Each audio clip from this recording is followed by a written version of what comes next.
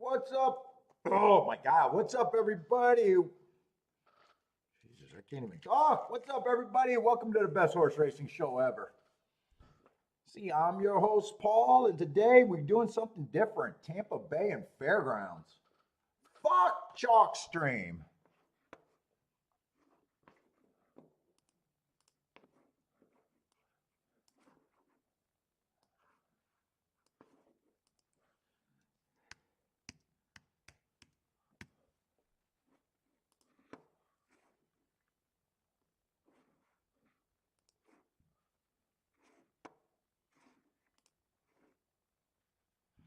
Let's see, but I gotta get up. What's up, Robert? How's it going?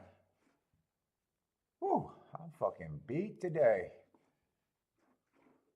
Let's see, Tampa and Fairgrounds today. I'll watch Gulfstream, but not playing. What's up, Greg? How's it going, man?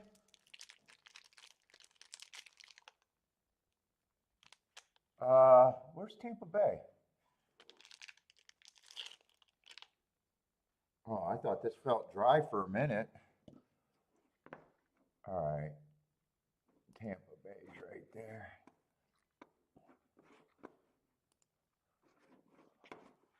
Let's see. I'll try to get this set up quick.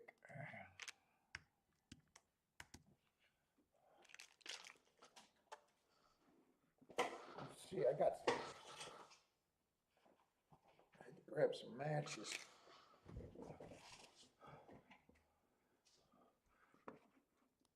Oh boy.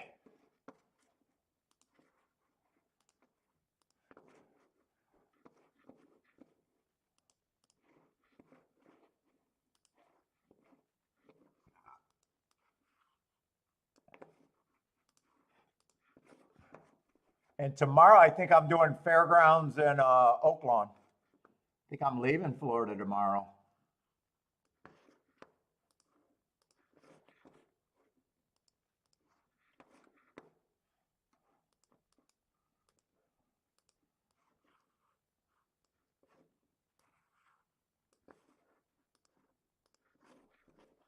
I think I might not come back to Gulfstream until Friday, I think. I think Friday I got Gulfstream.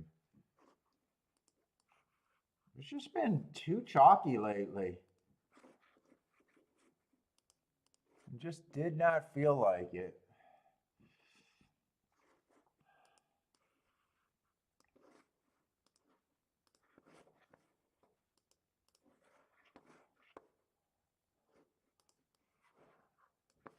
I think Tampa's been a little bit better of a product. Tampa gets chalky too, but I think day after day it's been a little bit better of a product than Gulfstream. Ah, shit. I think I got some. Oh, no, I must have just double clicked. That's not that bad.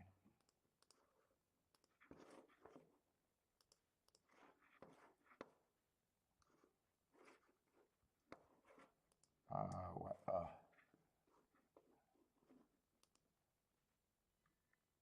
And did I die? Wait a minute. Did I die? Hold up, hold up, hold up. It looks like I might have froze or something.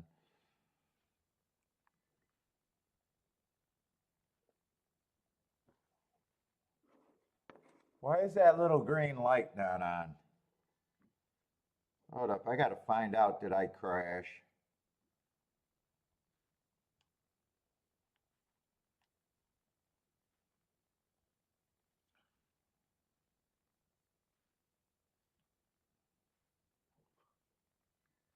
Or did they just change that green light to something else?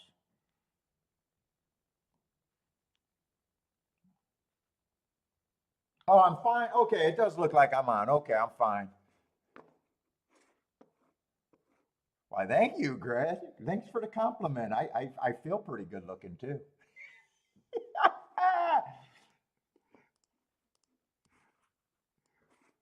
All right. I might not have time. I'd rather get my betting board set up. If you're new to the show, welcome to the show. Probably not too many people are in here yet.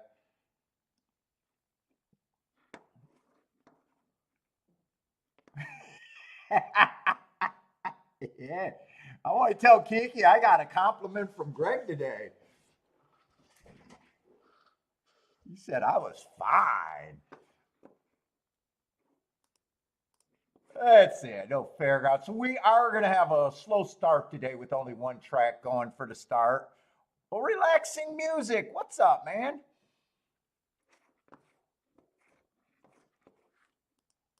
So if you're new to the show, this would be a good time if you got questions or comments or anything like that. I only do 2 tracks live. So yeah, I thought it has been a long time, right? I'm like, man, I think that was a very long time ago, but I wasn't sure.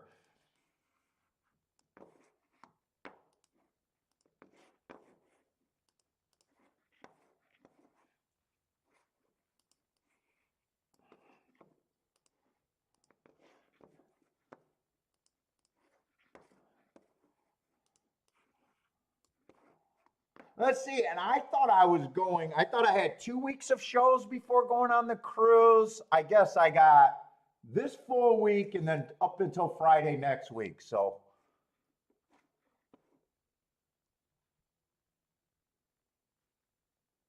oh, you didn't get, last week was decent. Sunday I didn't do anything. Sunday I lost more than an average losing day. Not quite a meltdown. I only hit one ticket on Sunday. Saturday didn't play because of the niece's birthday party, but Wednesday through Friday were all good. Especially, I think Wednesday and Friday. I think one of the day or Wednesday and Thursday. I think Friday I got off to a fast start, went 3 for 4 early, and then kind of floundered home. But I guess my better days were Wednesday and Thursday. I think one of them I hit that 13-1 with the exact and played very few races. That was really good for the week. Omar, what's up, Omar? And fucking Sunday, I thought I handicapped my ass off and betted weird. I had a shot at that $137 exacta. I had a shot at that 170-1 exacta. Both of them I played kind of weird. And then I got shut out of that 20-1 winner with the exacta. So see, even though I didn't have a good day Sunday, I was actually more just questioning. Wow, that was a little weird what I was keying off of on Sunday. And those days, I can accept those. I can accept bad days if I'm handicapping good and there was real opportunities there, even though I didn't hit them. Because I know normally I would have hit that $170 exact higher rate than I missed that one. And same with that key bet. I remember I had it written down with 3 key horses. Then I decided I liked the lowest of the price horses in the key a little bit more and went the wrong direction. And normally I go just math on that one. That's why I knew that one I played silly for me. So keep doing your reviews, man. You want to always do your reviews no matter what, because you'll know if you're playing bad, handicapping bad, or was supposed to lose. There's nothing wrong with losing if you feel like at the end of the day you were still supposed to lose that day.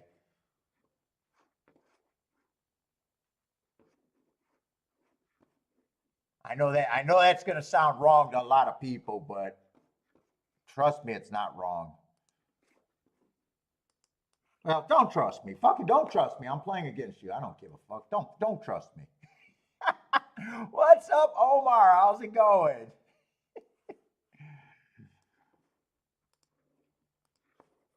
What am I talking about? Trust me to a bunch of people I'm playing against.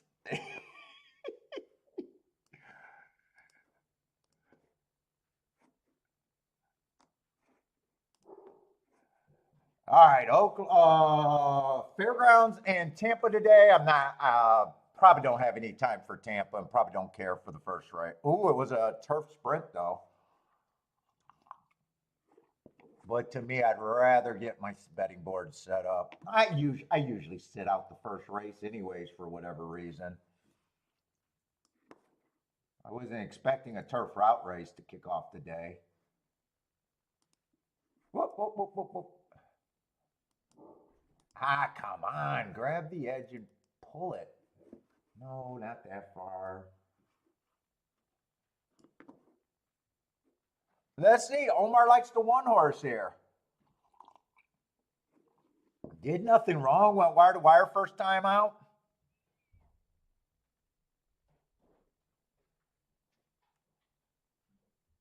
Let's see. You were watching E stream the other day and asked them if their product works so well. Oh yeah. We know why.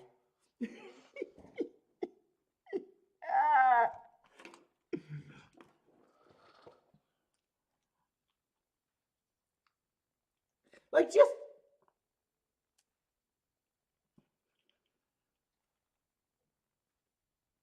I think he actually kind of markets it as a product. He loves the picks, but he does market it that it's an easier way for people to play. But we all know. I mean, if you've been around, we all know the hustle. We all know the hustle. Jennifer, what's up, Jennifer?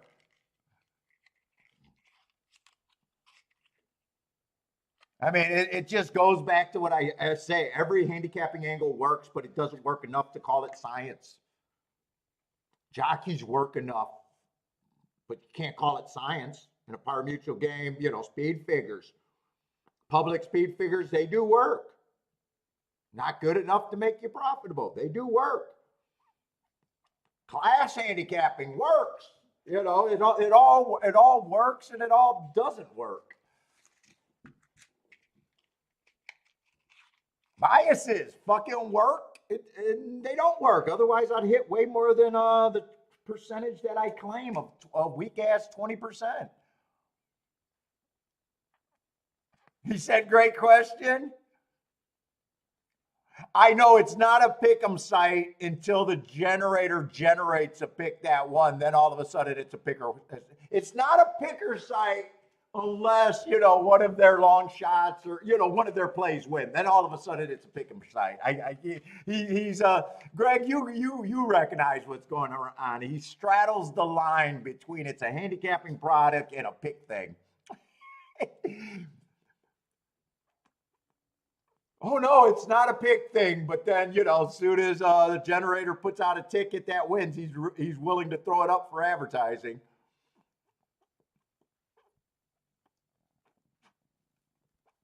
Hey, come on, man. Greg, are you saying gambling's not supposed to have hustlers on the outskirts?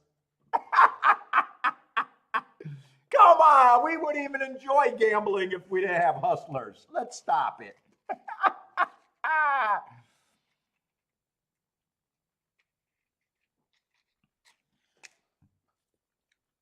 Now, if it helps people and people feel like they can look at that and compete faster than looking at the form, I really don't have a problem with it.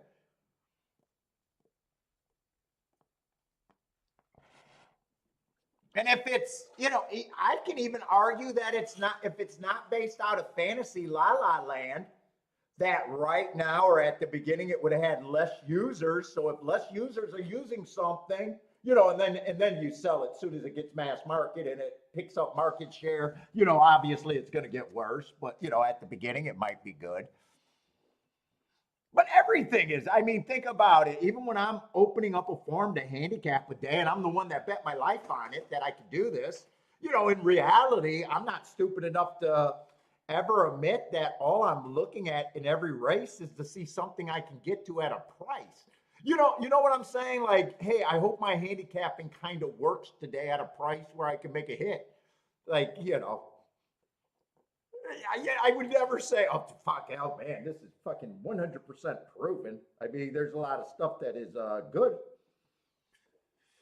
What's up, Lloyd? How's it going?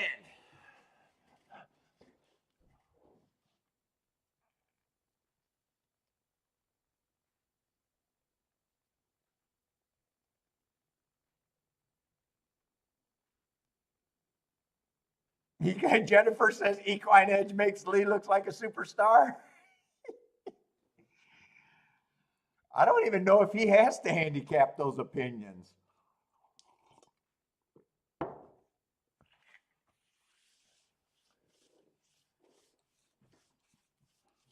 Although he doesn't bet every chalk, so maybe he does have to handicap a bit. I don't know. Let's see. I was not paying attention. Although this does look like a pretty much backward ABC ticket.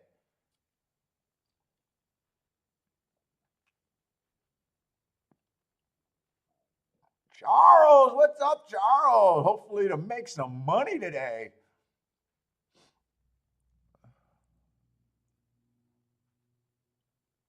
Dude, I am like getting geared up. I'm doing a lot of work. I am hopefully on this cruise, and hopefully I can get what I've been saying that I'm going to get together about the extra videos.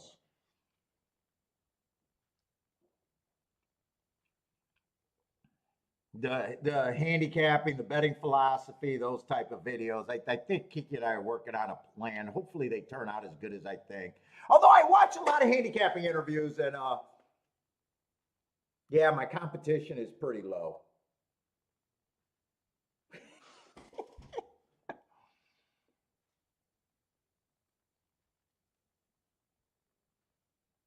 I wish I would do Turfway one time. Let's see, buy stocks just got. Yeah, I just, man.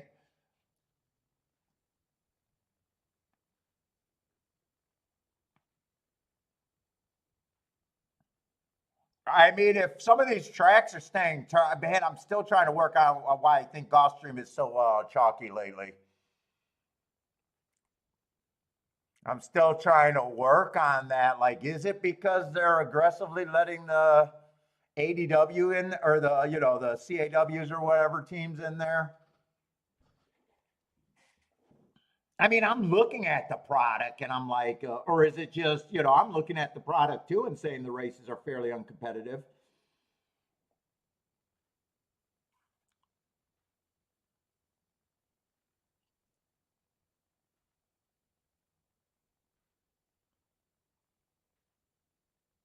Well, yeah, hey Charles, I might be walking away from Gulfstream for a little bit. We'll see. Tomorrow, I'm willing to do Oaklawn and Fairgrounds. I never thought I'd hear that. So if you're looking for the show tomorrow, obviously I'm going to be starting at a later time tomorrow. Because what a handicapper needs, a handicapping and a handicapping system or whatever your belief, you need a few things. You need a product that's giving you enough shots to look at a day, in a day. You need prices. It doesn't matter if it's called the championship meet or something. If the races are uncompetitive, it's not really good for a player that plays like I want to play.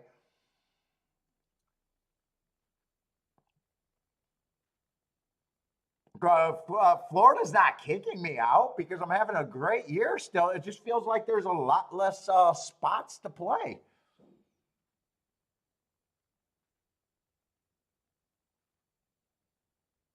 You love that? I'm going to do the fairgrounds, and yeah, I mean, I'm kind of getting, just race.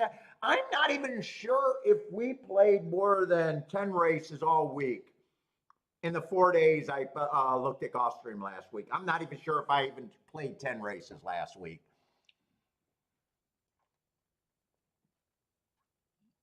And I've been thinking about the last couple weeks, and all the big hits been coming from Tampa Bay. We had the big hit. Oaklawn's obviously been good. We've been having nice hits over there at Fairgrounds.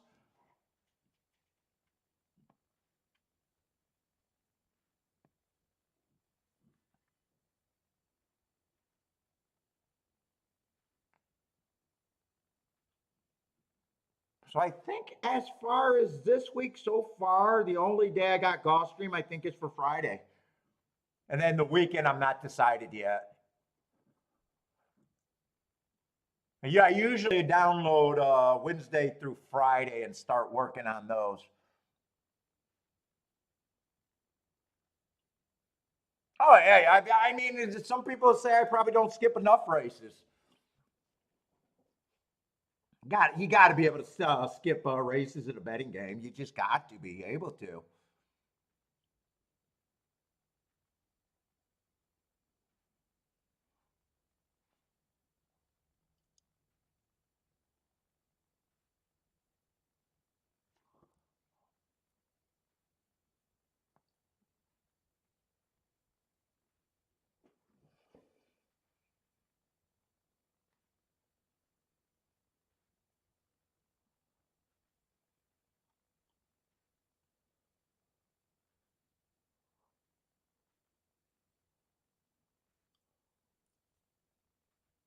Oh, Omar says Scott was on Saturday, picked all. Yeah, I know, but yeah, I mean, you gotta. I take that with a grain of salt because fuck, I do that plenty of time too.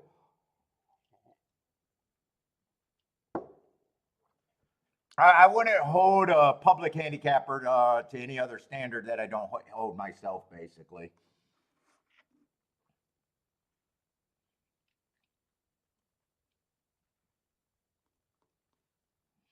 Now, if someone said me he was betting all chalky combinations and every one of them lost badly, I might take warning to that.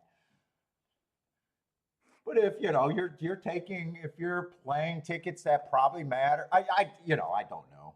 But I just say I don't really care because the next show he might go 5 out of 6, and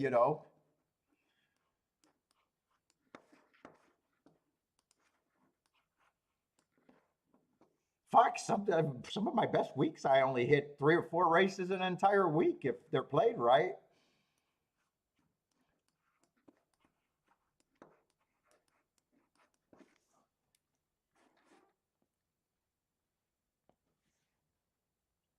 Let's see, 9 got the lead, so it does look like who won there? Did 9? Wait a minute, 9 got.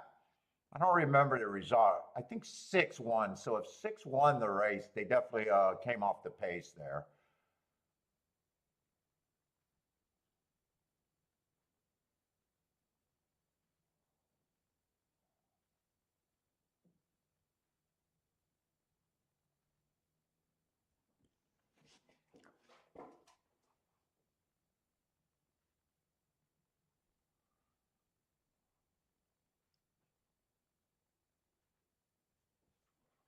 Let's see, I didn't really even get the time to look at that race.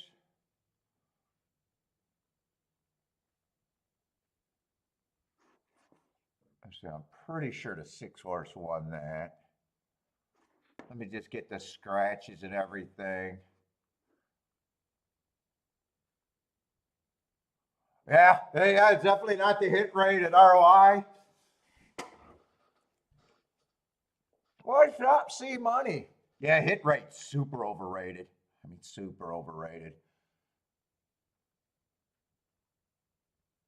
Let's see, who was scratched there? The two main track only, so the 3 would have had to be scratched there.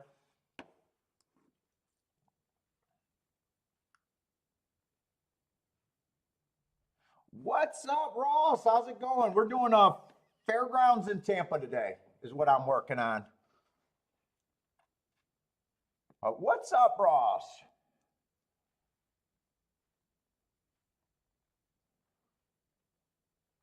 Now let me get in the right race. So we're gonna have a slow start. If you're new to the show, we are gonna have a slow start. Usually I have 2 tracks going. We'll have 2 tracks later, but there's about an hour between the start of the second track. Actually, more like a solid hour. It looks like maybe even an hour and a half if that's well, not a great weekend, but a pretty good week. Took Saturday off to see the niece's birthday, so that was fun.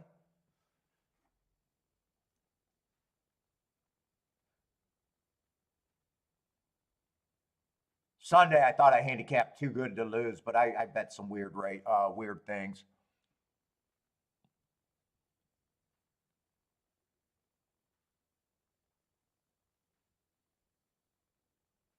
Oh yeah, I did see. I hope he's doing all right. I think something's going on, dude. I think he was on a show and said something. I think he got news. I don't know. Maybe I'm wrong. I thought I heard that he said someone died, and then he seemed to, I don't know, come on drunk a few times after that.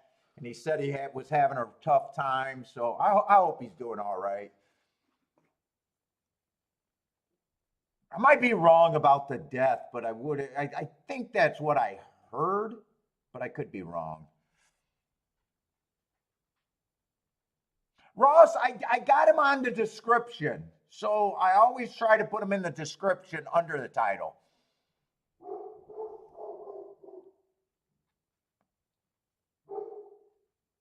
Yeah, Ross, it's in the description underneath. I think I got a new title and I kind of like the new title. It's just cleaner.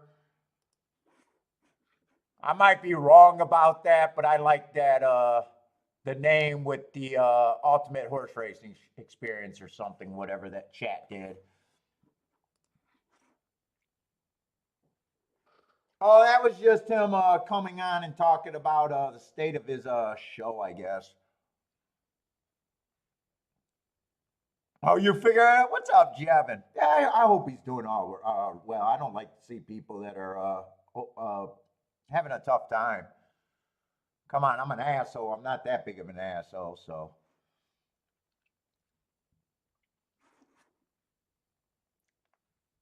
I'd never like to see people struggling.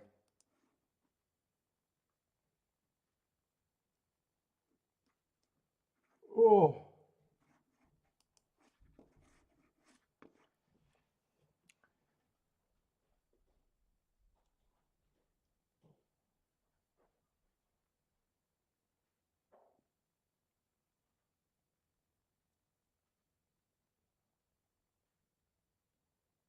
How you been, C Money? Hopefully you've been doing good.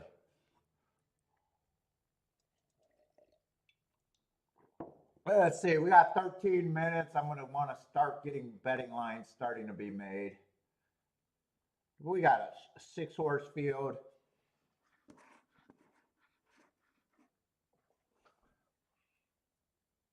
I think a lot of I don't I think he got a little community and people definitely people want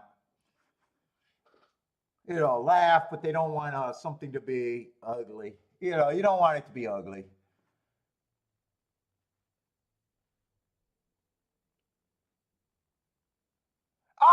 Well, no, Frankie. Technically, I have not given up on Gulfstream. I'm willing to, I gotta figure out why I think they're so chalky. Is it the CAWs? But part of me believes that that can't be the case. If the if the CAWs are just trying to bet it to where they can still be close, to me, mathematically, it does. Even if they're getting a 10% rebate or even a little more, it doesn't make sense to me that they are swarming on these $6 and $8 exactas that we're seeing too much of. Part of me wants to say, fuck, the fields are just super uncompetitive right now. And it's been going on for a little bit of a long time, but it might have to do with the CAWs taking too much fat off the bone. I'm having a really hard time believing that just because, man, I don't think CAWs would skin that bone that dry. I just don't think they would.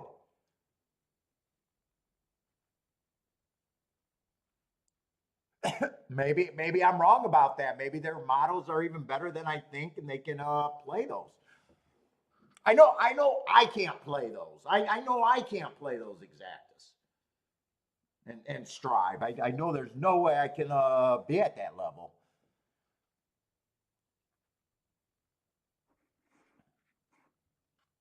But then we're remembering the 30 to 1, 30 to 1 exactas that we find, a few times not 30 to not that exact every time, but you know what I'm talking about. Then I think, I'm still finding a few races a month there. Frankie thinks it just might be, and you know what? I never liked the championship meet that much. But it's not only the chalk winning, it's it's really the second place horse is still making it terrible. If the chalks were winning or running second and the exactas were still at the place where you could press them or they were still playable. But man, there's, when they're all under 20 to 1, fuck, there's very little of that. So, it's not only that it's chalky, it's that it's fucking just bad in those pools. No, because you can do well if it's chalky with a value underneath, and it still pays 50 or 40 or $35 in the exactas. I can still operate in that situation.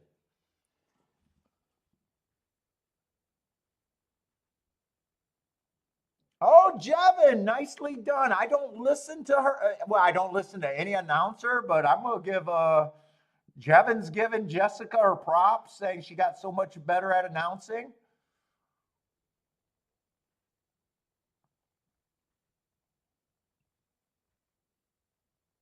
Well, it does show toughness to her sticking that out. I will say that. Unless the contract was too big and you cried every night. I don't know if anything in horse racing is paying too big of a contract to overcome shit. It does show toughness. I think most of the people, it was just she was so obviously unqualified, and she could have got better another way. I think, or got a, you know. But nicely, I mean, nice. If she's Jevin's willing to give props. I mean, to me, it's not easy.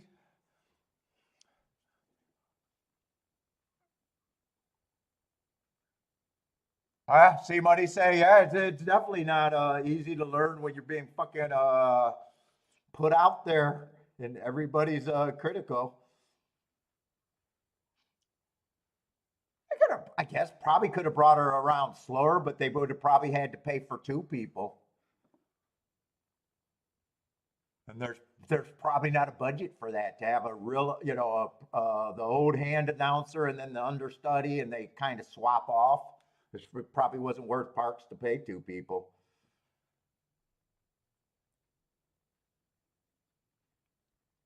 But it does show toughness on her part. I'll say that. Toughness can always be admired, man.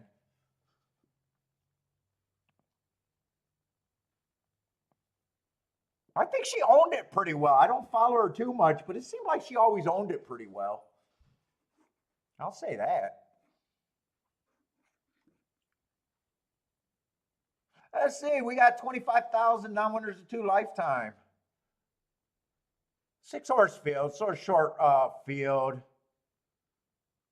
Not too much here. Just glancing at the betting board.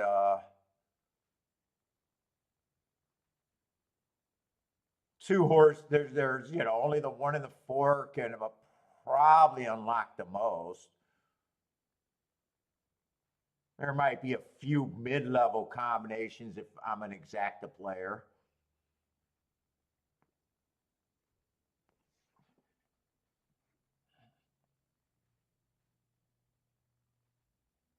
Let's see, but should five actually be the favorite? That's a pretty long layoff. That's a pretty long layoff, basically a year layoff. Came back, ran against the bias, so there was and probably needed that race. But man, 8-5, and should this horse even be the favorite? It's not having a problem if the horse wins or not. It's just, wow, should the horse be bet there?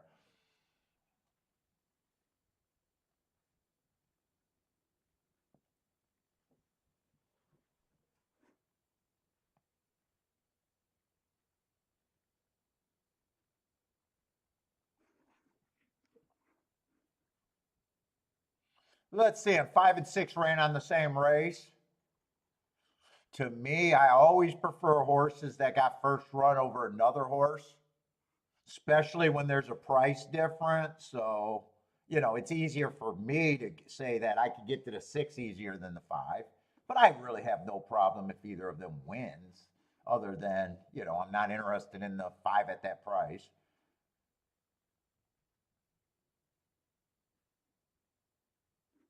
6, I also got running against the bias 2 races ago, a perceived bias. I thought the inside was good. But his lack of speed is a little concerning.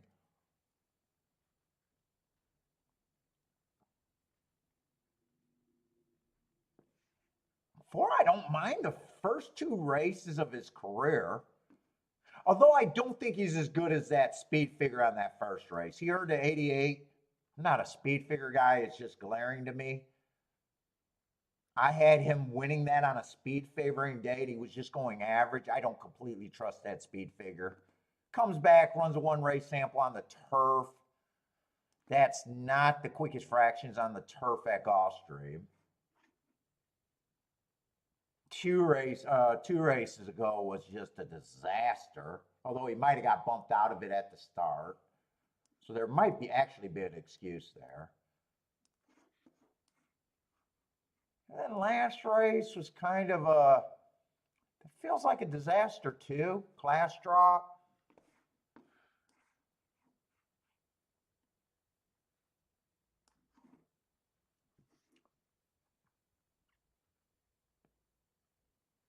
Three's just like the 5 and the 6 to me. Just doesn't have any speed that I can depend on. Doesn't look so bad that he's a throwout. Doesn't look so great that I'd be interested in him at 3-1.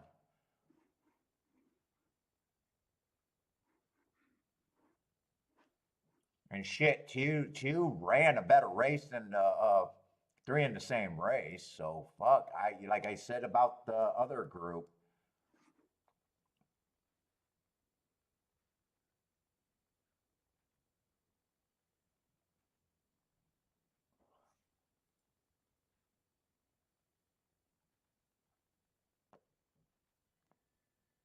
Fuck, actually, one's not that bad in here. Just stepping up. Hold up. Wait a minute. This race might have got a little bit more interesting.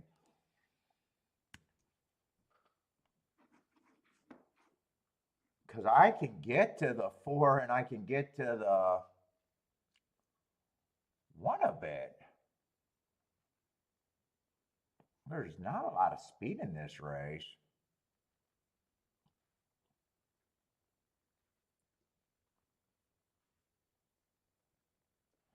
Dude, 1's definitely I think 1 to me is like should be 7-1 and 4 is a trickier horse for me to price.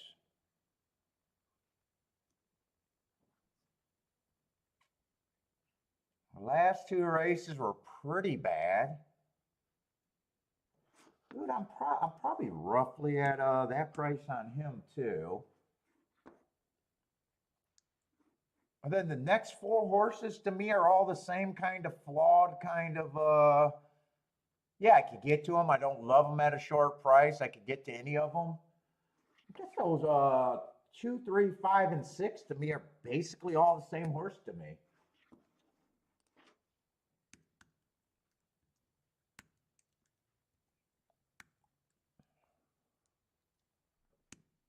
I can see on my betting line I don't have any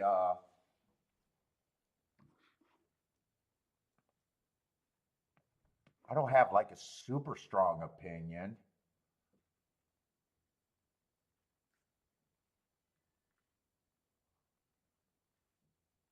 If I did anything, it'd be 1, 2, and 4 would be my keys.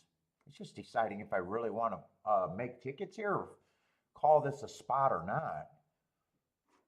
Let's see, 2, I could think about a win bet. So same with the 1 and the 4.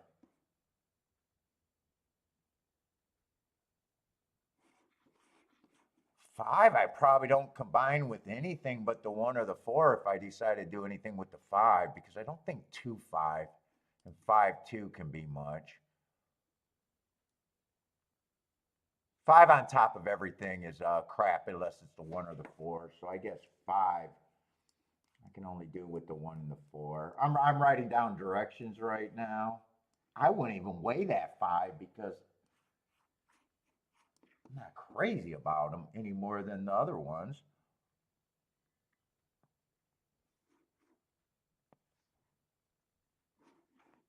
Yeah, 2-5 is $15, and yeah, so I would have to avoid the 2-5. Then if I key off the 1 and the 4, let's see, if I key off either the 1 or the 4 or both of them, I would be in a spot where I'm basically using everybody.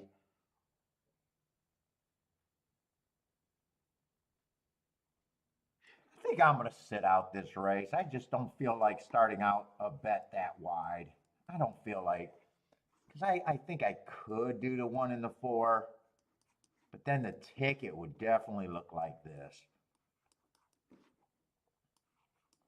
2, 3, 5, 6, and 7. That just feels like, oh no, there's only 6.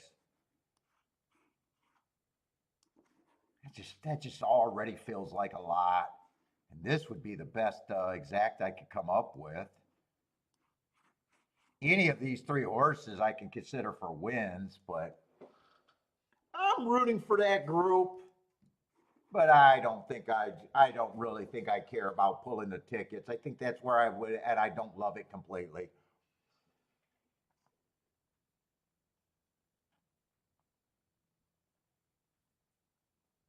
Oh, see, money. I tell everyone they should be fucking making betting lines. I'm gonna redo all that stuff. I'm looking forward to this cruise because I think I'm gonna come back with some good content. I'm hoping. I'm thinking nothing. I plan on thinking a lot about content. Kiki's gonna try to do those setup questions for me. I'm gonna try to do the handicapping, betting philosophies, all of that shit. And hopefully I can put together a series that I'm proud of. Dude, even watching fucking Past the Wire, man, he was saying shit that drove me nuts. And both of them, him and the new hire, the professor dude, it was a circle jerk.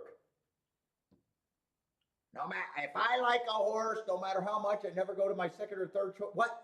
Your second choice is 20-1. What? It just shit don't make sense to me. Oh, I'm not gonna grind for a fucking ROI. Oh my God. You don't even understand fucking gambling when you say comments like that.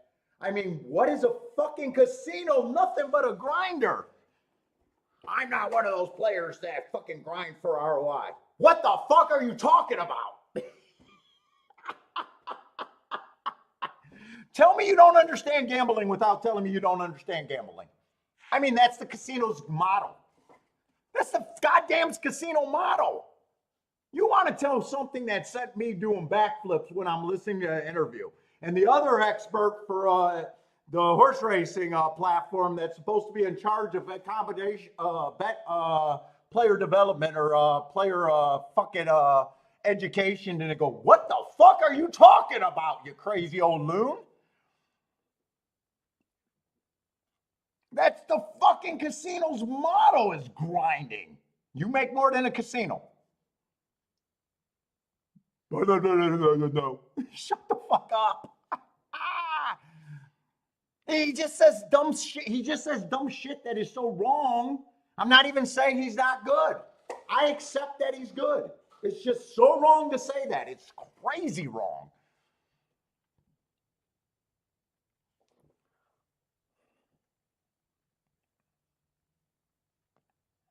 In fact, it's the wrongest shit I've ever heard in my life.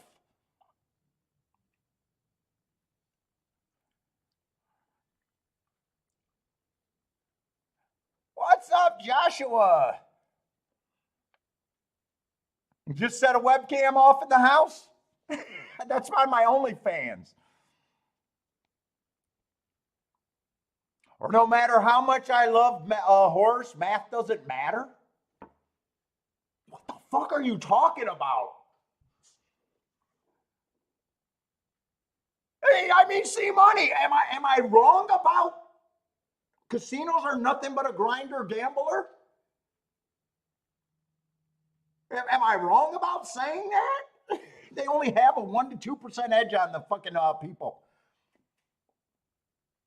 And he shits on grinders, and it's like, dude, you are basically acting like a special person when you say shit like that. There's no way you understand gambling. All right, Jennifer says 5% on the slots.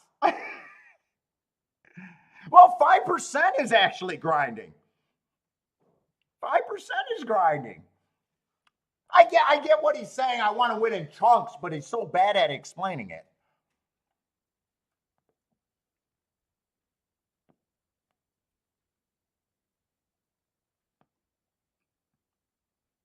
I don't want to grind either. I want all my bets to be winners, and I consider that not grinding. What the fuck are you talking about?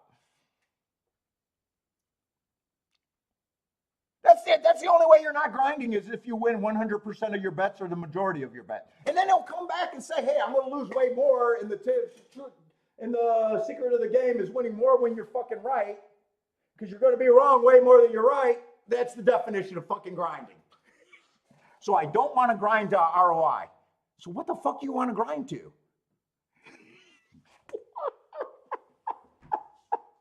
What the fuck are you trying to grind to?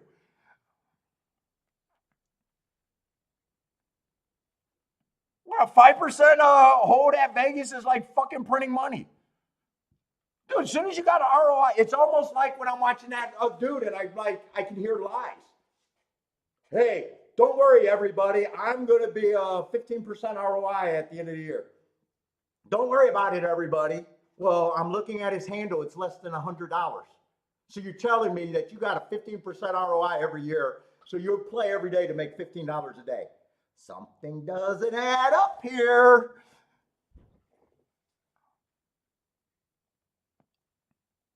Computer guys, and then he has specials about what are we going to do about the casino guys. I mean, that's the definition of grinding. That's the definition. Why would you be, okay, if you say what you just said, why would you be worried about the computer guys when they're the definition of also grinding?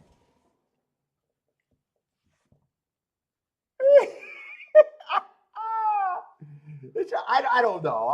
Like I said, I'm not questioning if he's good. I don't even question if people's good. I just hear shit and I'm like, God, I know that's not right. I know that's not right.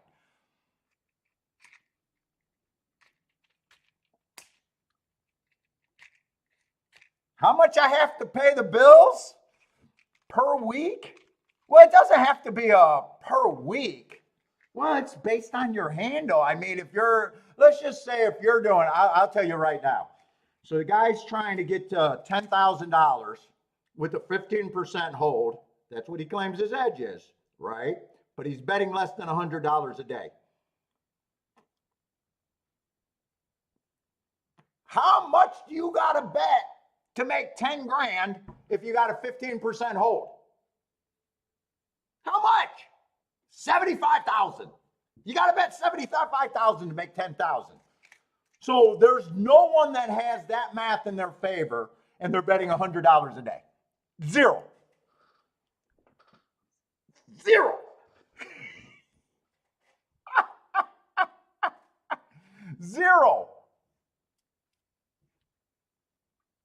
I'm not even questioning if he makes a 15% ROI. I'm not even questioning that. I just know that he'll never get to 10,000 this in the next 5 years if he's betting less than $100 a day. I do know that.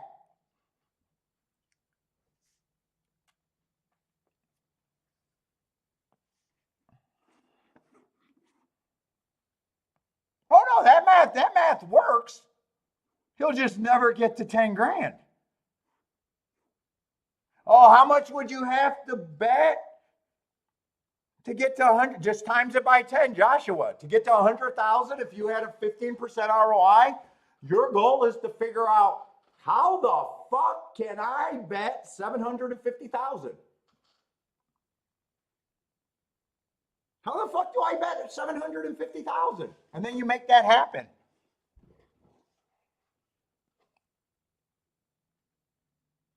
Oh, it's a JW. I don't want to be taking shots at him because I actually love his content. I love his content. He's funny. I love his content. But I'm doing the math and I'm like, well, you're fun. I like you. I enjoy your stuff. But I don't want to sandblast you.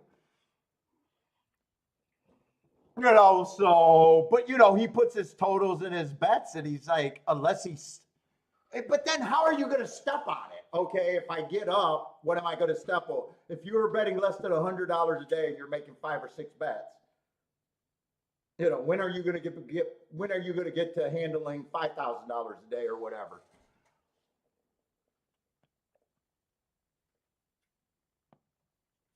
Like you should as a gambler after watching this show at least be like critical thinking.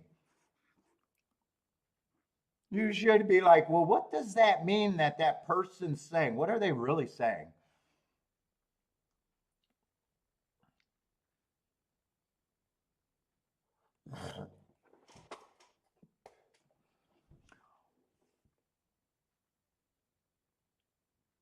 I don't think anything's special. I think the four made a run at it and got beat. God, I got on rants that no one even set me up for a rant yet today. I'm fucking ranting against people that I like right now. That's a weird spot to be in. Usually I can rant against something I don't like. Yeah, I mean, I did say, okay, so that there was nothing there. So if I would have bet and went my direction, I definitely would have lost. I say Rex is waiting till Turfway today. Good luck at Turfway, right? Turfway tonight.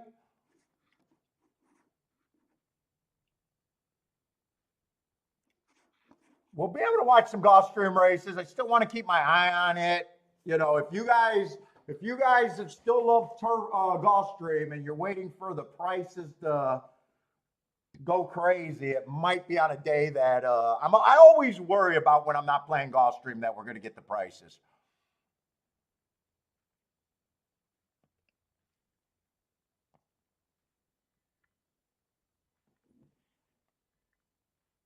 And Fairgrounds, we still got 41 minutes for the first race at Fairgrounds.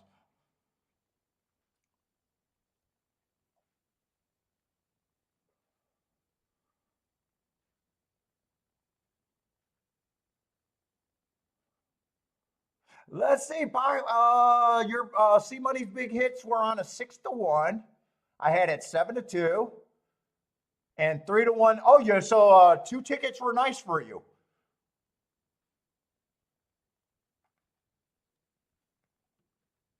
Right? You had a horse at 8-5 that went off at 3-1.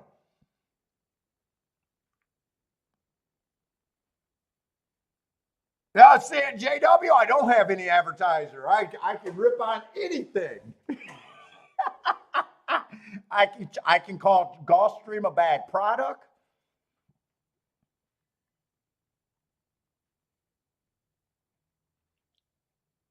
I can say that you couldn't sit Andy next to me because I'd slap the shit out of him if he talked to me a certain way. I have no fear of advertisers or lack of.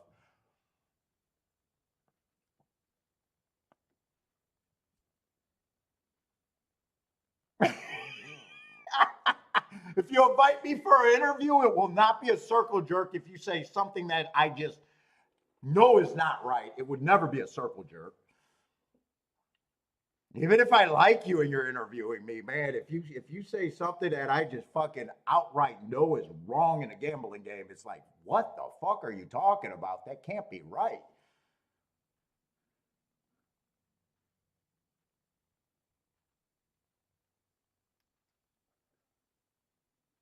At the end of the day, it's just your opinion, what price, and does your opinion hit at a price to overcome your losers enough? That's all. I mean, that's all handicapping is, and then variance. How many times can I go wrong? How many times can I be wrong doing this without going broke?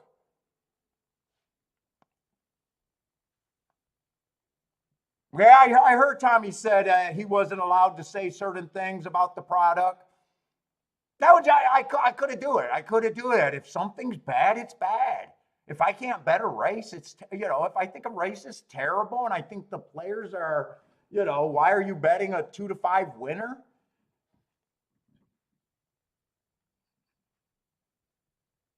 Because here's the thing: they should be, if more players just had better habits and didn't get themselves in trouble, maybe it wouldn't be a bad game for so many people.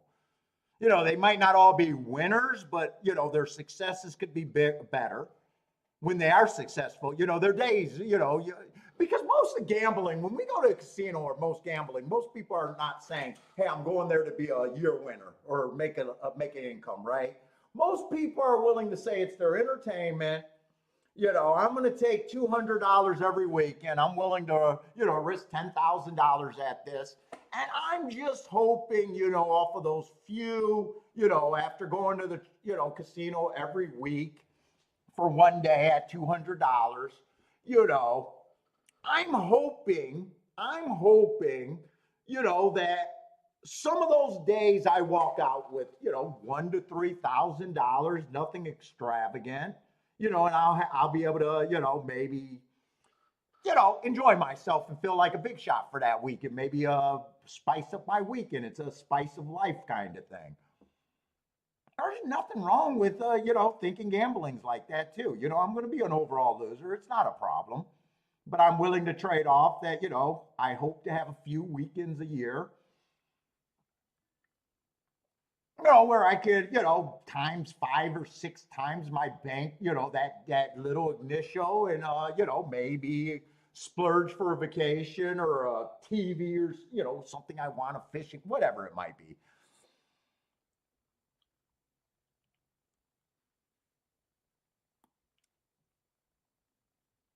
Horse racing, for some reason, it's like all or nothing. You're either act like you want to be a pro or you're like, you can't go there just to waste time and trade money.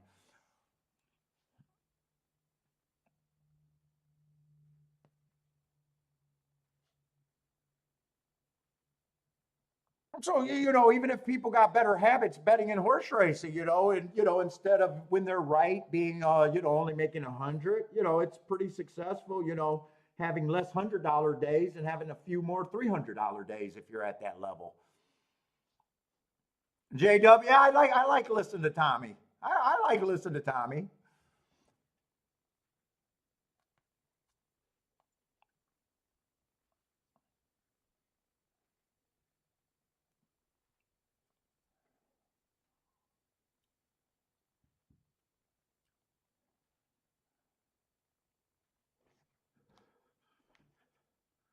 Let's see, we just got 55 people, but it's a slow start today.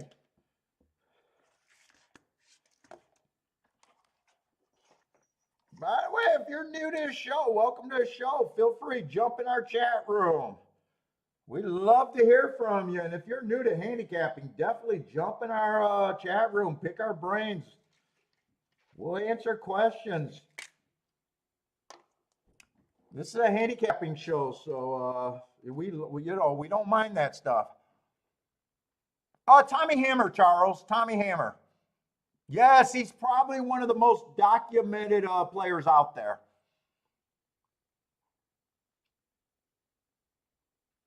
He hit a 1 point something million dollar, I think, pick six. He's won major tournaments all over.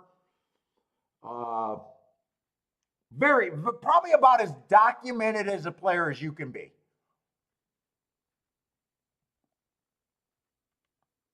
Very opinionated. Yeah, BC winner, probably countless little tournaments all over the country.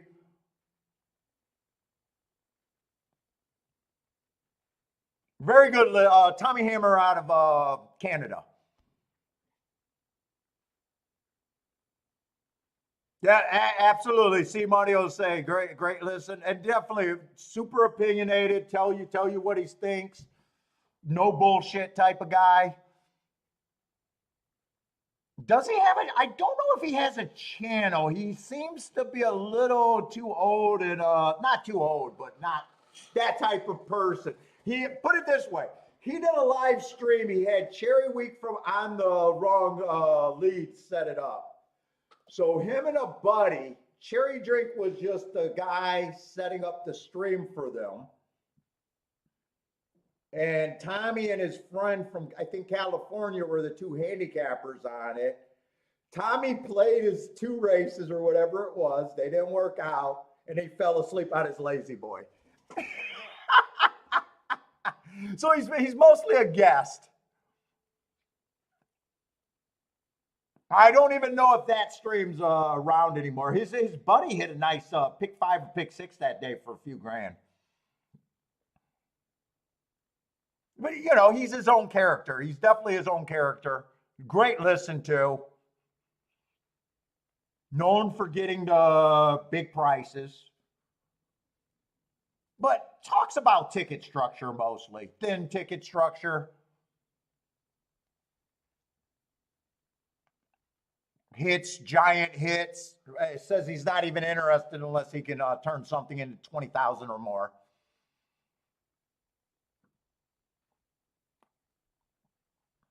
But about as a legit documented player as you can possibly be. Definitely a guy that I respect. Definitely a guy who drives me crazy, but definitely a guy I respect. He doesn't say too much shit that I disagree with. Almost nothing, really. I can't say nothing. He worries too much about the CAWs when he lives in a country that doesn't pay taxes on winnings. You want to talk about an edge? I'd rather have that than get 10% rebate. I'd rather not have to pay taxes at the end of the year.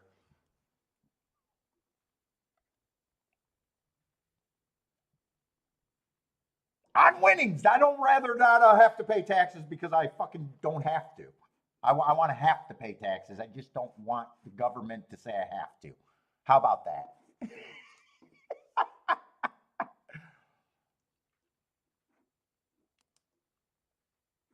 Let's say 31 minutes for Fairgrounds. So we're going to have Tampa Bay and then we'll be Fairgrounds is coming on air.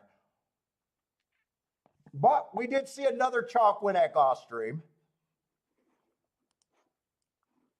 And this is going to be another probably 10 to 1 exacta or possibly even lower. 9 to 1 exacta. Steve, we're doing Fairgrounds in Tampa Bay today. Tampa Bay, I think, has been a slightly better product than Gulfstream, at least of late. At least of late, price wise, it seems like there's they can be chalky, but it feels like there's a few more spots per day. And tomorrow we're going to do something completely different. It's going to be Fairgrounds in Oaklawn tomorrow, so I'll be on a later start. So, we will be an hour or two later than normal. 20 minutes to before whatever race goes off first, Fairgrounds or Oaklawn. Oh, Charles says, speaking of handicappers trainers, Robert Frankel is a very good handicapper, huh? Yeah, he probably is the most documented person that you could see.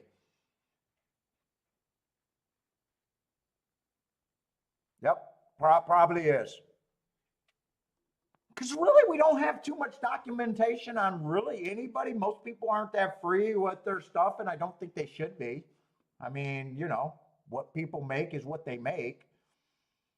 You can usually see it on the tournament scene by just who's being dangerous on the tournament scene, but that doesn't always translate to being profitable. It just means that they chase the tournaments and they find themselves there.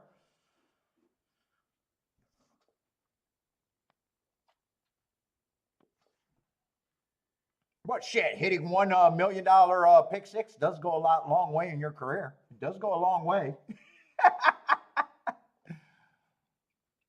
27 pick six tickets are pretty unbelievable. Yeah, definitely look him up, Charles. He's a great listen to.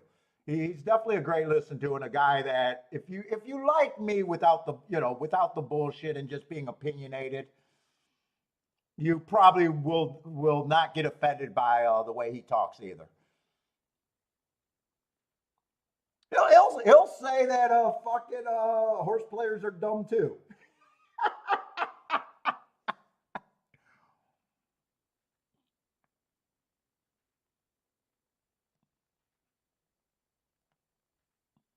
He says you should raise takeout to 40% and the suckers will still play. He says horse players get what they deserve.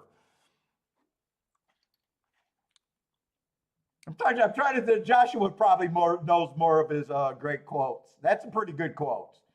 He does have a great ticket about the all button. He had a great quote that I stole. An all button should never make your ticket. Meaning when he plays the all button, the horses that's before the all buttons are already making the all button worth it. The all button should never make your ticket. That's pretty much my take, or I'm, with the call it the I'm afraid to lose button, depending on what you're keying off of.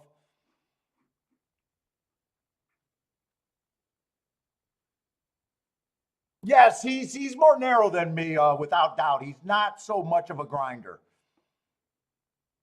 He's willing to lose 50 days in a row to get that one ticket where he's taking at least 20,000 or more out.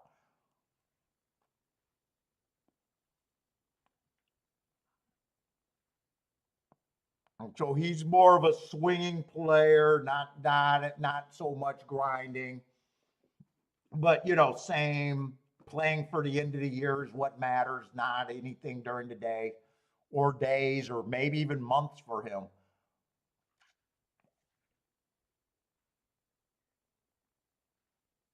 And if he hit 27 pick six tickets in a single meet, I'll say those 27, some of them might be him hitting multiple times. I wouldn't be shocked if that's in its count. But I would believe that every pick six was worth having. They were not 500 and under pick sixes unless he was really teeing off and having it, 10, 20 times.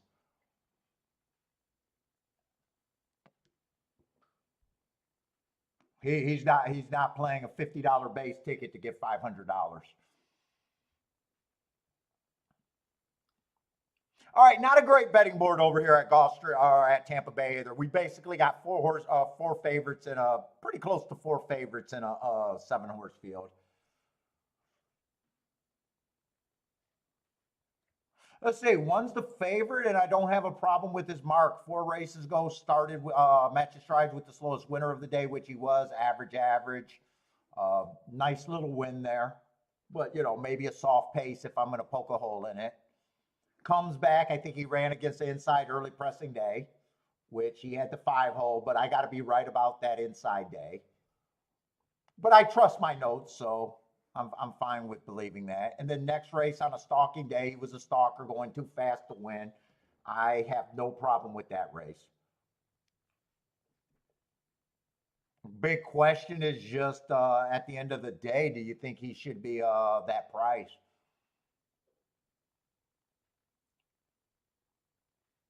Two, I really don't have a problem with wrong running style last race.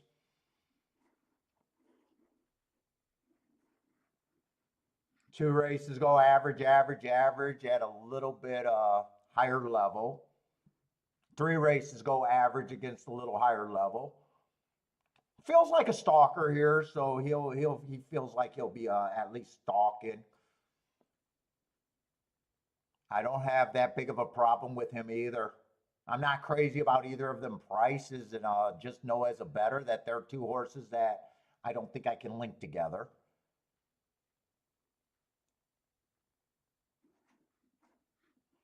Three's another short price contender. I'd be a little bit more leery of him just because he feels like more of a closer to me. I probably like that 7-2 on him less, with him just being a closer. Let's see, 4 would be a horse that matters, but man, after last race, I just can't get to him. And the races before that looked pretty bad. So 4, even though he's a nice price, I probably still think he's overbet.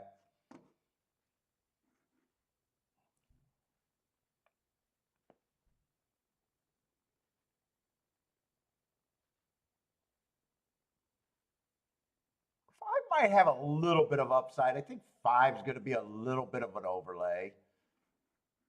Got some speed, but that's at routes. I think at the best at a sprint, he could be a stalker, but I do so far have a field where I don't think there's a ton of speed. I'm probably going to split the difference and have him at about 7-1 where he's still an overlay to me. By the way, what's up, Charles?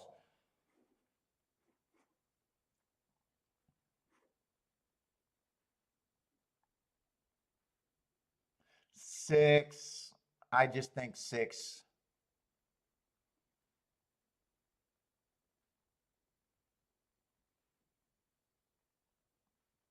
Might have speed, but he feels like I'd be completely holding my breath at the finish there. I'm leaning towards. I even think he's a little over bet. Right now, it looks like five's the only horse that could help this.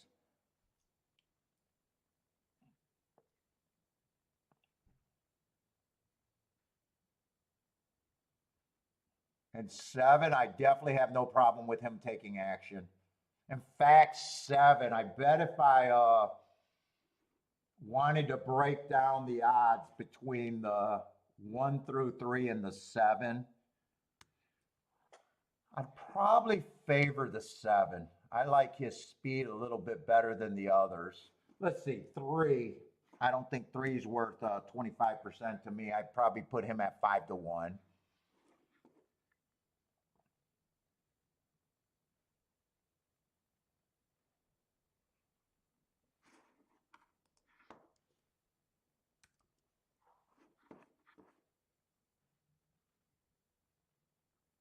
I probably like the speed on the one and the seven a little bit more.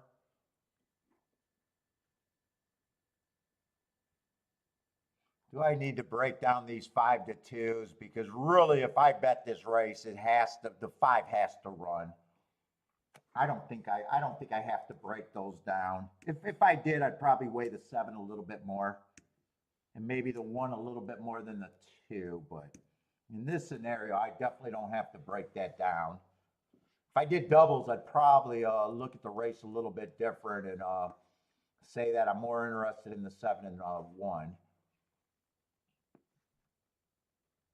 Right now, the only bet I've really got is this, and I'm not even sure if I care that much.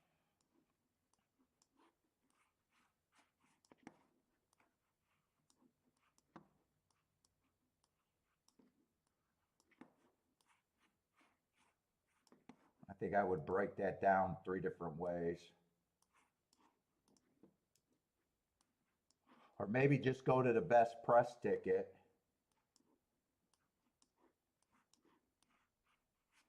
And I'd probably get that down to one if I wanted to play it. I do think seven should be the.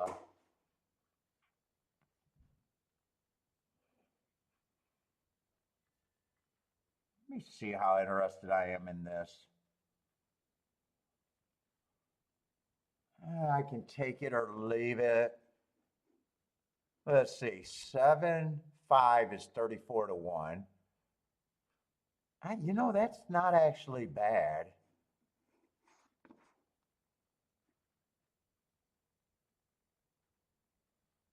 You know what? I'm going to throw out the biggest ticket.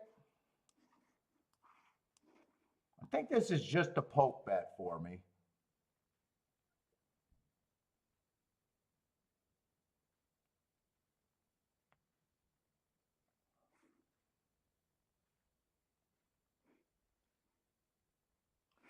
I think I will play it.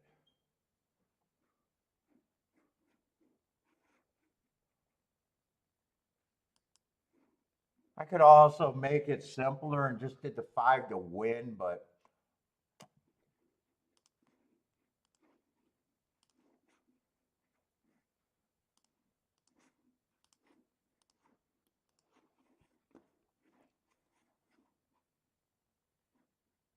hold up. I want to hit that for a bit more.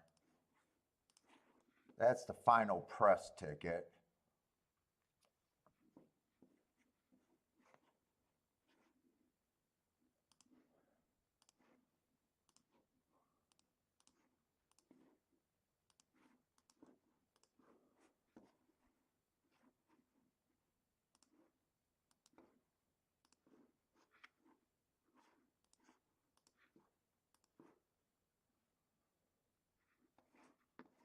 And I'm just willing to lose if it comes in any order of 1, 2, 3, 7.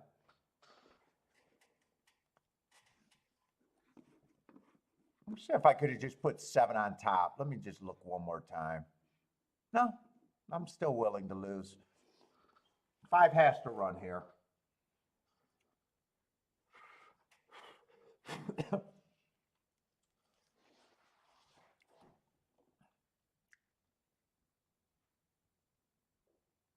Oh, JW, you seen that stream too when he just fell asleep?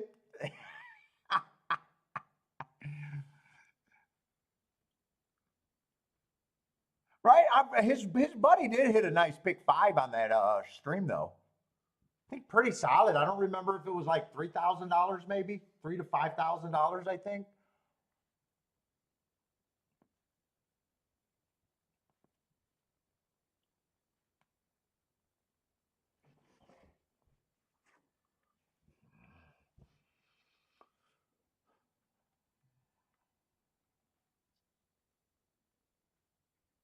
Now 4's going to lead. I just couldn't like him. I thought he was over bet. Oh, 5 is really getting shuffled back. 5 is going to end up being dead last at the start.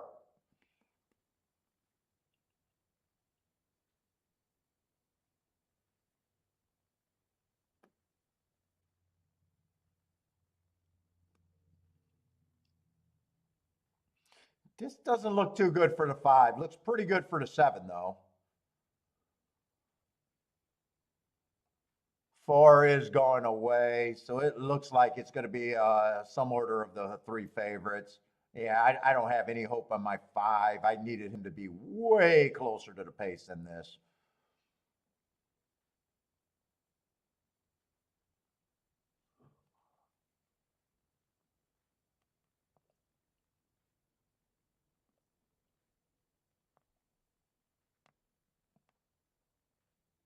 One didn't run a lick either, though. One didn't run a lick either.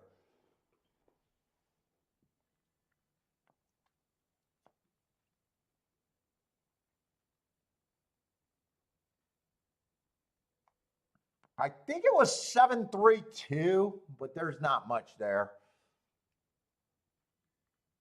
Oh no, 7-2-3, I think it was. 7-2-3. $8 exacta. That's what I'm trying to get away from Gulfstream Park.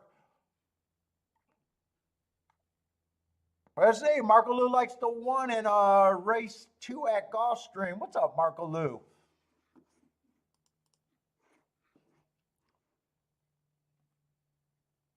Ooh, 12-1.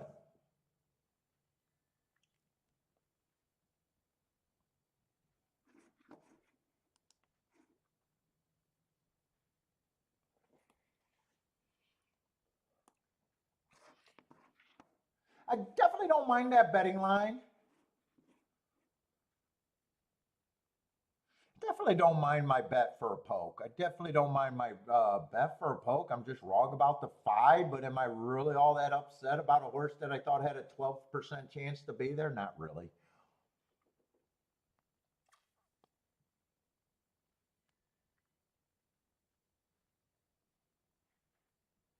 7-5 wasn't paying 34-1. I probably wouldn't even put in a ticket though. I probably wouldn't even put in the ticket.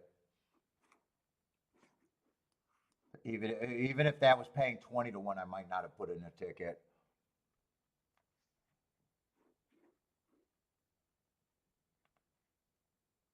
But I don't mind the ticket. I don't mind. I'm a grinder, so I don't mind poking around. Let's see, Fairgrounds. I want to bring out the bias report. I just want to see how that rail, just because we've been playing a lot of Oaklawn and Gulfstream lately. We've only been playing Fairgrounds like 1 day a week, it seems like. But I still think that rail's been very good.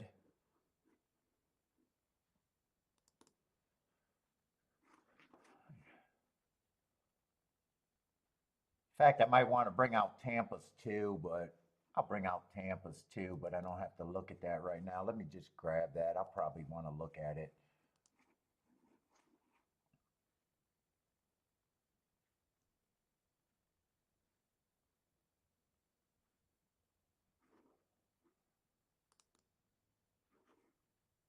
Let's see, is this going to be dirt route or sprint? This is going to be a route.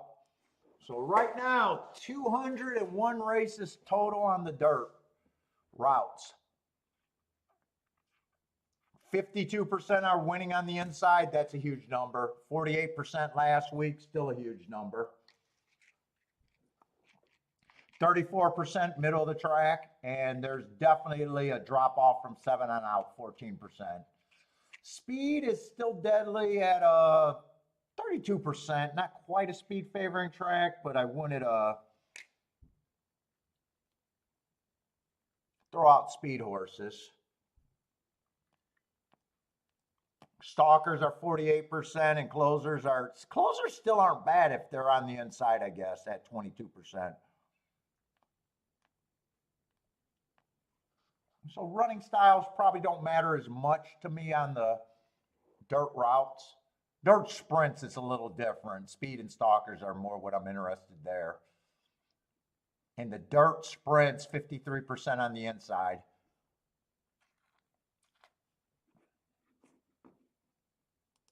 But I'm hoping today, I want an easy day. I want an inside bias to start it out and ride out all day. Come on, smash those like buttons. We got 54 people watching. Smash the like button. Do your boy a favor. And if you hate the show, look, if you hate the show, you definitely want to hit a like before you leave. If you hate me and you think my handicapping is the wrong message to people, come on, use me. Use me. You should be sharing me with everyone if you hate me. At least act like a handicapper and act like you're playing against me. If you hate me, you should love this show and tweet it out every day. I should be much bigger with the haters. The only fucking person you should hate in a gambling game that is a par mutual game is people that give out the shit that you like. Please have common sense and act like you know what the betting pool is. Right, C Money? Maybe no one hates me. Maybe everyone likes me and they don't want to share me. Those would be the smart people. Hey, I like his handicapping. I like his views. Yeah, we got to keep him a secret. He's already sharing too much.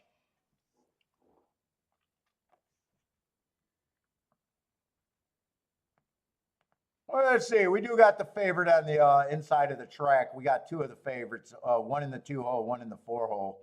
And we do got a short field of 6.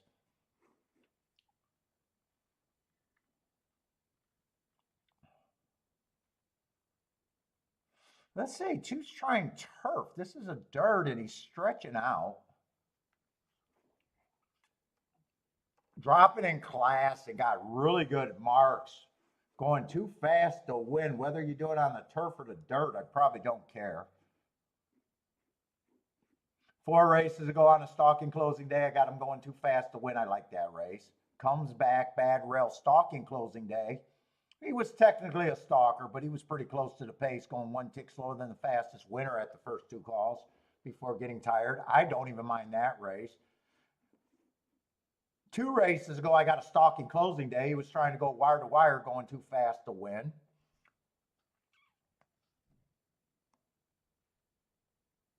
And last race didn't have his speed, but still ran.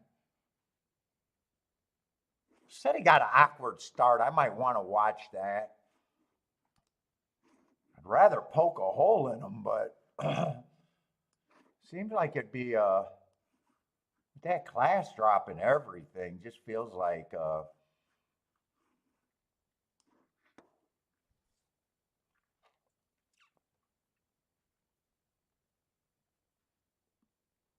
yeah, kind of missed the break and got steadied on the back stretch and probably needed to be near the front there, according to his usual running style. Let's see how bad that looked from the front.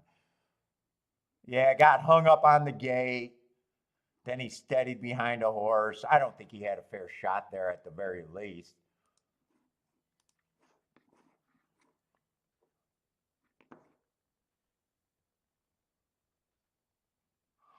One I don't mind, but man, if the two is quick off that big class drop, one kind of just shrinks in price to me.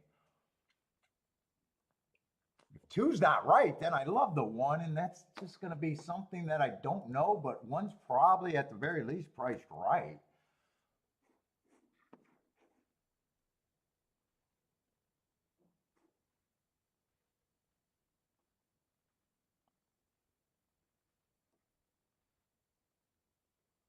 There is a scenario where they could hook up.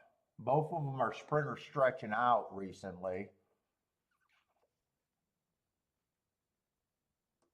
I think that's the twos and the ones losing condition if they just duel and they come off the back end.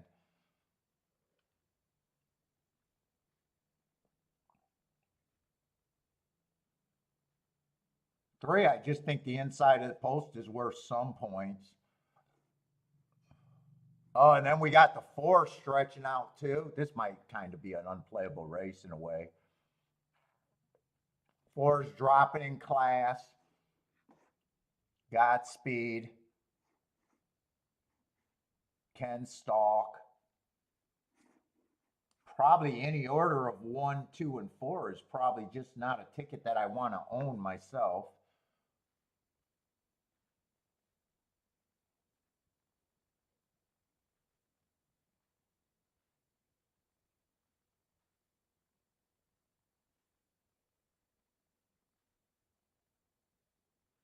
Yeah, I think the two favorites.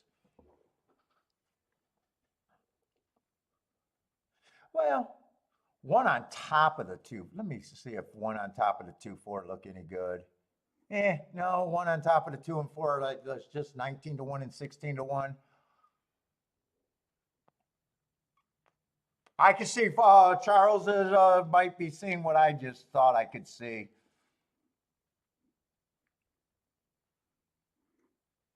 He might avoid this speed duel and get first run on the four. I think that might be what you're thinking too.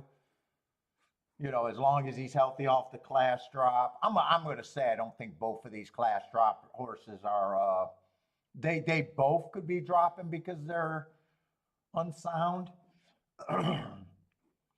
I'm just going to probably just say there's not much here for me. One is just priced right. Three is becoming overbet to me. Three, I think the inside's worth a little bit, but that still makes him overbet.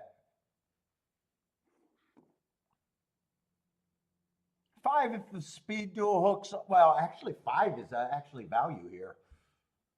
Because I could see a scenario where the sprinters all hook up. Five just got kind of gets inside, and wouldn't shock me if the five does a little something. I don't think anyone's a complete throwout here. I'm just going to say eight's or seven's a little over bet. I'm going to say these two horses do feel like if one of them are healthy or both of them are healthy, they're going to be tough.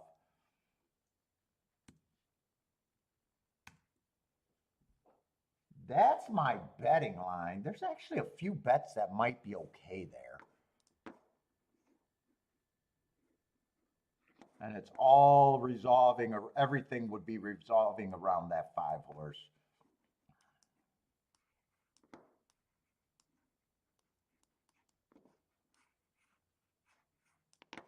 And it's just really deciding if I want this spot or not.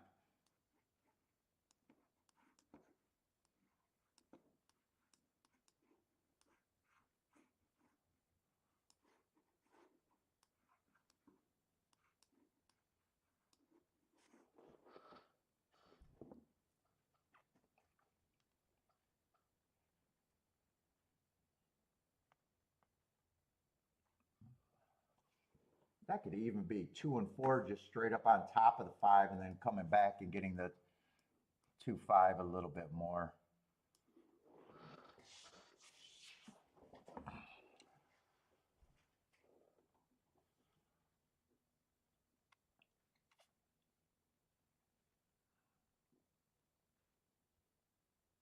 Let's see, and the best ticket I could make, but I'd have to beat both the 2 and the 4 out of first and second, would be the 153. I'll write that down. I'm not sure if I'm touching this brace or not. Oh, I don't mind if the 5 gets second at 25 to 1. I wouldn't mind that. All my bets are written down that the 5 has to be first or second here.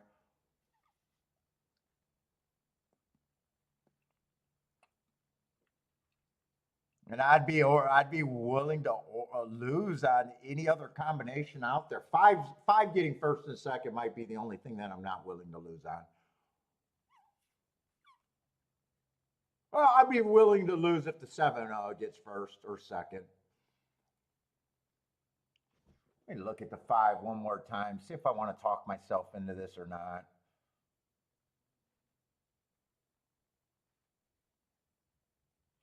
Really, I only have one race marked on him that he ran against the inside bias 4 races ago.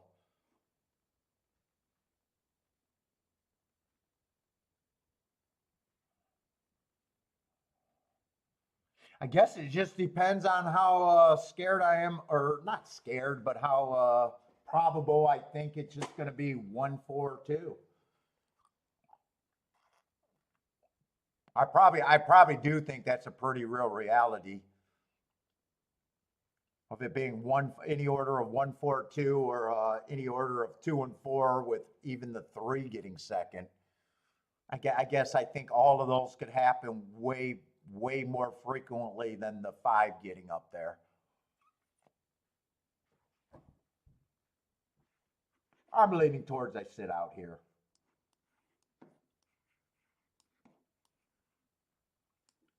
I got 2 favorites that I'm pretty scared of.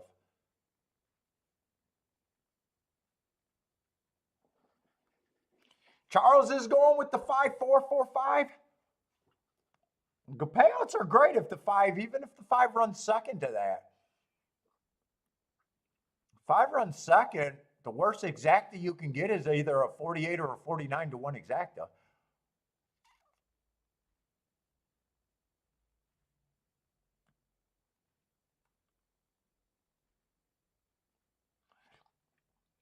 Let's see, with this being the first race of the day, I'm leaning towards no bet. If this was later in the day and I needed a bet, sometimes just deciding where I'm at and what I need at the time is like if this was a late race and I thought the inside was good and I was down, I probably say it doesn't hurt to take that. And right now I'm like, yeah, I think it's going to be chalky overall.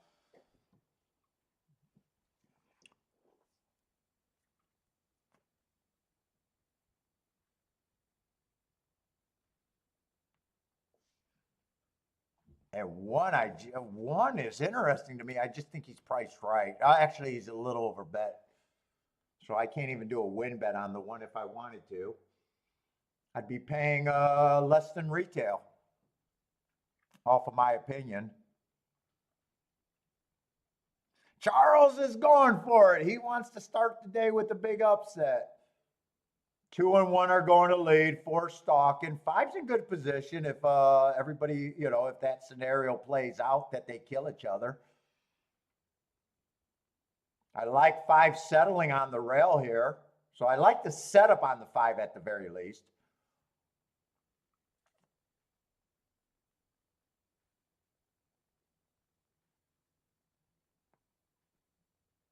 Well, he went up to 50 to 1. That makes it harder.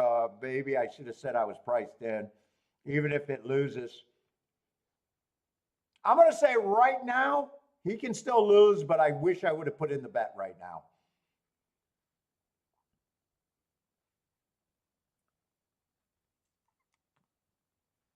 He can still die, and right now I'm leaning towards I wish I had the bet. 1's done. 2 looks gone. 5's chasing, or I'm sorry, 4's chasing. 5's getting hooked, so I did the right thing, even though I'd say at the initial first call, I wouldn't mind having that losing bet in. but it's definitely going to be a losing bet.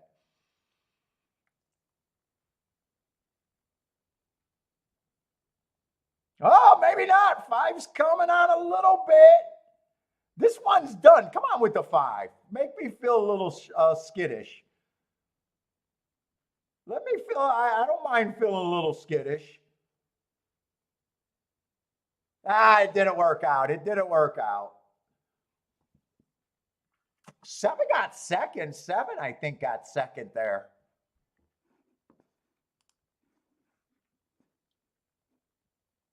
Two seven, I think if that came in, that's a 23-1 exacta.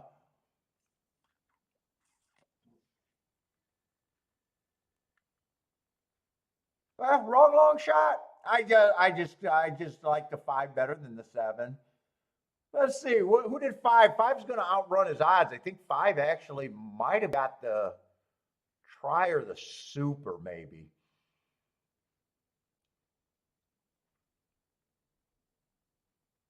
Super. He got the super. One kind of did what I thought. If the two was right, I thought the one would surrender. Four probably ran considerably worse than I thought he was going to.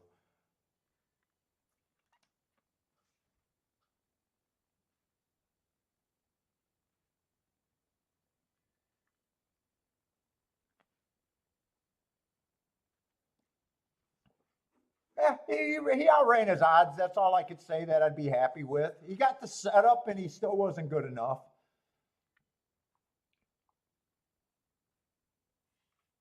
Even though he went up to 50-1, that exacta didn't go up. The exacta actually went down. If it came in 2-5, went down to 40-1.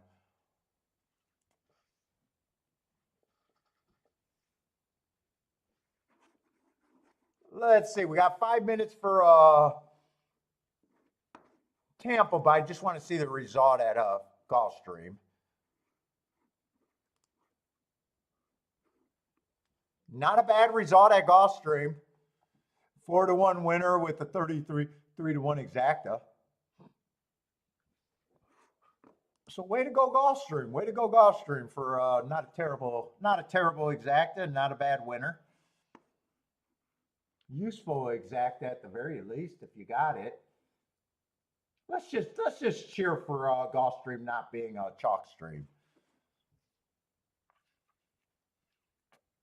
Charles is thinking that might have been a good claim over there, the two horse. In Tampa, we got a dirt race, dirt route. And I got the first 6 post positions being very strong over there at Tampa. They're winning 88% of the time, post 1 through 6. Not necessarily a speed favoring track with it being 28%, but speed's not impossible. Stalkers are dominant, closers are a weak 11%.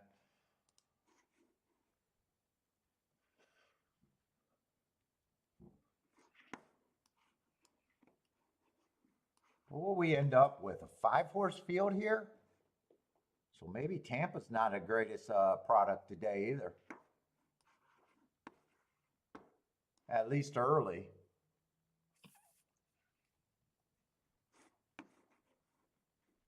Yeah, 5-horse field favorites. We basically got 3 favorites, so right away I already know that all my handicapping energy has to be on the 1 or the 4.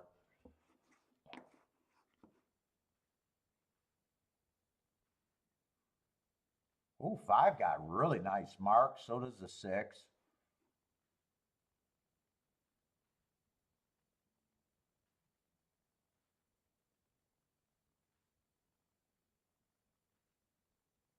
Four is not impossible here. I think 4 is actually a bit of an overlay.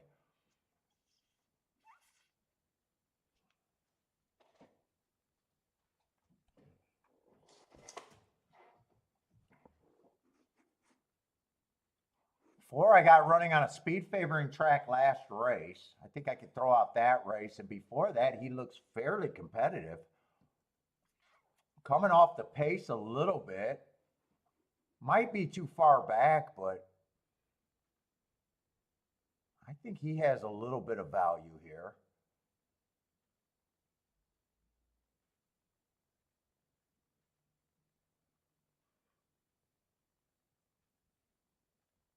Three comes from a probably, well, three can stalk or close. Feels a little bit more passive than three. I probably don't like at 2-1. And shit, one I don't have a real problem with here. One, I think he ran against the inside bias last race. I can get to the 1 and the 5 here. I don't see a big edge in this field, really. No, I could get to the 1 and the 4 here. 3, I'm going to be a little bit harder on the 3. 2 is out.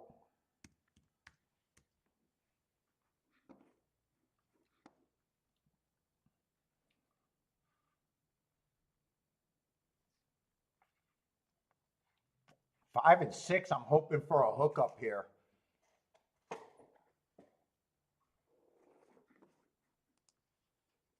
I'm hoping they duel.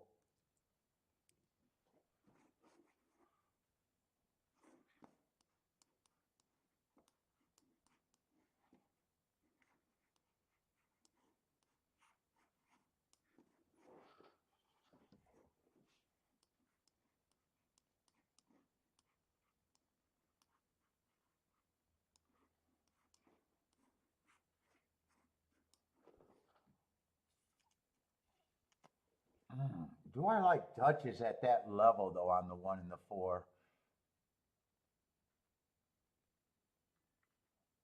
6-1.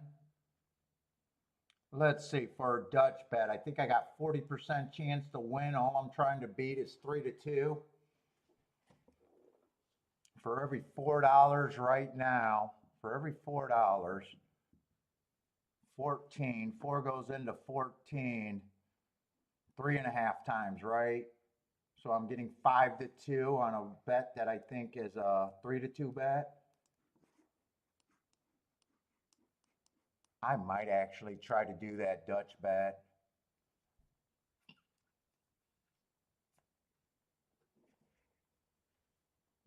Let me make sure that math is right. If the 1 wins, it's $14 minus breakage, divided by 4, because it's based on a $4 base bet. 3.5, that looks like. So it would be 2.5, 2.5. So I'm not quite paying retail.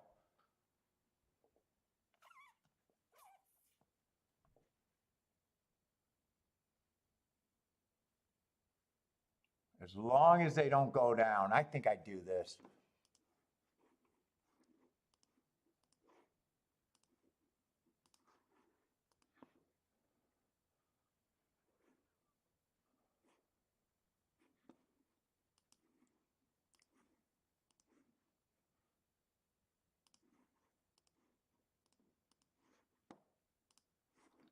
Let's try to start this out.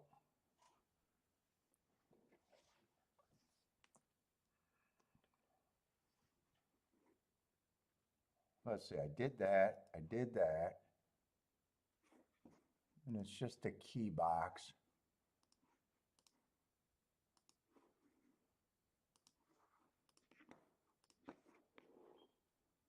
I'll get everything in, not a problem there.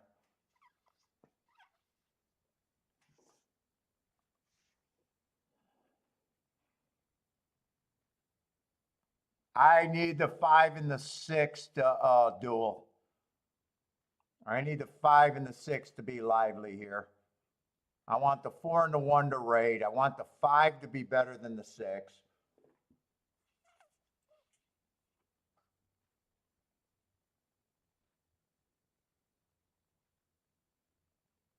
And I probably do want a fast pace with the win tickets here.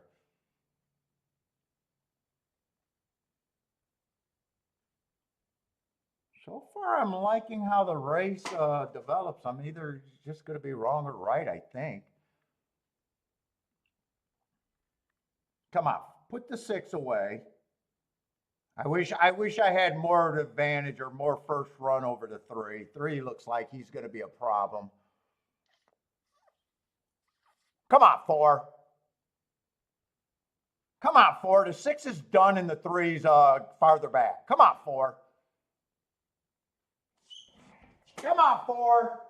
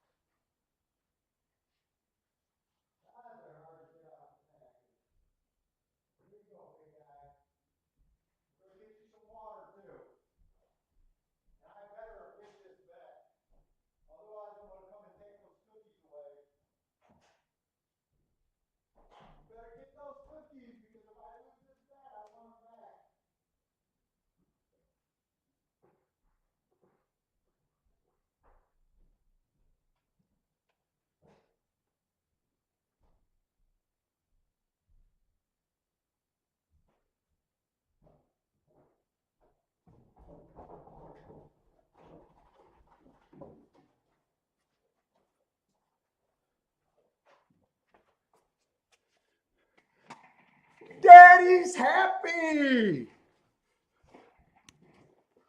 I knew I was going to win that bet. 49 to 1 on the exacta. I am a happy, happy camper. And 4-1 up, so my Dutch bet gets way better. So my Dutch bet, I was thinking to be a 1-point overlay. But instead of getting 14 to 1 on the worst side, that's why I always price my Dutches and exactas off the worst thing happening.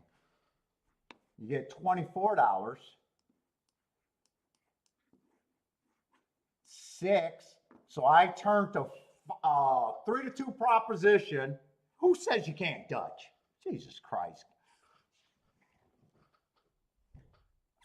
So I turned 3 to 2 proposition on my betting line into a 5 to 1 hit on the win bet by Dutching. That's how you do it. That's proper schooling on a Dutch bet right there.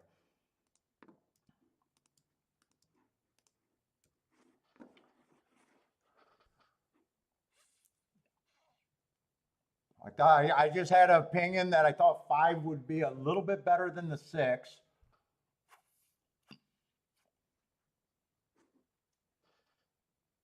Five-horse race. Look at that handicapper. Fucking $49 exacta in a 5-horse race. We'll take it.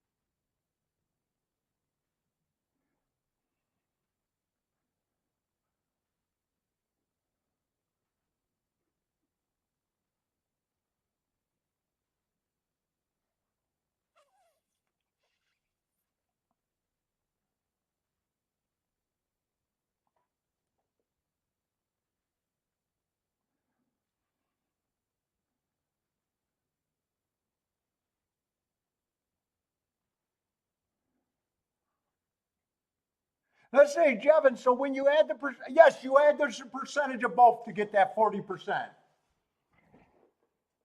Yes, yes, you got it right there. So 40%, if you just put the 40% number in here, 40% is 3-2. Right? So I'm not betting, I'm not messing up. 40% is 1.5, that's 3-2. So whenever you're Dutching, add up your probabilities that you think it is, not what I think it is or anybody else. And then just remember when you're doing the math that you got to minus something. So, $24 divided by 4 gets you 6. Well, that's not 6-1, that's actually 5-1. So that's where I got the 5-1. So it's, it's your total 6. If that was 6.5, then it would have been, the extra half a point there. So, I thought I had a 3-2 probability, 40% chance to win the race if I'm 60% chance to lose.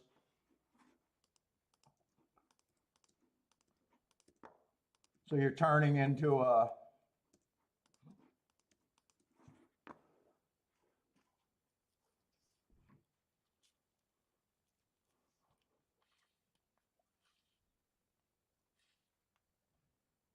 well, that's I'm going to re-update that odds board in the odds board videos too. I want to redo all of that stuff. I just don't have time.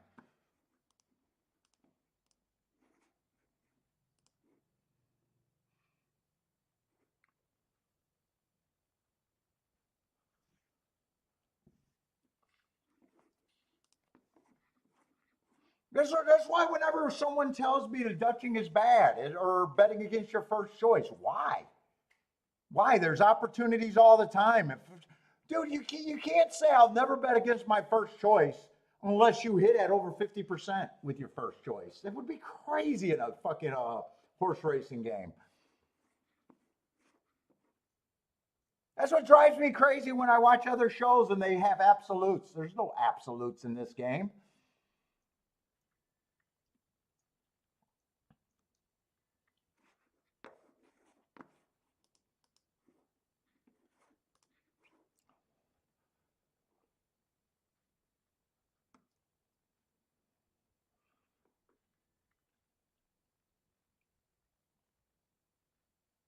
Oh, and if it came at 5-1, I would have. Well, I got 5 with the 1-4 more, so I'm probably happy with it coming in that way instead of getting the 1-5, 5-1, because I got that less.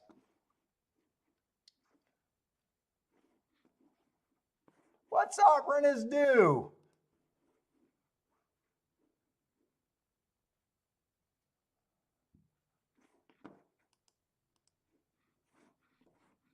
Let's see it. I'm obviously super happy. That ends up being a pretty nice hit for that race. Dude, that's like the second 5-horse field that I hit really nice in the last 2 weeks at Tampa Bay. Let's see, Gulfstream's going in the gate. I'm probably going to watch Gulfstream and then go over to Fairgrounds.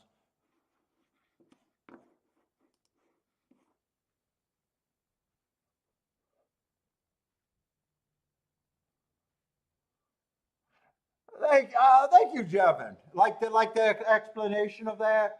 I try to do that when I do the Dutches, but I don't always have time to do the math and everything.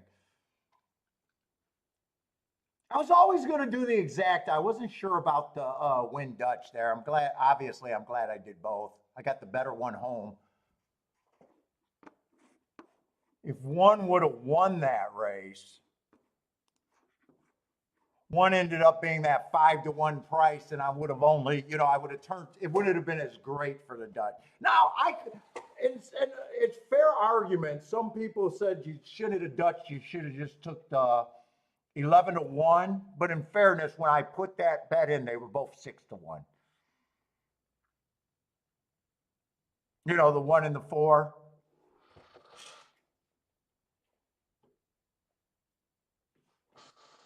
in all fairness, they, 11 didn't go up until, until the race was off. What's up, JT? Don Johnson, what's up?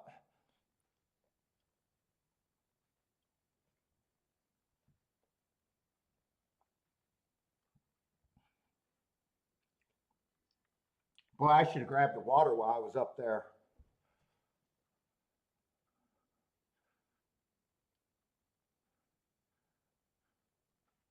Let's see. C Money's offering a Dutching calculator. Now, C Money, when you do a Dutch, a lot of times when I Dutch, because I put myself in those situations, I know a true Dutcher bets the races where they make the same either way. I don't like doing that because I know my longer shots that are the better bet are going to hit at a fair amount of time like they did that race. But I think the true Dutchers, a lot of the Dutch calculators are you put in the odds and how much they give you how much you need to bet on both of them to roughly win the same. Yeah, Don, just hit Tampa's last race. Really nice. The exact and the win ticket. And I only played, I think, one race before that. So, or did I play one race? Did I know I wrote down tickets to more races.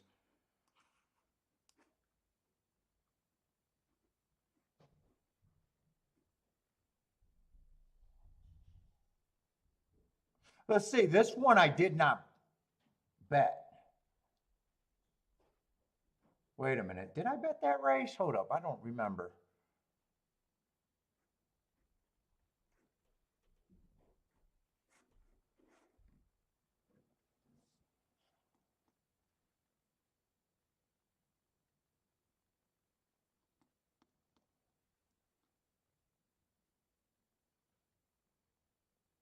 I did. I bet that race. I did bet that race. That's right. I bet the 5, and the 5 didn't run at all.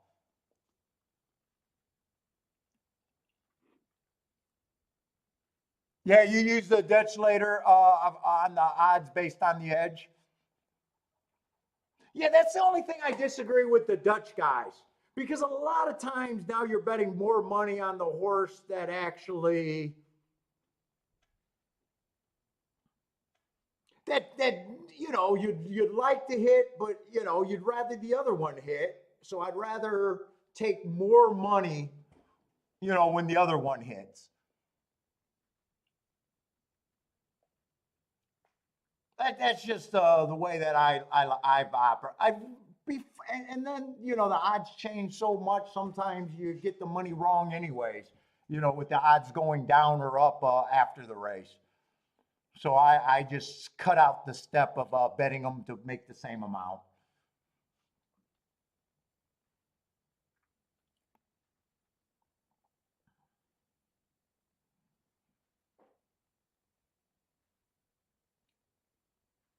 Let's see. This looks like a dirt race, right? It looks like they're on the far outside of the dirt. So this must be a dirt race over here at Gulfstream.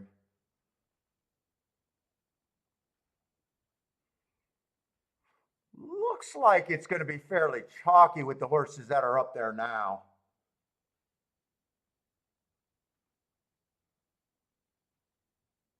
5 looks like he's going to win in the middle of the track. Well, if 6 gets second, it helps the exacta.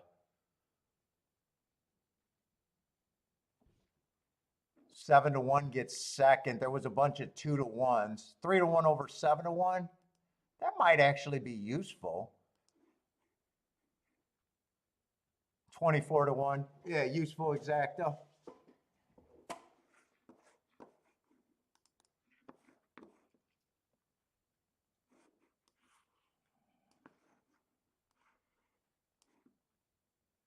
Fairgrounds, we're going in the second race. Going to be on the dirt in another dirt route there. And we got 2 of the 3 favorites towards the inside. Although we got the 1 and the 3 that got the inside that could help spice up some things.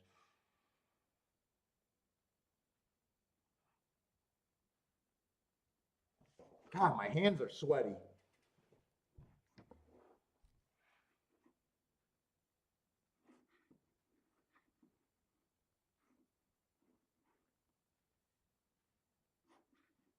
Let's see, two I don't have a real problem with other than the price, dropping in class. Running style's kind of all over the place. I think he ran on a speed favoring track 2 races ago.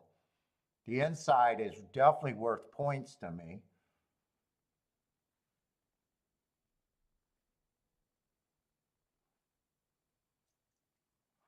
Four.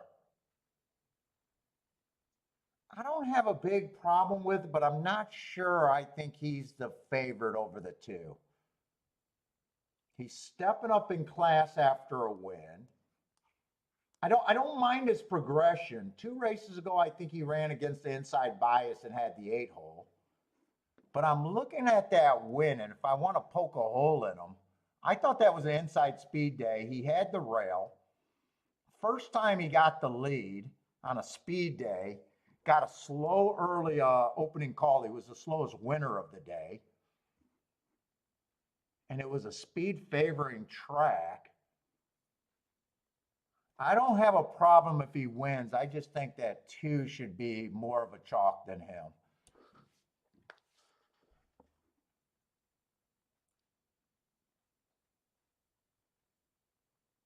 One, I'm just going to say, I think the inside, as long as I'm believing that the inside's good, I think the inside's worth at least 10%.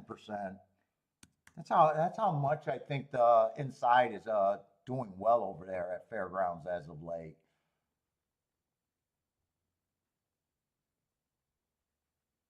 Same with the 3. I'm going to say both of them, I'm okay with just saying, fuck it. They're on the inside.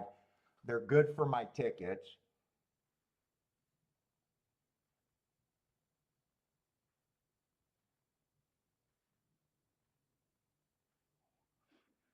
Six, if the inside's not good, 6 is a player here. I have no problem with the 6 taking money because I think he has more speed than the 2. Or I'm sorry, more speed than the 4. I think 2 and 6 should be the favorites here. I think I'm soft on the 4. I didn't realize they were already in the gate here. Obviously, if I play this race, I need the 1 or the 3 to get first and second, basically with the 3 horses that they're betting.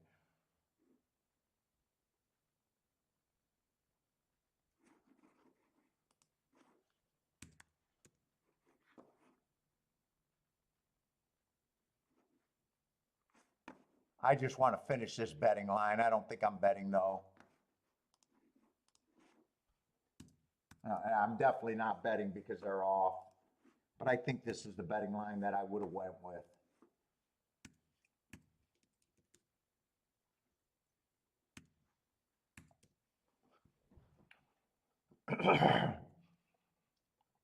I'm rooting for the 1 and the 3 because if I'm in this ticket, only the 1 and the 3 can help me.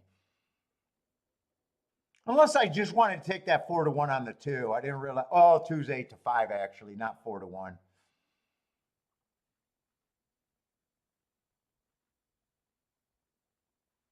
No, I would never take 8-5 on the 2 to win. I thought at 4-1 maybe.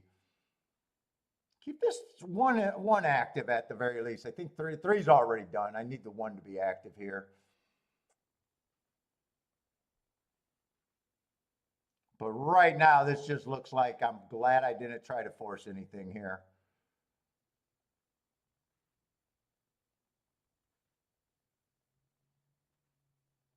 I think my opinion about the 4 was right, though. I think my opinion about the 4 shouldn't be 2-1 was looks like was the right call the whole way.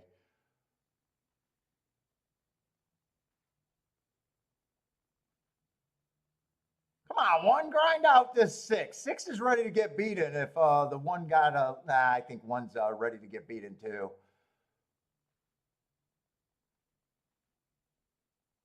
Two's gone. 2, I have no problem. I'm looking at the Twin Spires thing, and the betting on the Twin Spires says is at 4-1, and he's just at 8-5 on the feed. So I got no problem with the 2 horse winning there. Just really weak exacta.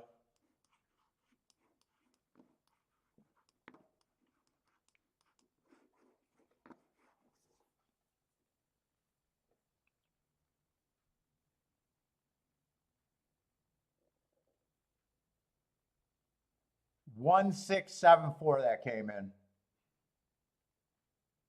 And 6, like I said, I thought he was the real speed when it was matching him up with the 4. In fact, I think 6 I would have had as the favorite if he drew the lone favorite. If I think I would have splitted these up if the 6 was on the inside. I think I would have had the 6 lower, but with the 6 being outside, I say they're both equal to me. But the public got it right. Public got it right.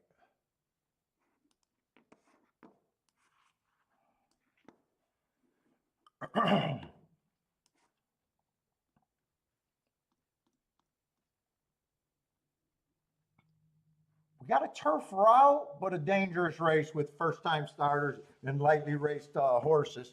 I think that turf race at Tampa been a little bit more speed than it ever has before.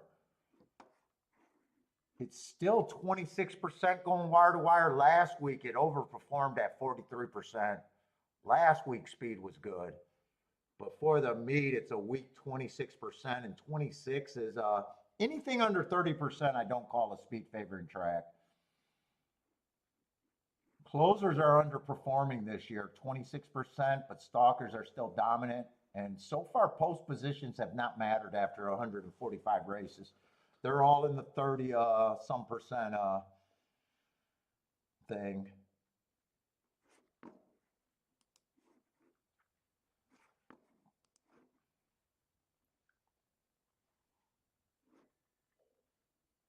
Let's see, we got a few scratches. I think we still got an 8-horse field with a few first-time starters. Oh, my stomach's grumbling.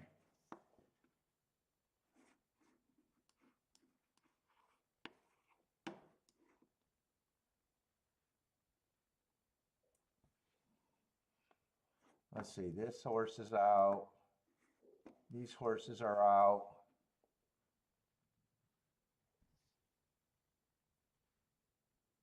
Oh, the 11 drew in. 11 drew in. Probably feels like a closer. At the best, he could be a stalker, but feels more closer-ish to me.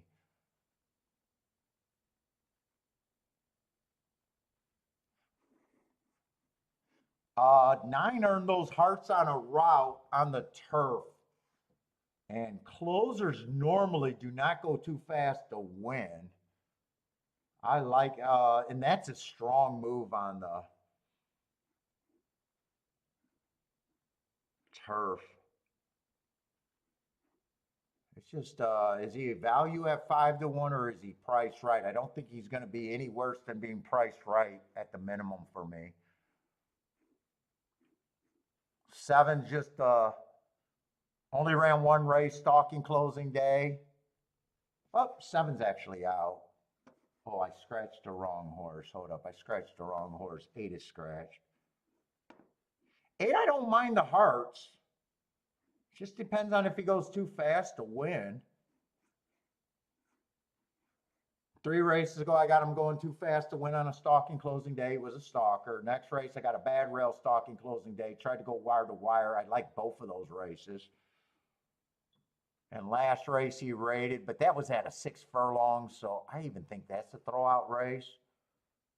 So 9 I have no problem with if he runs well. 8 I have no problem with.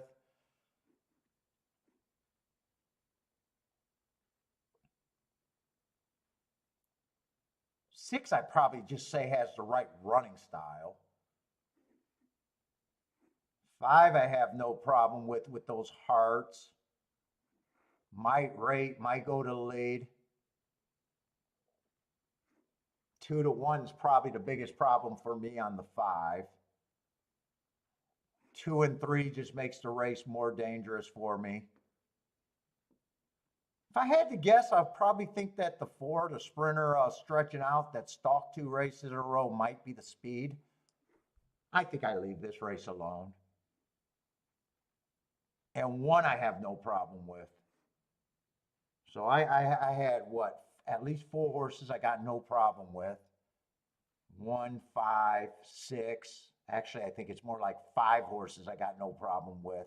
1, 5, 6, 8, and 9. I don't think I'm even interested enough to make a betting line here.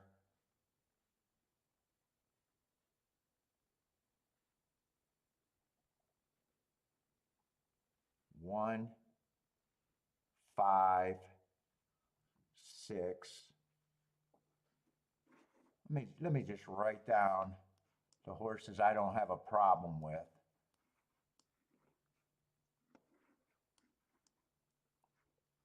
8 and 9. So I already right there, I'm looking at it. The best exact I can make out of that is 1, 8, 9.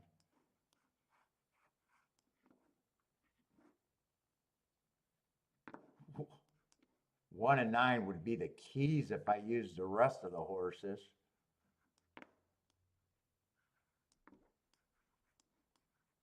These are the tickets I'm rooting for, but I don't think I'm playing. And 1 and 9 are the only 2 horses that I could bet there to win.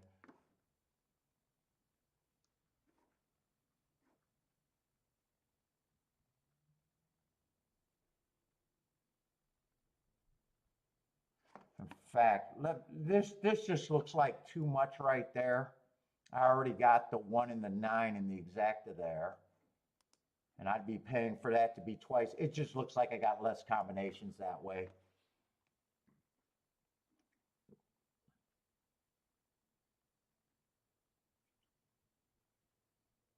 And probably if I pressed the horse in this scenario, it'd be the 1 or the 9 again. Probably the 1 just because he's a bigger overlay. Although I do feel better with the 9. I would feel better with the 9. I really like on the turf when closers went too fast to win.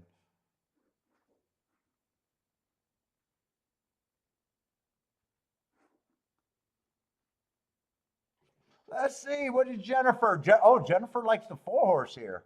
Who is the 4? I don't even remember who the 4 is. Is that the sprinter stretching out?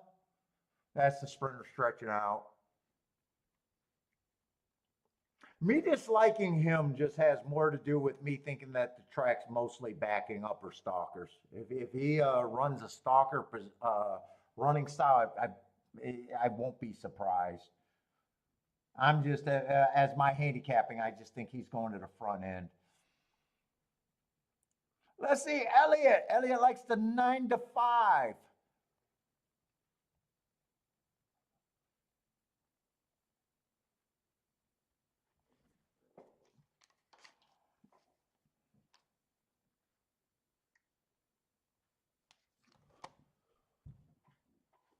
Frankie Tubbs, 3-6, likes the 3 and the 6, first time starter in the 6 horse.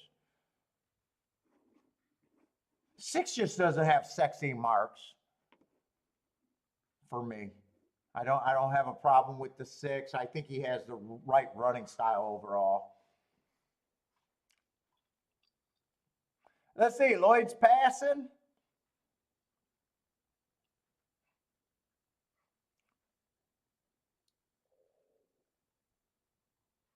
Oh, my stomach's grumbling. Man, I wanted to cheat on my diet so bad last night.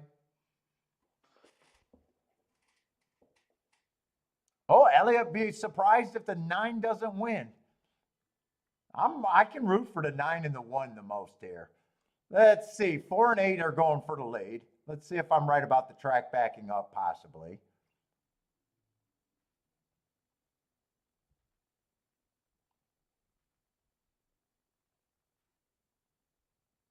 5 ended up becoming the 3-2 favorite here. And he's going to rate today. 23-1, that pace, depending on the second call. I think he needs a breather. We'll see what that second call. I think the second call, 46-3, I think he kept it pretty fast. I think he should get caught on that pace. Unless he just runs a really good effort, in my opinion.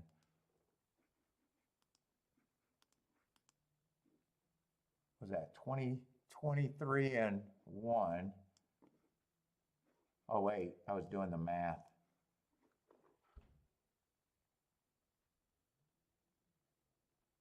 Go on by with your big, beautiful ass. Yeah, I'm gonna feel guilty about sitting out of 14-1. I'm gonna feel a little skittish right there. I got a little bit of V in me right now. A little bit of vaginosis going on.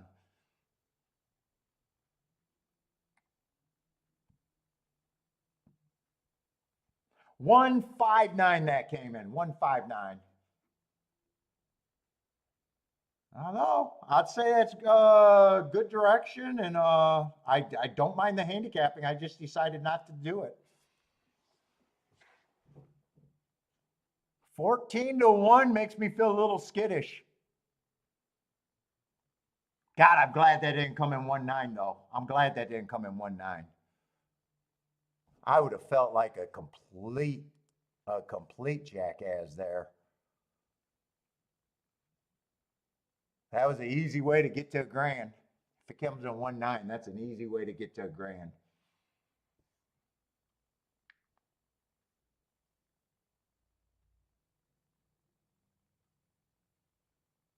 All right, I'm handicapping good today. 49-1 exacta, still a nice exacta with the 5 getting second.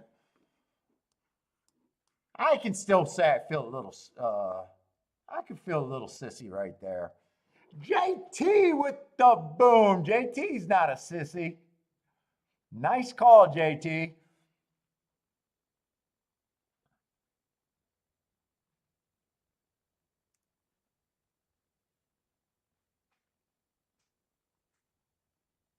Dude, I don't even want to figure out my ROI on races that I write down tickets and decide not to bet. I don't even want to know the ROI. It's been pretty bad lately. It's been pretty bad. Shit.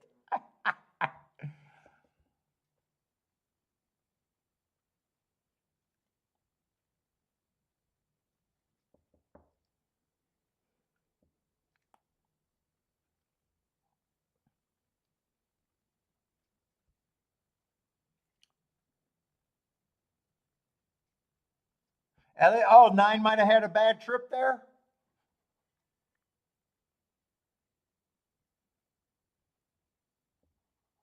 I said I would have felt more comfortable pressing the 9, but 1 I said was the right call to do it because he was like 40% more odds.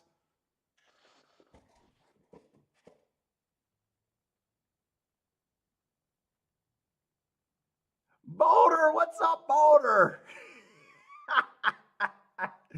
I can feel a little sissy. I had a nice hit already, Boulder. Really nice ticket today. Now that race, I just literally had a group of 5 horses, but I was able to make bets there. So I don't know if I got to call that a real woulda, coulda, shoulda. I don't think I gotta beat myself up that bad. I didn't do the betting line. I had 5 horses, happened to be right about the biggest overlay there. That's all.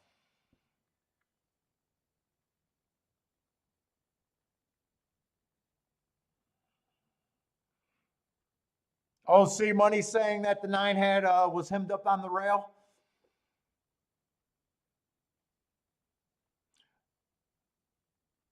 Oh, and if you guys got the, I put out a thing to the few people that got the bias reports. Don't worry about the bias reports this week or this month. I'm going away, so I'm going to be late. Obviously, I won't be doing updates and I won't be sending the extras while I'm on the cruise. I'm not playing.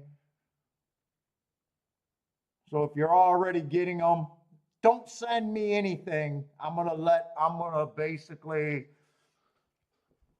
got a whole bunch of free shit.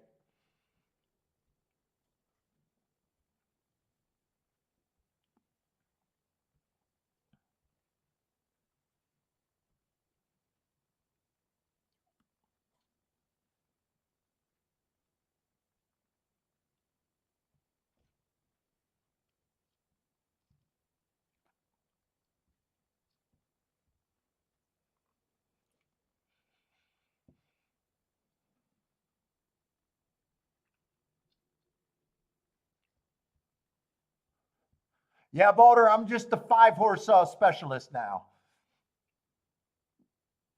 What kind of degenerate? Well, Kiki's lucky that we're going with so many people. I think it'd be too rude for me. Normally on vacation, I'd still fire up. I don't really want to bring the tablets on the cruise. I really don't want to mark up forms on the cruise. And I think we got a group of close to 30 people going on the cruise, so it might just look rude.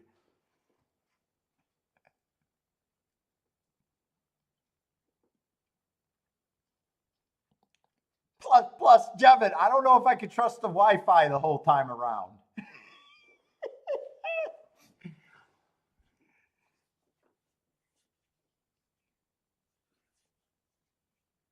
I'll probably look at all the Gulfstream dirt resorts. They'll all be bombs away, all inside on the dirt. I'll be like, yeah, probably could have had that.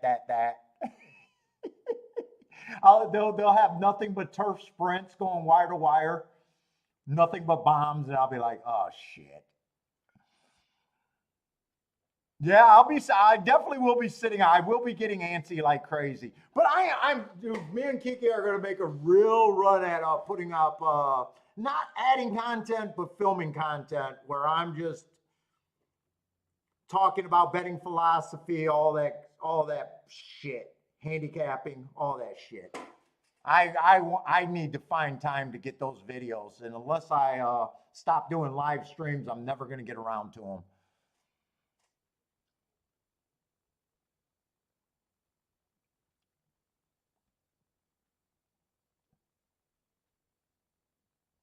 Yeah, 30 is a good crew. Now, probably 20 of them I don't know. But we got the mother-in-law, aunt and uncle, the brother-in-law's going. And then some of her work friends and their family, and I guess they got a family friend going, and a few kids. I'll be on the topless deck. I ain't hanging out with the kids.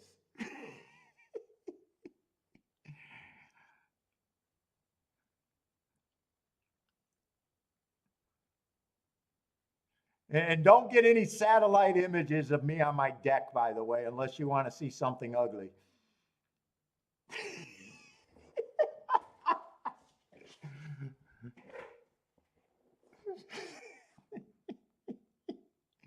Don't give me a private deck and don't act like I'm going outside in the nude.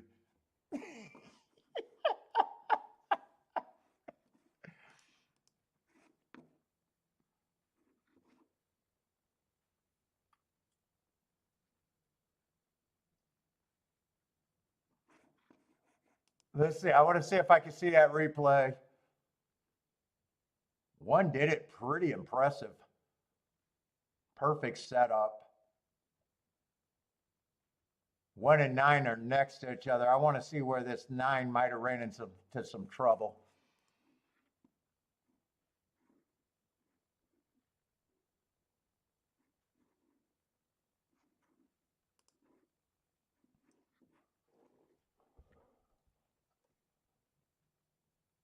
Yeah, I felt good about that pace there. As soon as I seen that 46 and 3, I was like, I think the 4's done. It's just, is it going to be the right horses?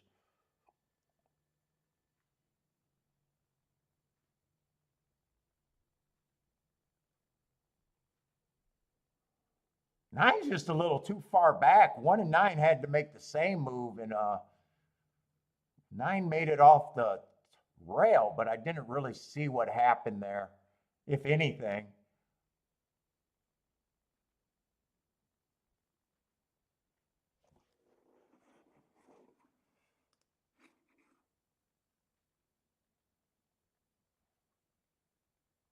Yeah, I've been trying it, man. I fucking lost like 13 pounds. I think I'm going to officially weigh in at like 15 pounds at the start of the trip. 13 pounds in 50 days, probably a little bit more. Been pretty good. No cheat days. Those bag of chips remained unopened. Last night, man, last night I had real temptation. It's not until the evening that I get fucking feeling like starving. Oh, the Elliot saying it was on the far turn that the 9 had to check.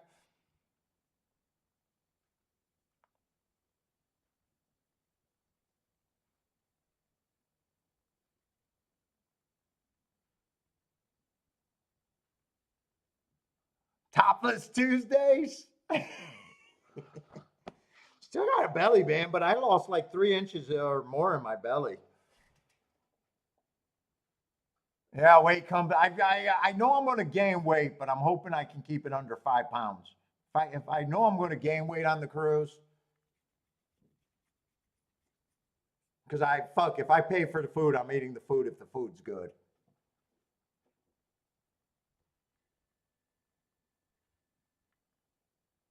Let's see. Elliot needs a 3 at a 9-1 right now. Went up a little bit. Good luck, Elliot, at Gulfstream. But I know now that me just watching my diet, I'll be able to lose weight. So, and I don't think I topped out. So it hasn't been that hard.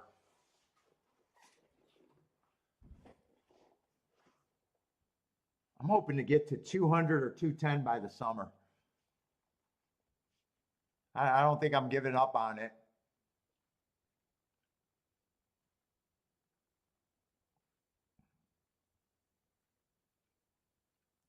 What's up, Ashley? Using the 3 in the top 2. All right, let's go with this 3. Elliot and Ashley's on the 3. And three creeped up in price again, so let's go 3.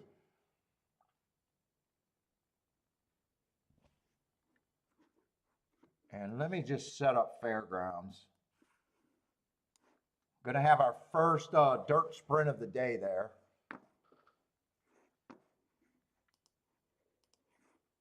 And I'm still looking at the inside over there at fairgrounds. Oh, and the 9's the big favorite on the far outside. I at least want to take this race fairly serious look at the very least.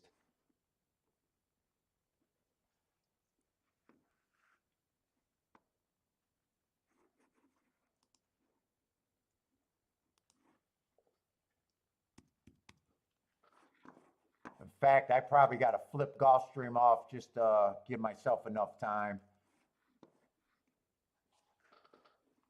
Yeah, I definitely want to look at this race. What kind of race is this? $5,000 non-winners at 3. 6 furlongs on the dirt.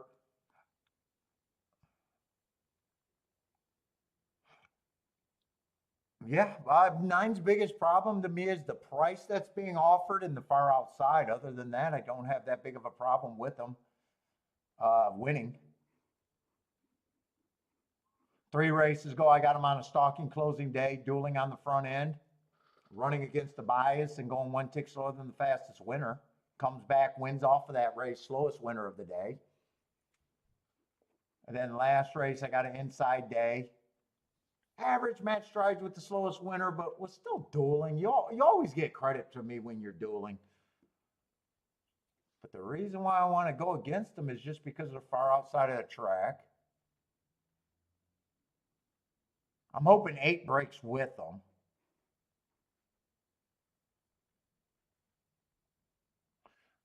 Although 8's running out of the same race with him last race, didn't have any speed, but he was, I thought that was the inside day and he was on the outside. He's on the outside again. Usually he has speed, so I'm hoping that if the 9 breaks, that the 8 can go with him, keeping him wide.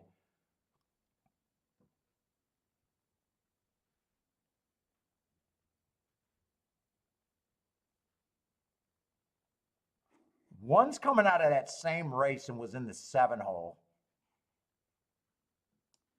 Oh, one at 42 to 1. Dude, I like the inside so much. The inside is worth at least 10 points to me.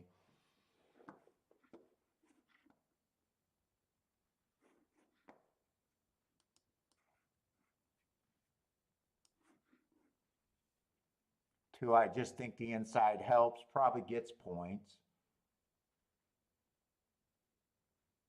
3 has the wrong running style to me. Inside helps. Oh, 4's taking action, but man, he got the wrong running style to me too. He's mostly a closer. Stalker at the best. I can see why the 9's taking action though. Like if 9 was on the inside, I would absolutely love the 9. Let's see. I probably got to at least poke at this race because I think the 1 has upside. At that price, I'm willing to lose if the 1 doesn't run.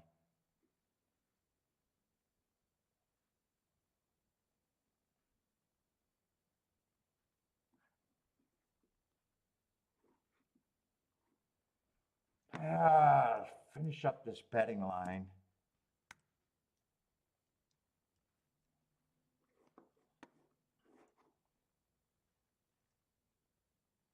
Yeah, 3. I really don't like the running style, but I think the inside helps.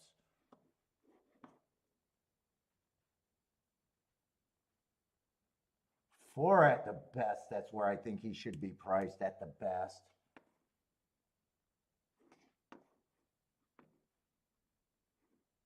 5 gets interesting because there's not a lot of speed inside of him.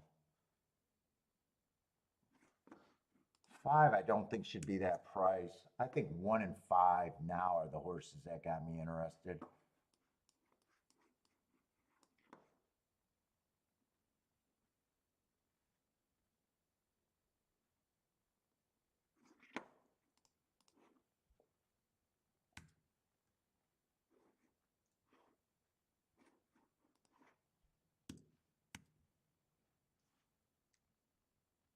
Yeah, I can't give a horse on the outside 40%, even though I think there's a real chance that he clears. I think I got to adjust this.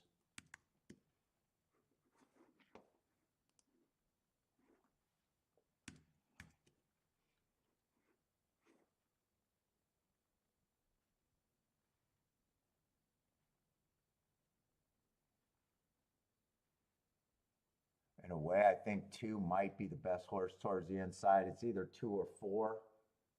I think I upgrade them a little bit, and that's my betting line.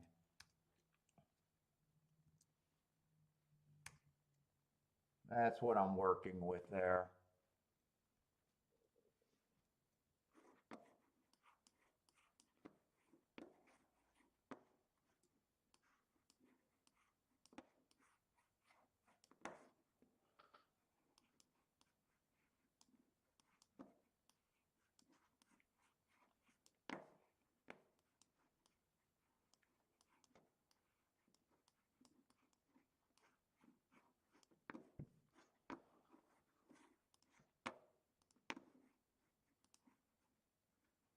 I'm still poking at this, and I'm doing win bets on the 1 and the 5.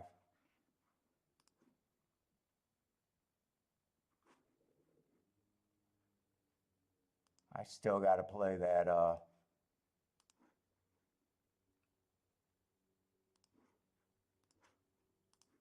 9 with the 1 and the 5. I didn't get to price that out, but it should be good.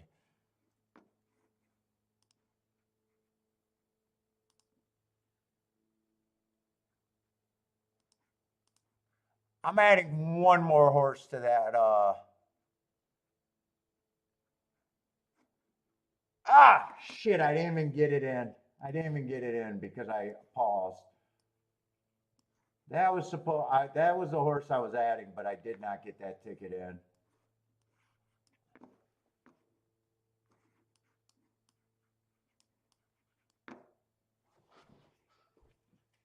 Yeah, I was hoping that the 9 could not cross over if that's the 9. Or is that the 3 on the front end? No, that's the 9. Come on, 1, just hang around. Yeah. Hang around with this 1. Nah, I don't think he can hang around, but he hasn't given up.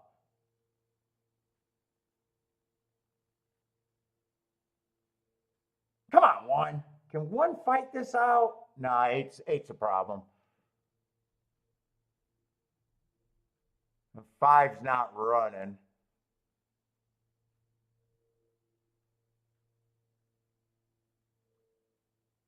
Yeah, I thought 9. Like I said, if 9 was on the inside, there would have been no doubt about him being the favorite in my head. Just zero doubt. I think it came in 9-2, but I thought 9-2 and 9-3 weren't going to be playable. Oh shit, 9-3 went up to 5th, or did 8 hold on? All right, 8 held on. 9-3 might have been playable. No, 9-3 was just 17-1.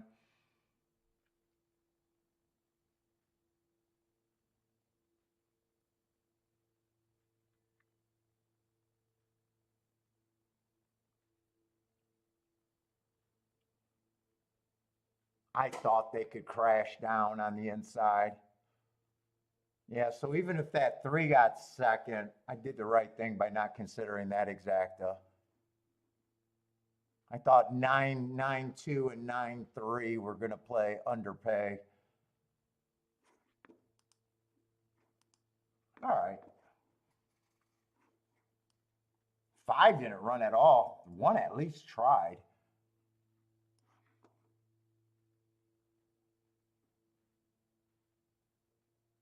Let's see, mile and 40 over here. No scratches, field of 7. My hands are freezing.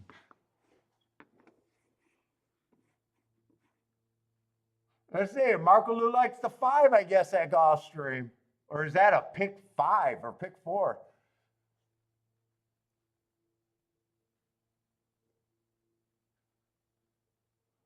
Let's see, we got a couple favorites here, but 3 is the favorite.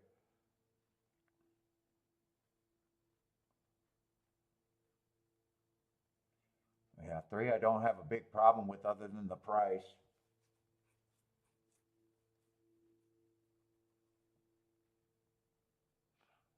In fact, 3 races ago, that's a really nice race if I'm right about the stock and closing day getting second. Then he runs a decent second. Then last race he wins being fastest winner of the day. 3's definitely on my radar, but oh, 2's making a big class drop and earned Hearts 2 races back. Although that race is coming way back in October. But that's a big class drop. 2's probably interesting here.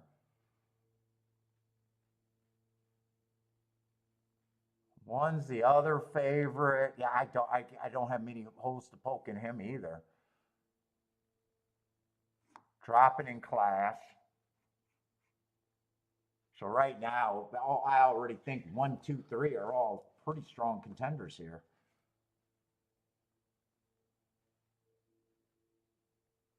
4 is going to add more speed.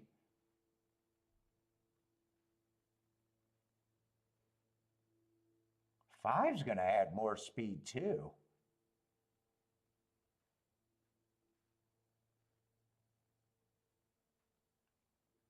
And shit, 7 earning Hearts 2 races back off a big drop.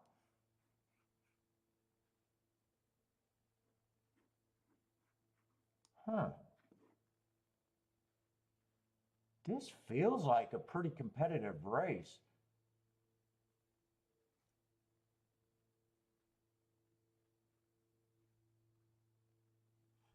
Let's see, 2 would have to come back off a fairly long layoff. I probably think even with that, I should probably still have them at 5-1. 3's going to have other speed in this race. And it's not like he hasn't been getting beat by some of these horses, so he still feels like he can get beat, although he still gets points.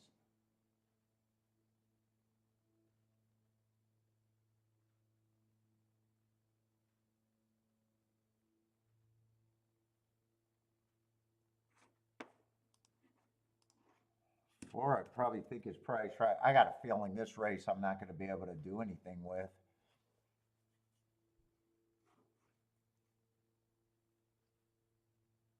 Five's probably an well, 5 may or may not rate it, depending on what 5 does. 6 will benefit if the speed hooks up. I think I walk away from this race.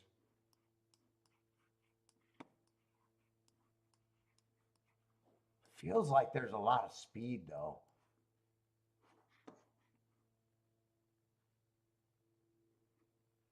I don't even think 7's a complete throwout here. 7 might, I don't like the Thistle Downs races, but man, he might get a good trip here.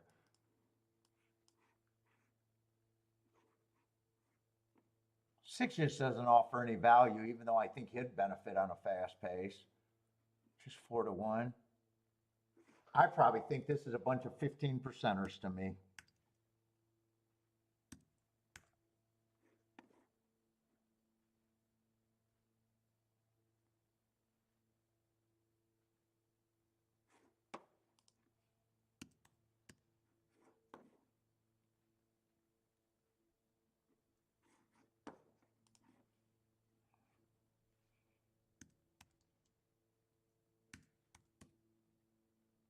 I'm probably somewhere on that on my betting line.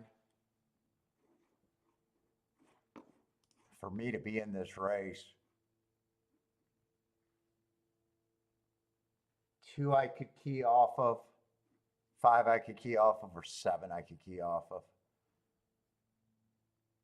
4 is actually a little overlay too. Yeah, I think I did the right thing sitting out there.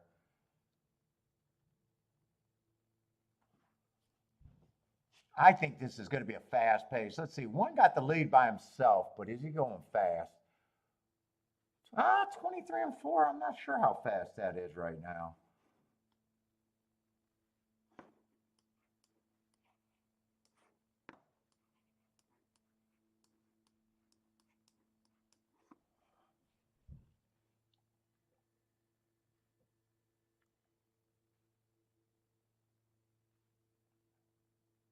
Seven or 5 gearing up. 4 ended up being priced right. He was 7-1 for a little while, but after the race started, he went down to 5-1.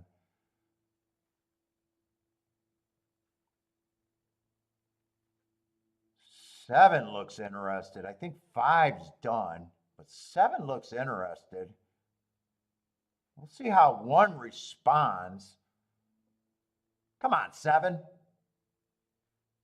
Nah, 7 might be able to get second, but 7 can get second now.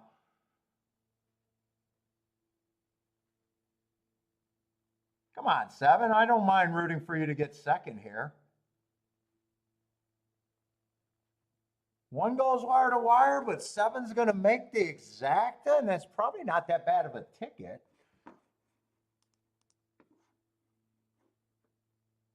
$36-1, yeah, not bad ticket at all.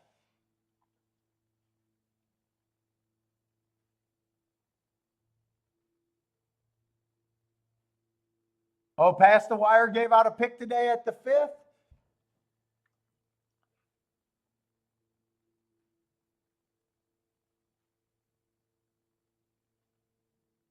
Buy stock says the double at Tampa was 169 to 1. What was that? The one?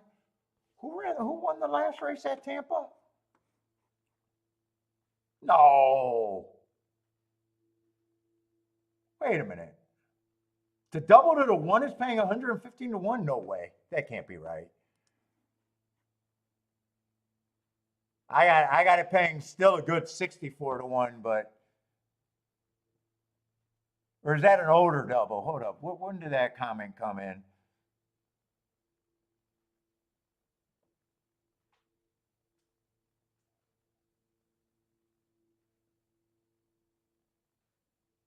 Hold up. Where was that? Buy stocks. The double at Tampa paid 169 to 1. That can't be this double because I got 64 to 1. Was it the last double? 2 to 1 last race?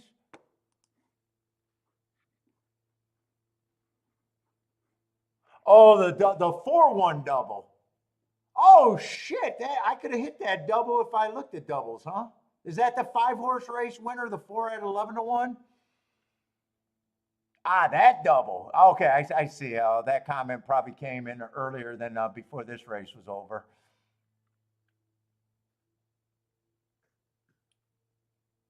Yeah, the 4 to 1. Yeah, the prior one. Yeah, yeah. I played the exacta there, and I was happy with that exacta. I'm actually ecstatic with the start of the week just with that ticket. Would have, could have, should have. Maybe that's more of a would have, could have, should have. Although the 64 to 1 exacta would have been up there on the would have, could have, should have. Although I would have been happy with the 36 to 1 exacta here, really. I kept saying 7 should not be that price. I felt great about the capping all day today. And most of the betting I feel great about today, too. I really don't have to do anything else.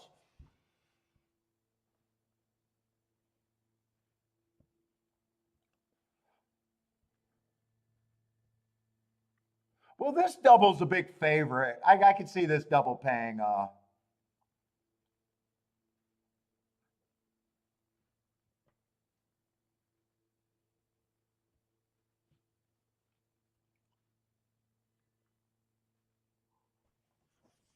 Pretty decent. Oh my goodness, it's beautiful outside, and I'm freezing in my basement still.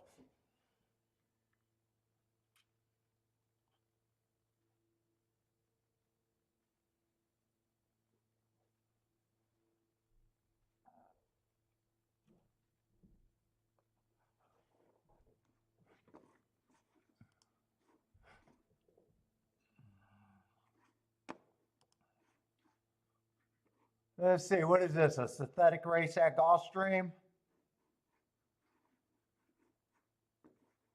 with 3 horses at 5 to 2 or under.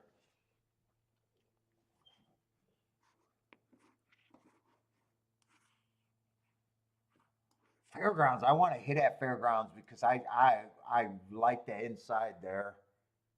Oh, we're gonna have a turf route at Fairgrounds though.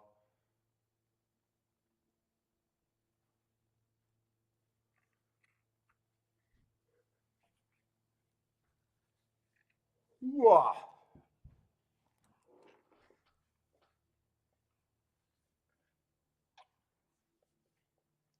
Oh my eyes.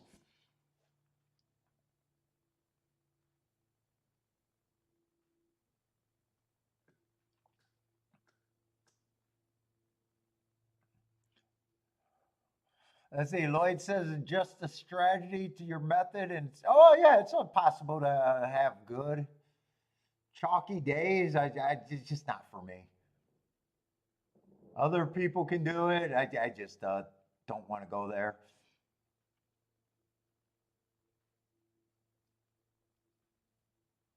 Just chalky days at the very least. You know, you got to have less combinations.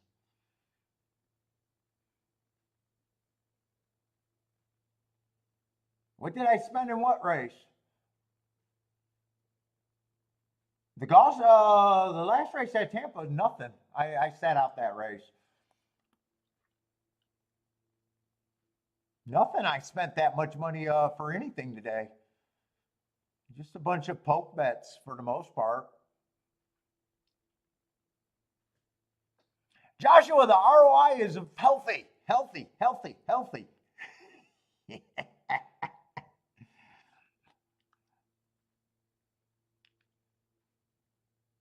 Last race, nothing. Or you're talking about the fairgrounds race? Nothing. That was a poke bet. I had to respect the 9.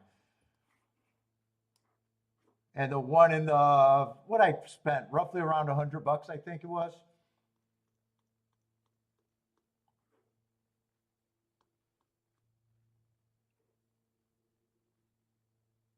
I haven't stepped out of line with any opinion today. I haven't stepped that far out of line with any opinion today.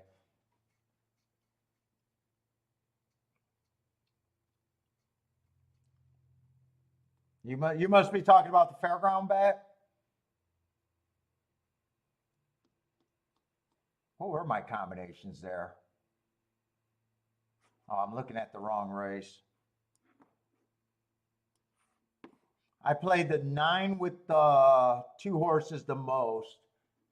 Small win bets, just 20 on both of them to win. And then that $8 one I only did for $5. So haven't really stepped out of line anything. The herpes flared up. Joshua's back. Traveler, what's up, Traveler? The Tampa Turf, I didn't spend any money. You're talking about with the 1 horse? I didn't hit that. I wrote down tickets, but no bet there either. I think I only played 3 bets today.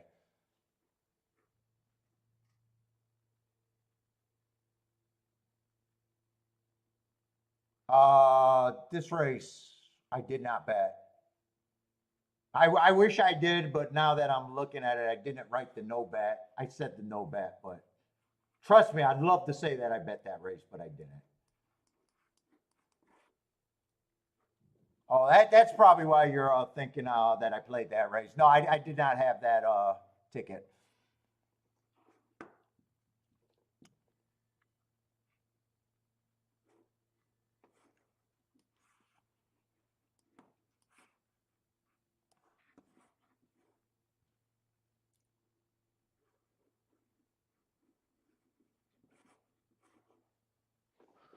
Oh.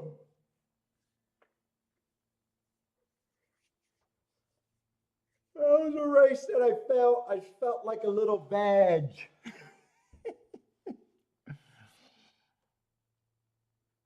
I'm waiting for my balls to drop, Joshua. I'm 52. The doctor said they're going to drop any day.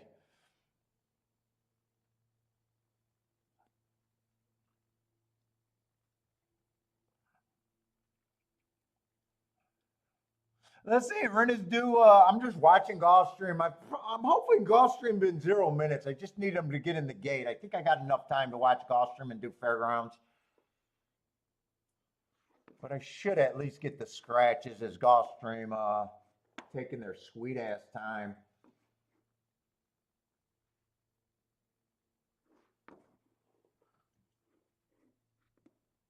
No scratch is just a 7-horse field.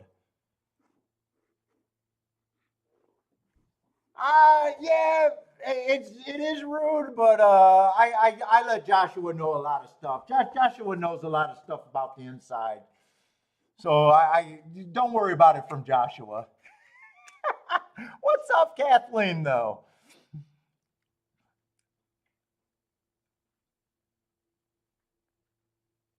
The doctor actually told me that. Waiting for them to drop.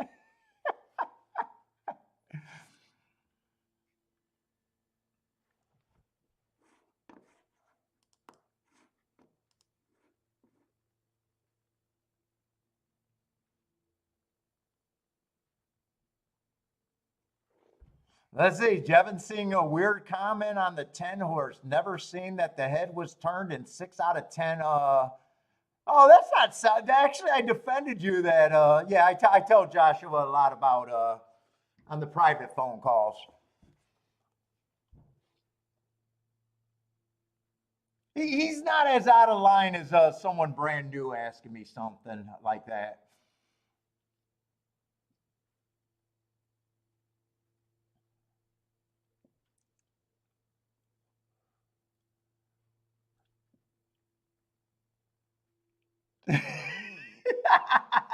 Oh, Rex, the old guy on the bicycle? Yeah, you got to watch that, I guess.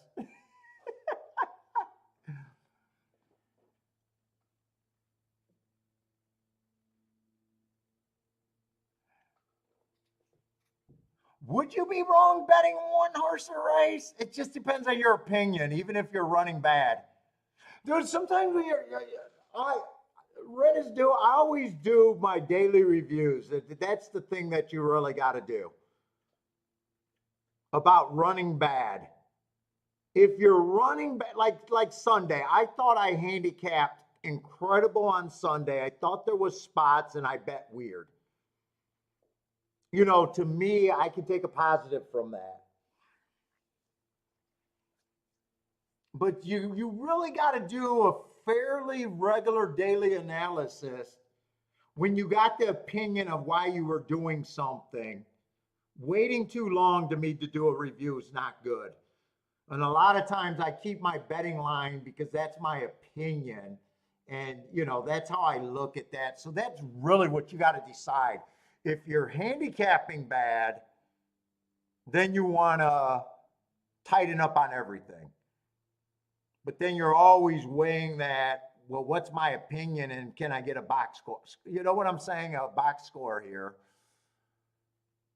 But a lot of it, a lot of your reviews, you want to find out, was there spots? Should I have lost that day?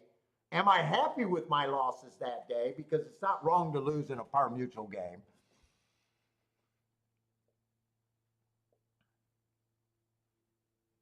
But yeah, like all of that would go into your answer, and it'd be different for everyone, Rented, do when you're running bad. Let's see, and that 10's going to win. I guess there was no turn head there at Gulfstream. If the 9 gets second, this should be a decent exacta at the very least, but 10 won that race pretty easy.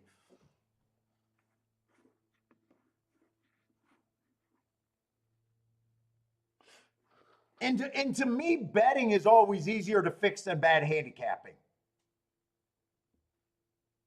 I had that stretch, what, a week or two ago where I said I was betting bad Monday through Friday and came back Saturday and Sunday and worked everything out and had a huge week.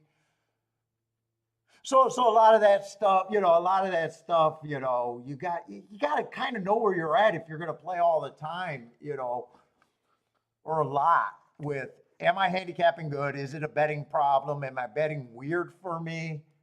Am I reaching too far? That sort of stuff. But you got to kind of know the answers for yourself, and it's going to be different.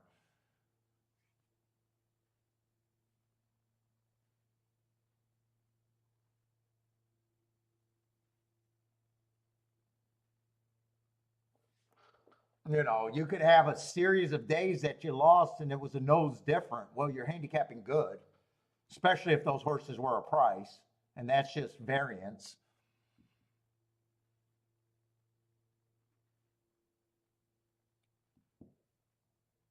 But rent is due. Here's one for hoping that you bust out of it either way. Do it in style. Make them pay. Make them just act like you're collecting interest. And now it's time to deposit or withdraw.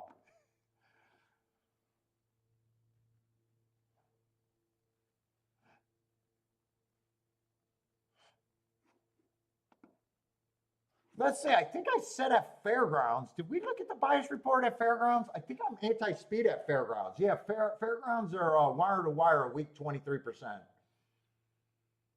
Speed and stalkers, what I'm interested in there, and post positions for the meet after 105 races really doesn't matter. And I'm even looking at my marks or what I thought the days were. Most days I thought were stalking, closing, stalker. I only had one day so far that I thought was off inside and off inside. So most of my comments at the end of the day has been off the pace basically.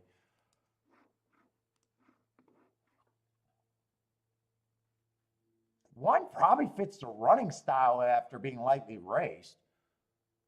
I just got a problem with his price. Two just looks like he's going to be front speed here. Three earned hearts while Deep Stalker last race overall has the right running style. Three is probably interesting to me at 5-1. Four got a lot of speed in him. Four feels like he's probably going to the front end. Although I like last race, I had it a stalking closing day and he was battling on the front end going too fast to win, even though I lean that he probably does something like that again.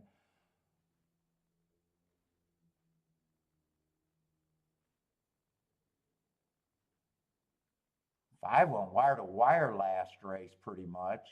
Fastest winner of the day. But overall, he feels like an off the pace. So lightly raced. I'm just leaning towards overall he comes off the pace.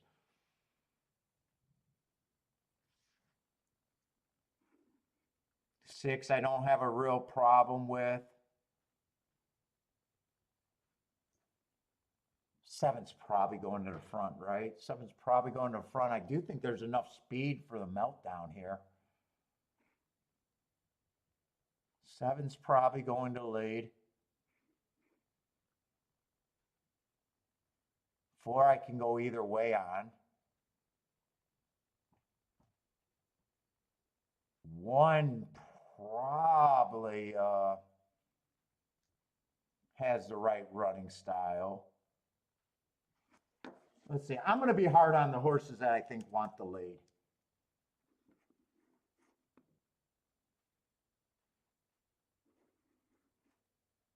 Four, I'm going to hedge. Just say 7-2. Five, I don't think is going to lead. I think five overall has the right running style for this.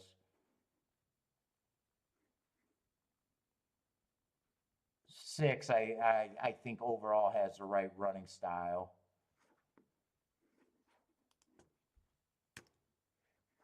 Let's see where I'm at. Right now, there's four horses. I don't think they're necessarily equal.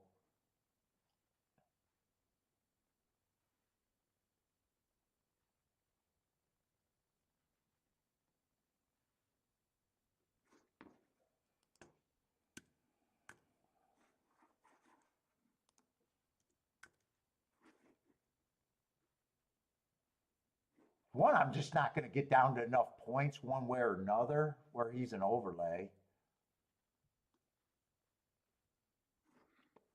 I think I'm not separating these.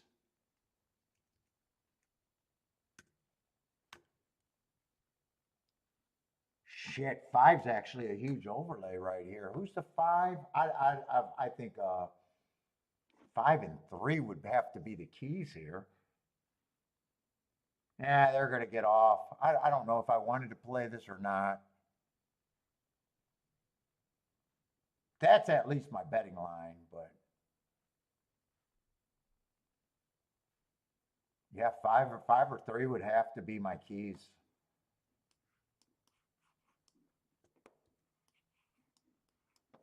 No bot for me though. Oh, and five did go to lead. I didn't think five was going to lead. Although he went to the lead on a wow, I was not predicting a slow pace there. I thought the pace was going to be opposite.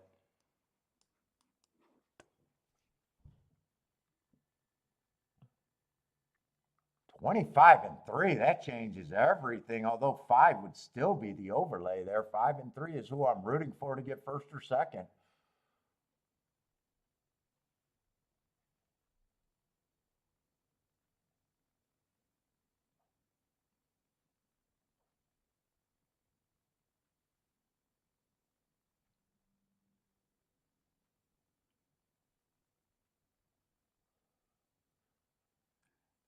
God, I think I'm handicapping too good right now. I think this is going to be 3-5-5-3 all day fucking long. Oh man, what could have been? What could have been? What could have been? What could have been? God, who tells me you got to have an opinion in a fucking race? Just pricing. I'm actually proud of that, but it's not a woulda, coulda, shoulda. They were going off before I even got my shit together.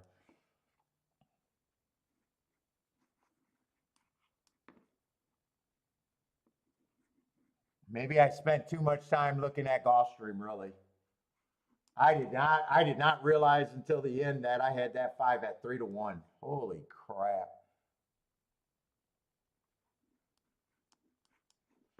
What could have been? What could have been?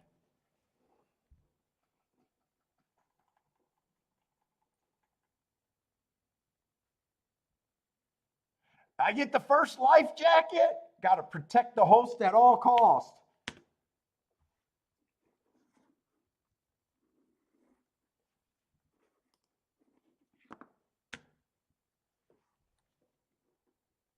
Jesus Christ, I'm happy with my day. I'm ecstatic about my day. And Jesus Christ, did I just pass on a 17-1 and a 14-1 in the same show? That does not make me feel great as the host.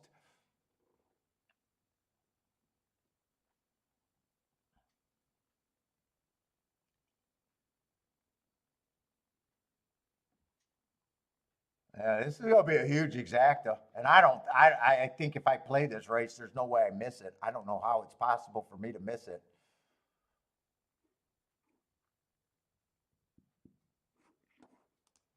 I gotta go to the bathroom though.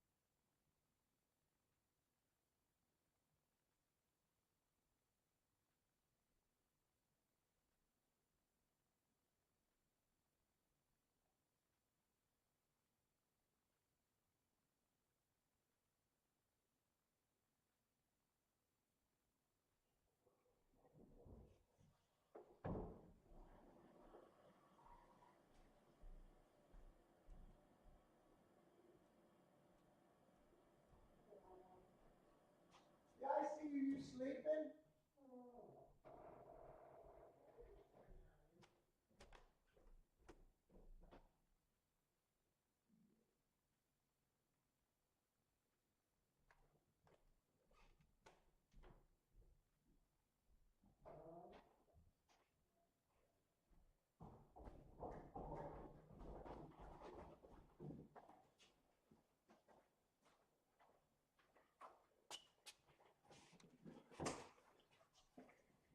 Oh, $36 horse, 77-1 exacta.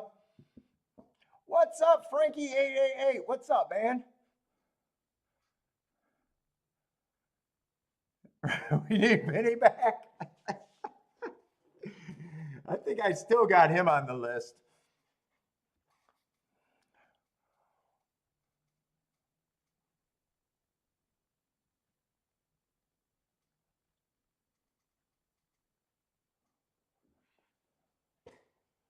Ugh.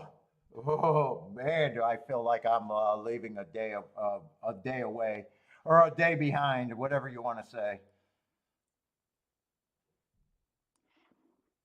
I was on short time though, but I was on short time because I watched Gulfstream. I think if I get that betting line, I think I get it in though.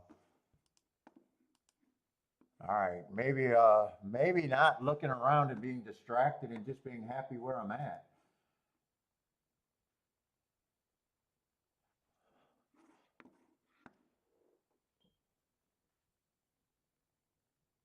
Let's see. And fuck, we're already in the 7th race at Tampa.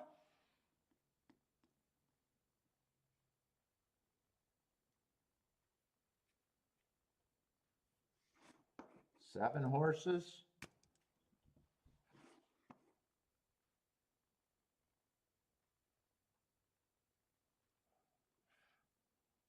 Three's the, wait a minute. This is 6 furlongs.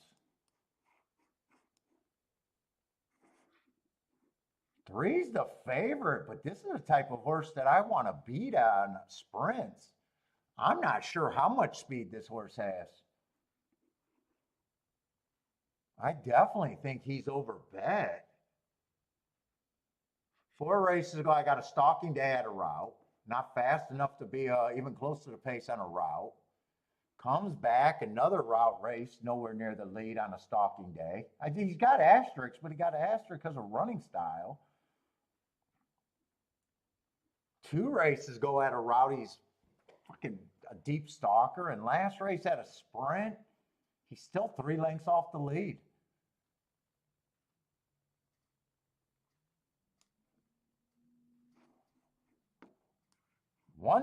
Five's coming out of that same race and had the lead over him. All he has to do is finish. He's lightly raced. 9-2.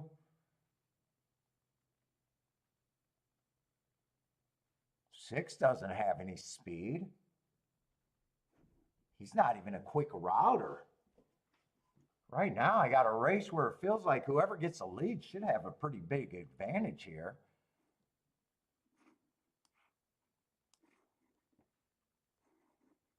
Let's see, 1 came out of that 24th race. 3 came out of that 24th race. 5 came out of that 24th race.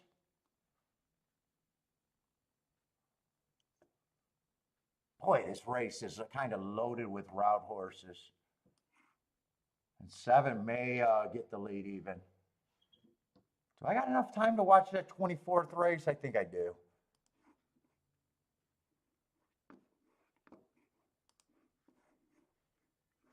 Tell me there's no scratches in it.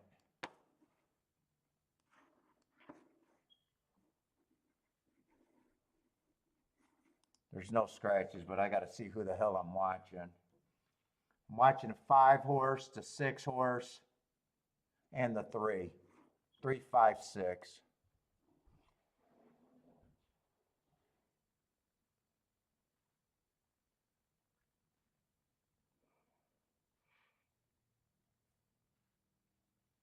Let's see, 3's on the front end. 6 is way back there. So 3 and 5 are on the pace, close to the pace, and 6 had to be the favorite, right?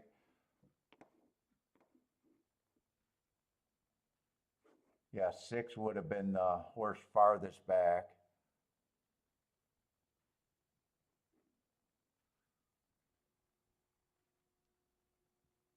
$22 and 4 on the pace.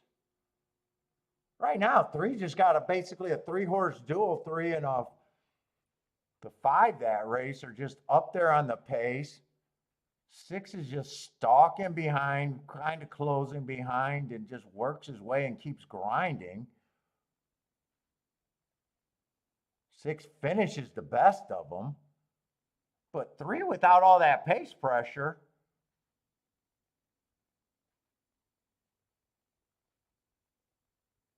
Yeah.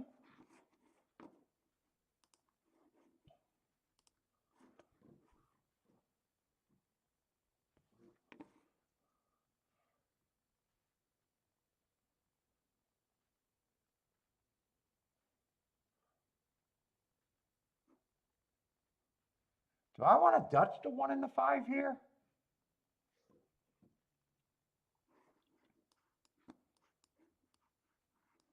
I don't even think I mind that 157 exact a box.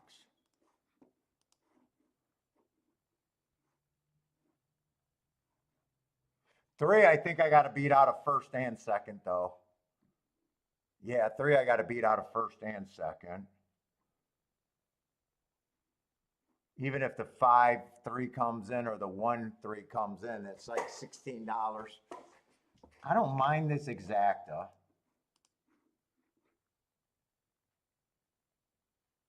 And I don't think I mind the Dutch on the 1 and the 5.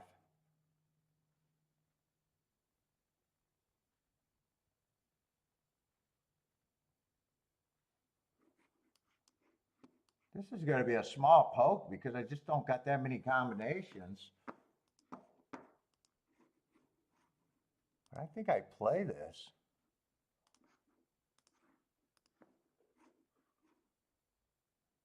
Let's see. I played that like I thought the win bet was the exact. Hold up. Let me hit that. I want a little bit more on that to win.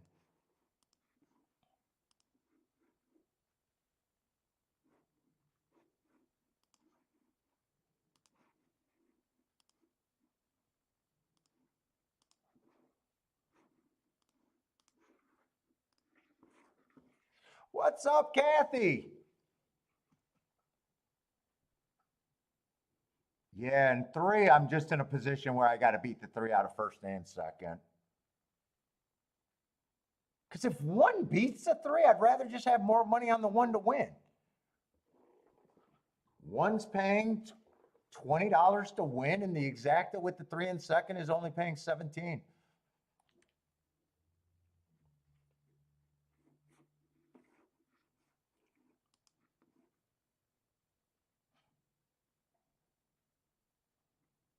And really, the 7, I could even replace the 7 with the first time starter. It just feels like whoever gets the lead here, to me, should have an advantage.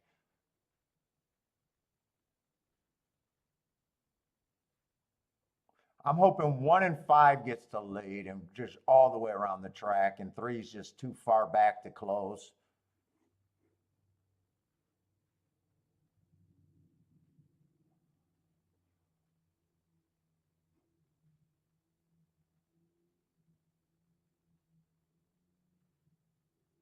Six feels like if he wins or gets second, he's becoming way off the pace.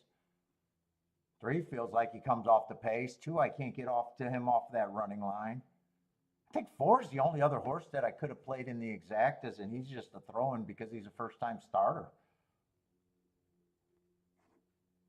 You know what? I'm going to do that, but smaller. And it's pressing. A 1-5-4 also. But that one I am playing smaller. So I really want the 1-5-5-1 exacta.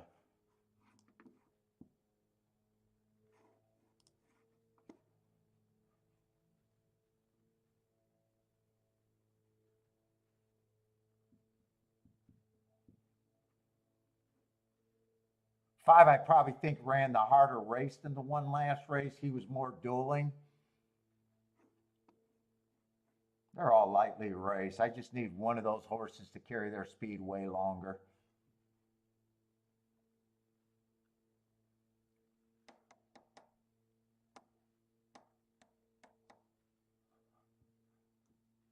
Oh, your Uncle Mo had its filly? Kathy got a new filly. You've been having a few new foals, right? You've had a few this year that you're taking care of, right?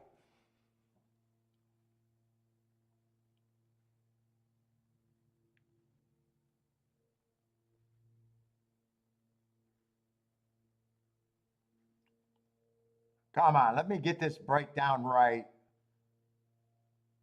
2 reared at the gate. I was hoping that was a 3. I don't want 3 to be close to the pace here. If 3's close to the pace, I will admit that I got might be in trouble. Let's see, 4 got the lead, but I threw the 4 in. Shit, one, I lost all the value on the 1. 1 went from 9 to 1 to 4 to 1. Come on, keep this 5-1-4 going.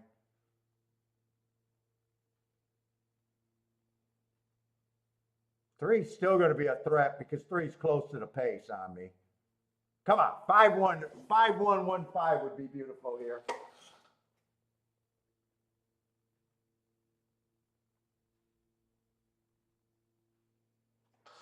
I think 3 is going to be a problem. Come on, 5. 3 is going to be a big problem. Yeah, 3 was the best horse. I got mostly what I wanted except for the 3 horse winning. 5 was second best. All right.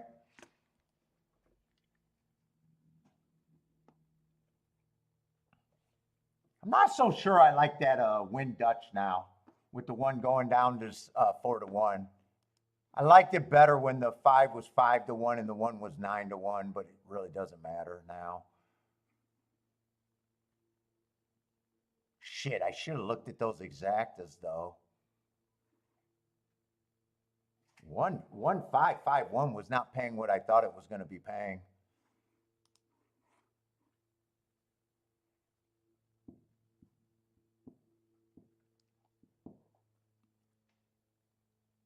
All right, I don't want to look at Gulfstream no more because I think it's costing me some plays over there at Fairgrounds. So, Gulfstream, I'm done watching you. And they were 0 minutes to post forever, and I kept watching them.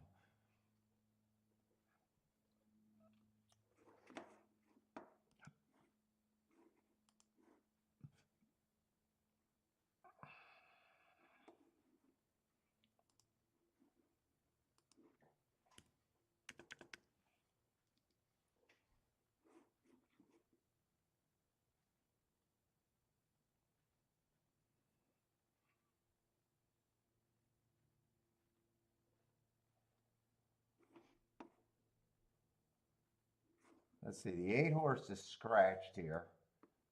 I gotta make sure, yes, I'm in the 5th race.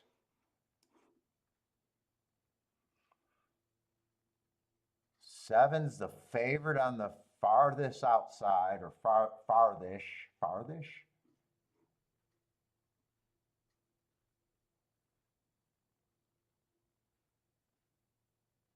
One I like the Hart last 2 races ago. Did come back and win off of that.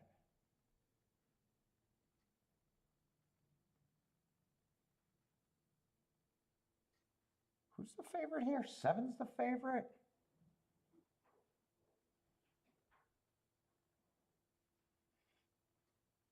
Off a win last race.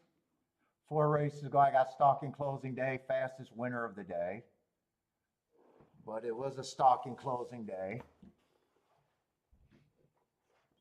3 races ago, I got him running against inside bias. I don't mind the excuse. 2 races ago, I got him going fast, average before ducking out of it. Getting beat by horses in this race consistently. He's just an overbet favorite to me. And last race he won, beat a few horses, but he was in the 4 hole.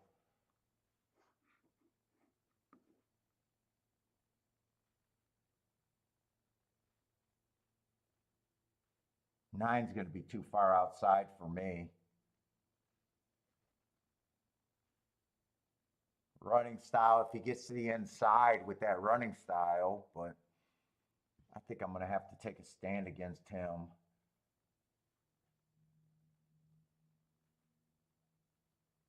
Man, 6 was going too fast to win. God, I wish 6 was drew a little bit farther inside. He's been quitting. 4 races ago, he went wire to wire on a 1 race sample. Although we know that the inside's usually good there, and he had the rail. Then he has the 7 hole, was going too fast to win on a stalking day. I like that race. 2 races ago was a disaster, but he was kind of outside. And last race, he had the inside. He's going too fast to win. God, I think he's at least 5% or 15%.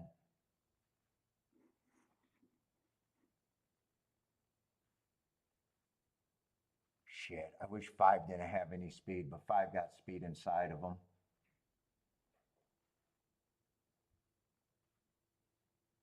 4 is making a big class drop towards the inside.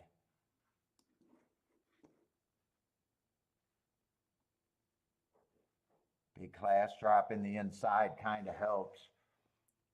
Eh.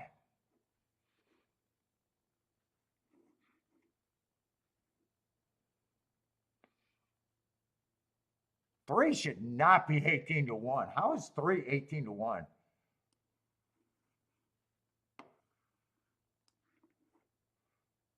He just ran second to the favorite. 2 races ago, he lost to this group of horses, but he was in the 8 hole. That's not great.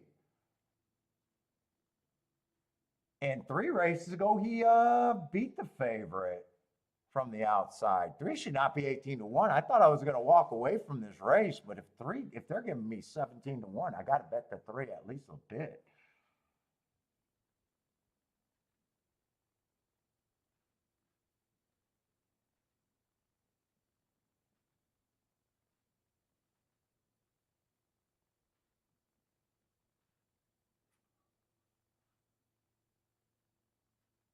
Man. 7, I think I try to beat completely out here.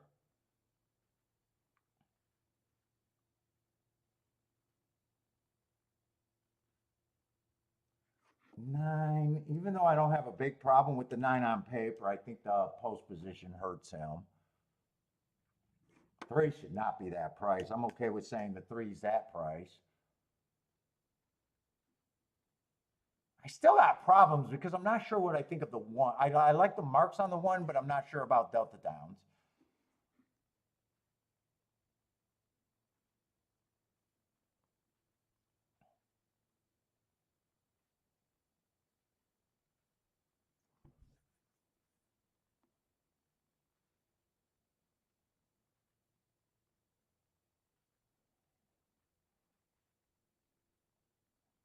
Five and 6 wouldn't shock me.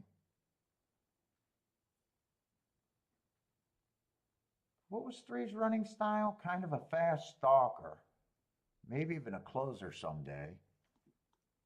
I think I at least got to take a little swing at this. I think I at least got to take the 3 to win.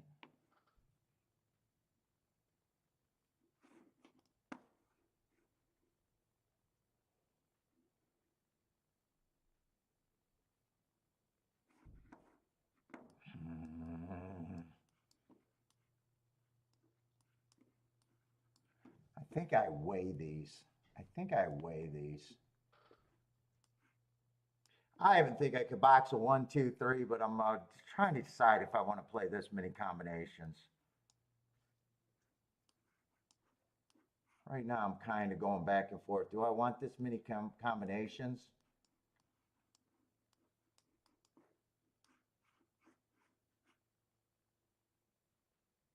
One and 2 would still be a good exacta, but I think 3 is the real reason I'm in the race. I think I got it written down like this because I weigh these. This I play for more, this I play for less.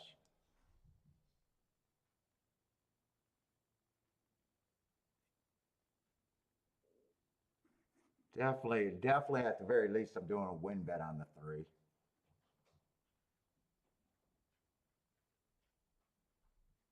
Dude, and this race is all post positions to me because I'd be interested in the 8 if he was on the inside.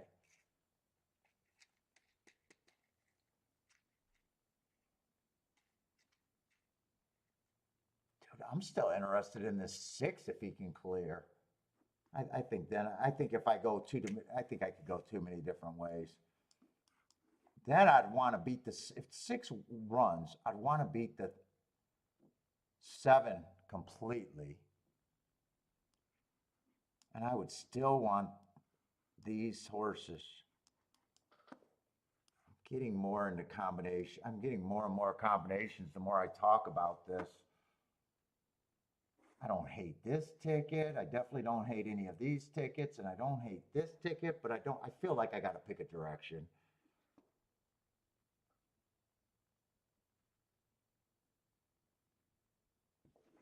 This is a 4. Can I drop the 4? Can I drop a horse here? I feel better if I could drop a horse.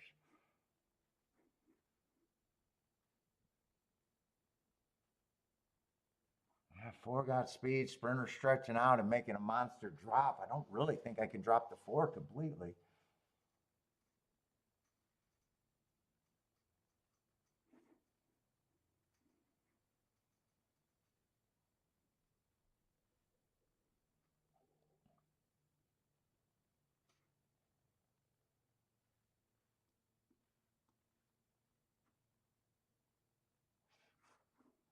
In fact, I might want to move the 4 over here. I might want to move the 4 over here. Maybe I drop this ticket.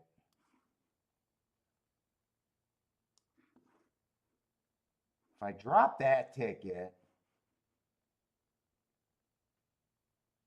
maybe I play this ticket straight. Drop this ticket. Play that ticket straight. I think there's a real chance that the 6 could clear here. I could either do that with the exactas or just bet the 3 and the 6 to win. I don't hate that either.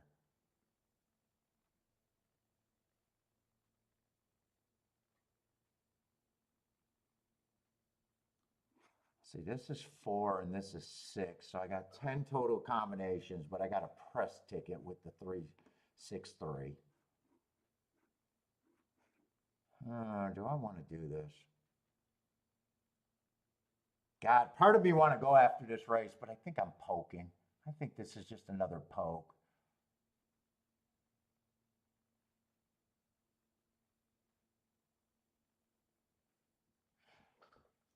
You know what? I think I get rid of this ticket too.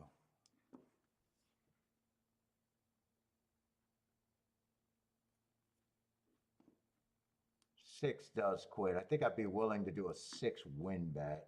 3 and 6 to win. And then do the exactas with the 3. Maybe come back and get this 3 with the 1, 2, my original thought. I'll have the 4 on the bigger ticket, I guess.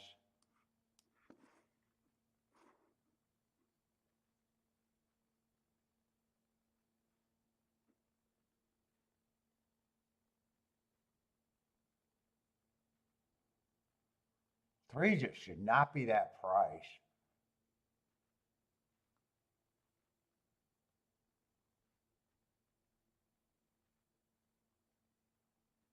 Tough race. This is kind of a tough race.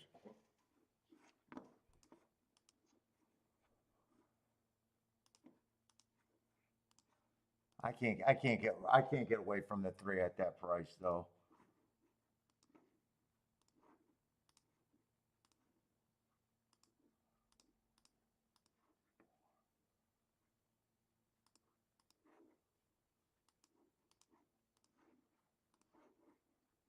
And what was the other ticket? Let's see, I did it all on a single ticket, so I want to press the 3 horses. 7, 6, and 4.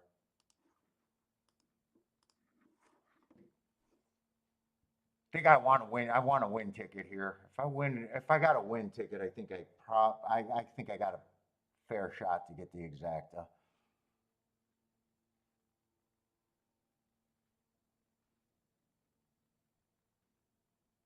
I think 3 should rate behind this perfectly on the inside.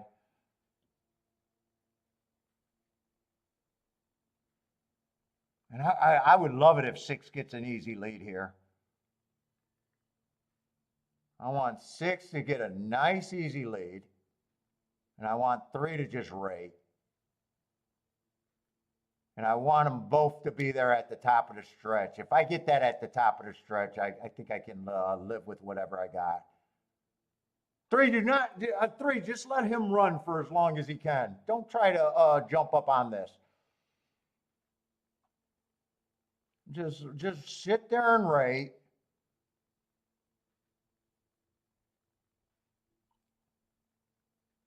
Let the 6 go.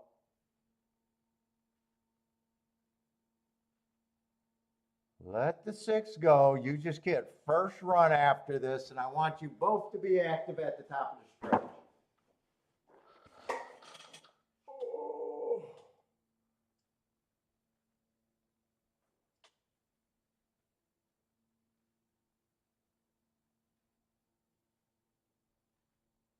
I'm at least getting what I want. 6 got the clear run. 3, I don't want to watch the race. Come on, 6, just finish this race.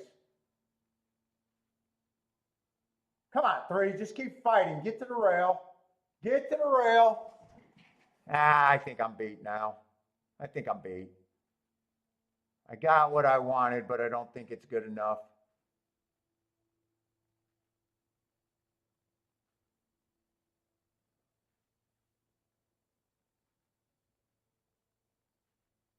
Two? Yeah, I reached too far. 2's a nice price. God, I really don't got a problem with the 2-horse winning either. I think that came in 2-1. I think I had a winning ticket written down and I decided not to play it. Was that 2-1? That was 2-1. I talked myself out of a first initial bet. Guess I fell in love with it. Oh, it's 2-7. It's 2-7.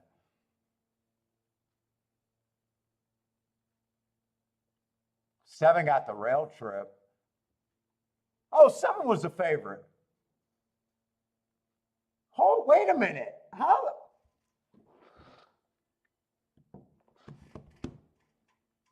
Wasn't the 7 even money? How did I miss the 7 going up to 7? What am I crazy? Wasn't the 7 the favorite? I thought 7 was the horse that I was trying to beat the entire time.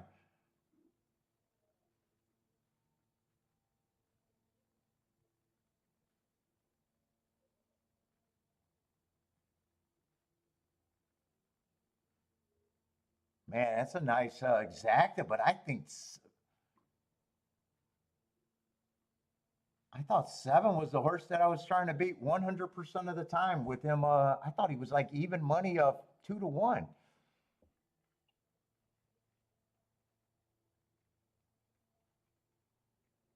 Let's see, Jennifer loved that too, or was that at a fairgrounds or a Gulfstream?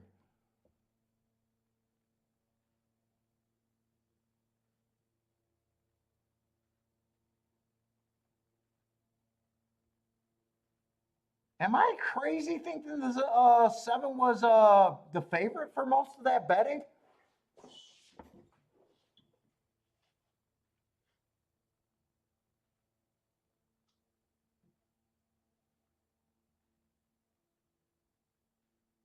I can't believe the 2-horse wins on the inside and I don't have him. I fell in love with the 3-horse there.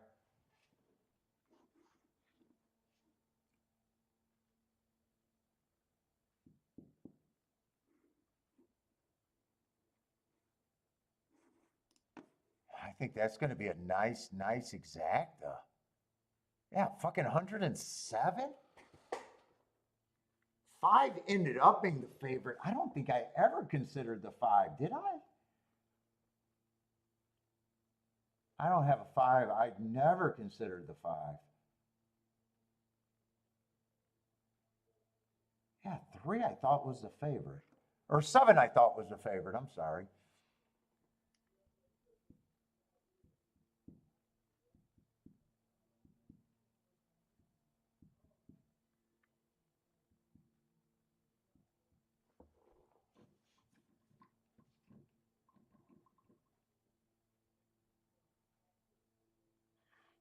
And that's another huge double over there. Huge pick 3 too.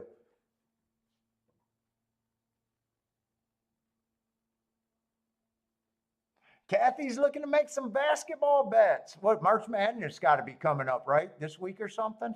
I don't even follow it. When is St. Patty's Day, by the way? Did that already happen? Oh, St. Patty's Day is like what, the 17th or something? When is St. Patty's Day?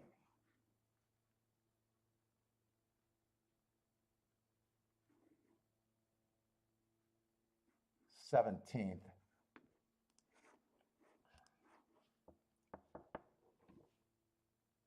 Oh, that's a nice exacta. 95 to 1. Oh, unless I'm mistaken, I thought the 7 was always the favorite that race. God, I got what I wanted at the lead. It just wasn't good enough.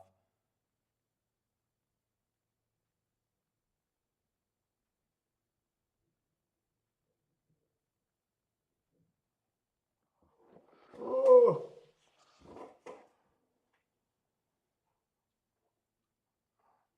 I have no idea when they got off the 7.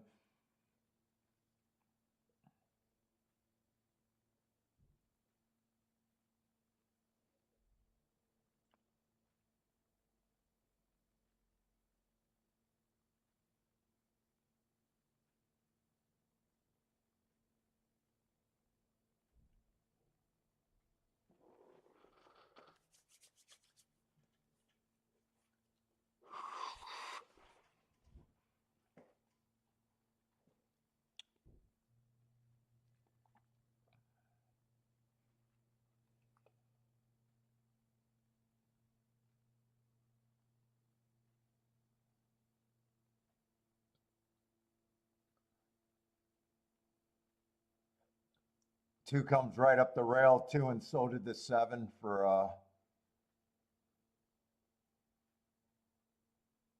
well, in a way, I'm surprised the 6 even held on for third after he got beat. 6 was a tired horse.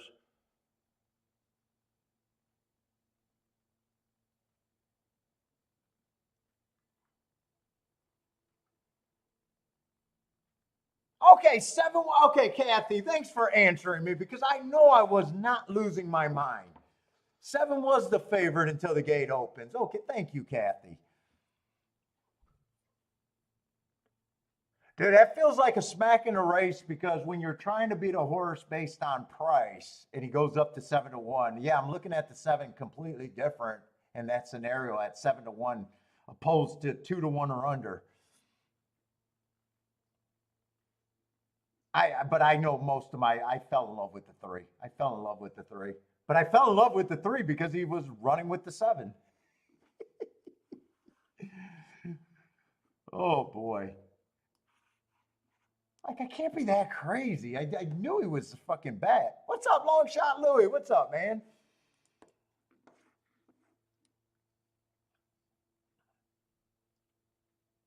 And we're in the 8th race. God, man, they went fast. We're already in the late double.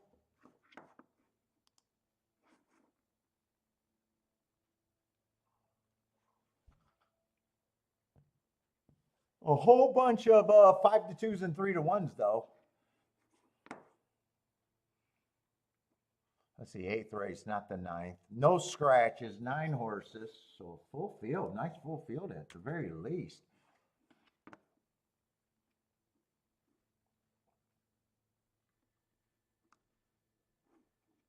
What is this? Just 8,000 non-winners of 2 lifetime.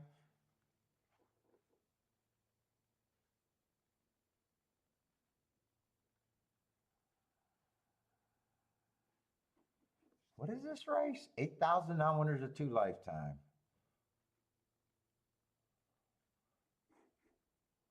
One doesn't really look good enough to me.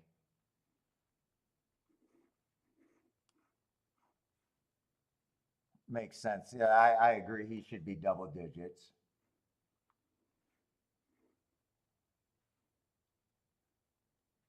And 2, I'm not so sure if I think 2 I like at that price. I probably don't have a problem with him winning, but I got him breaking his maiden on a speed favoring day where he went wire to wire.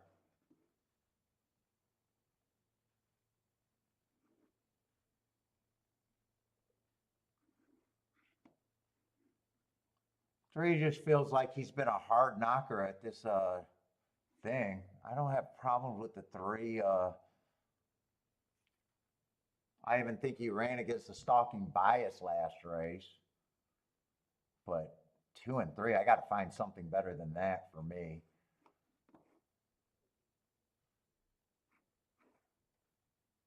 Four just looks like a somewhat contender that just hangs around.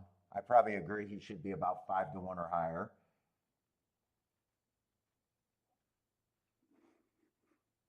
Five's stepping up, and his lack of speed concerns me.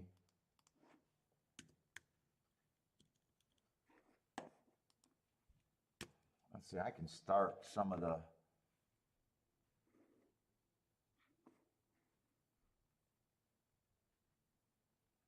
Six is just like the 2 and the 3. All the 2, the 3, and the 6 are interchangeable to me.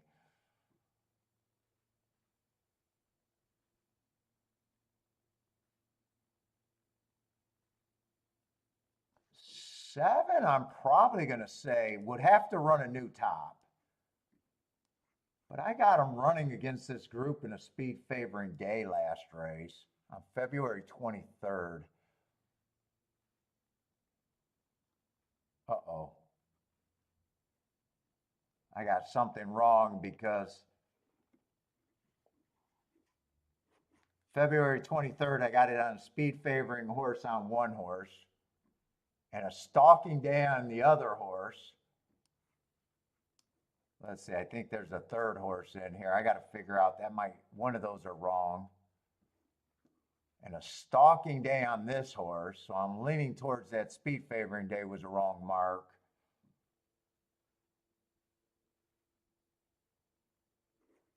And here's another horse that I had at a stalking day.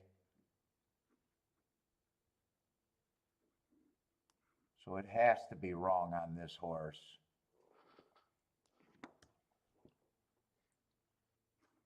And that's all the same race. So I can't, that's just has to be wrong.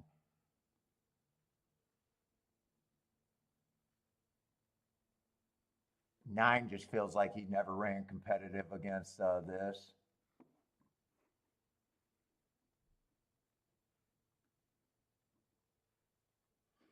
So 8 would have been running with the right running style that day. So would have the 7.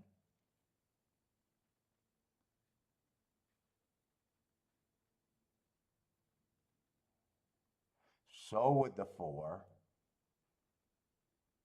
3 would have been the only one that would have been running against the perceived bias.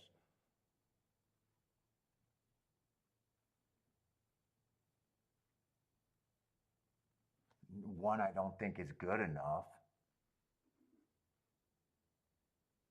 I'm still not think of what I think of the 2. I think if I play this race, I would need 7 or 8 to actually do something here.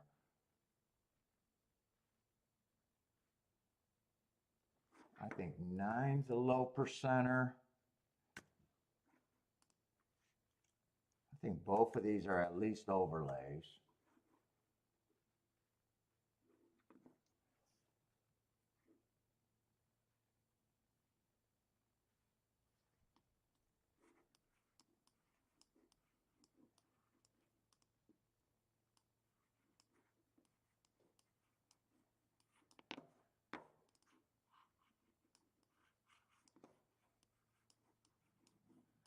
Make that a little bit better.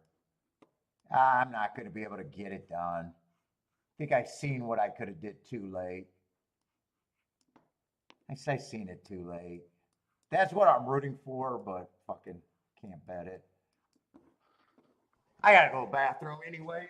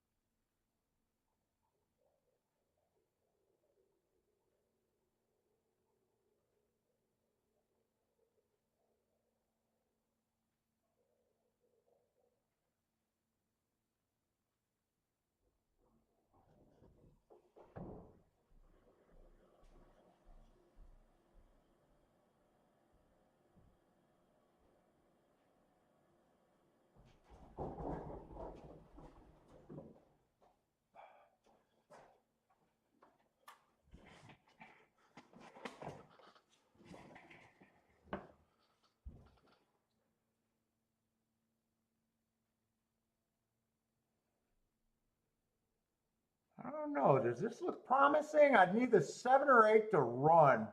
And I need a 4 to flatten out, though.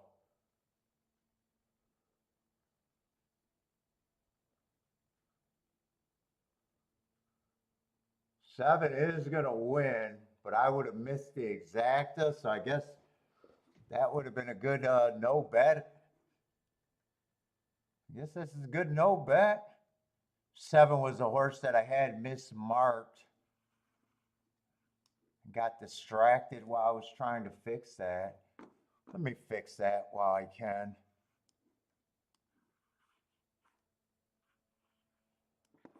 God, long shots today, and it feels like a lot of them are being wasted or not played.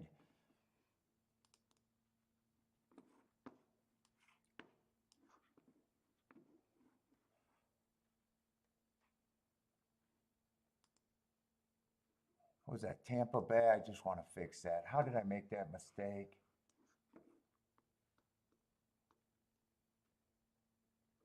It was a stalking day. I must have just looked up the wrong day. I still knew that he had to be a key, though. I still knew he had to be the key. Him or the 8.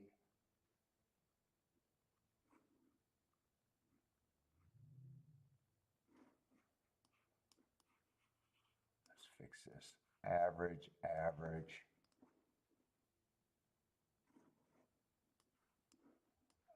Average, average, slow.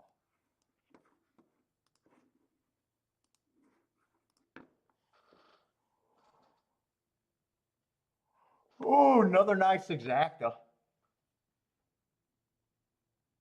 4's coming out of that same race, too. Oh, I don't know if I underlined the 4 coming out of that same race. I probably don't have a problem with the 4 being there. Actually, 2 was the horse that I thought was kind of phony. I'll get rid of the 2, maybe if I remember, but there was no time to even bet. Shoulda, coulda, woulda. Yeah, that's right. I did not like the 2. I said I didn't trust the 2. But when it started, knowing that who I keyed off of, then I was like, well, and I can see how 4 just got missed seeing them. 4's coming out of that same race and was stalking too.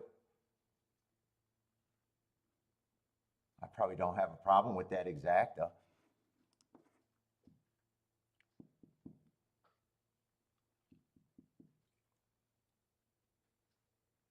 Doubles were nice all day today too. That's got to be another super nice double. Who won the race before?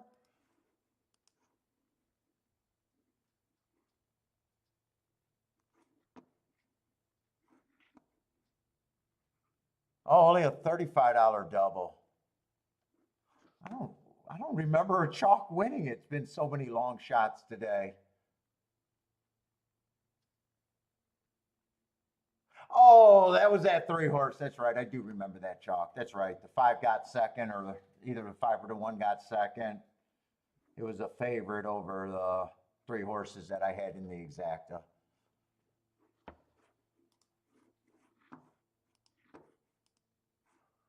Oh my goodness.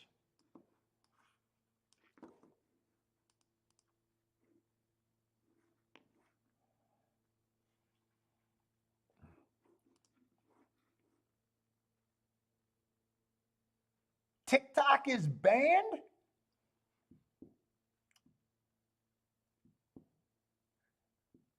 I got a TikTok channel. I don't even look at it.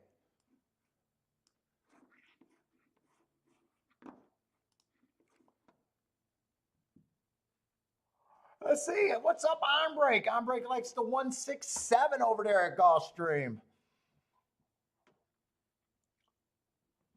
Oaklawn and Fairgrounds tomorrow, Steve. I'm going to have a later start tomorrow. I'll probably end at the regular time, but I'm just trying to avoid a little bit of Gulfstream this week. It just feels like there's been less and less plays at Gulfstream. Not on my shit list because they didn't make me leave. Soft protest, another week of soft protest that they got to get their prices up. They either got to get the mafia over there stiffing horses. Yes, I'm saying that as a horse player. If you're brand new to the show, yes. Stiffing horses is good for people that puts in good tickets. It's not a joke. It's a joke, but it's not a joke. Stiffing horses is not why anyone should have ever left horse racing.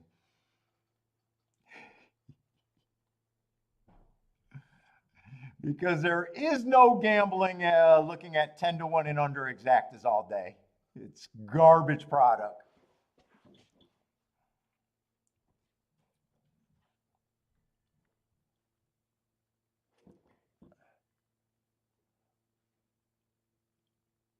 Or full fields. Full fields is good for, but even if, yeah, full fields, it just feels like a better product. But if they're still chalky, it's still not good for the player.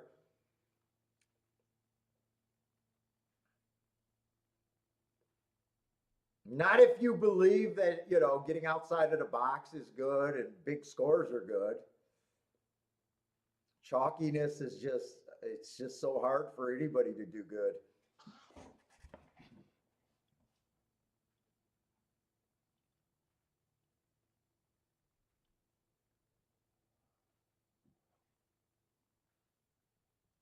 And how have the results been at Gulfstream, by the way? Have they been worth the ban? Let's say last race, $40 exacta. Can't say that's bad. $22 exacta. Not completely bad. Not a complete. It just depends on how good you press. $14 exacta. I'll say that's bad for racing. $24 exacta, not terrible in itself. Just depends on if that's your opinion and if it's pressed enough.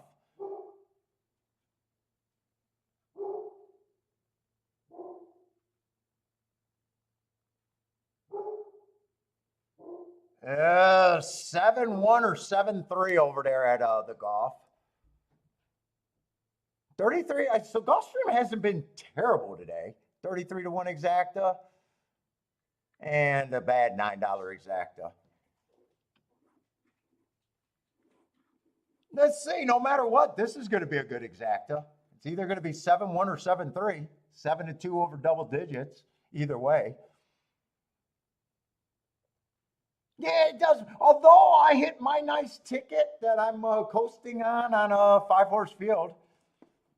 But it does feel like, you know, it does feel like most of the time you check out on 5-horse fields. On break is booming. Kathy is booming. On break with the 7 to win. And hopefully, now I got to hope that the one got second because on break got the 7-1, but not the 7-3. So let's get on break this exacta home. There you go. That's got to be about 50 to 1, if not better, right? I'm in the wrong race because there's no way that pays 226 to 1. So I'm looking at the first race results. 40 to 1 exacta. Oh, Jevin had the 7-3. You should have had it up there, and I would not have rooted for a single person, Jevin. Jevin, that's your fault. Sorry about that, man. But you got the win ticket? I didn't see that. I just seen on break's ticket, and I was like, I didn't see that many tickets out there. Either way.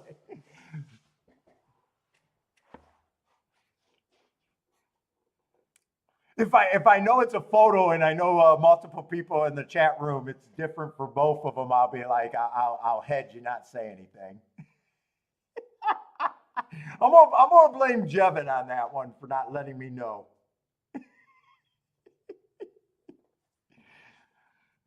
Nice call, Ombrek. Jevin and Ombrek both got the win ticket too. So, Kathy with the $20 exacta. Nice call, Kathy, for a sweet. What is that? $800?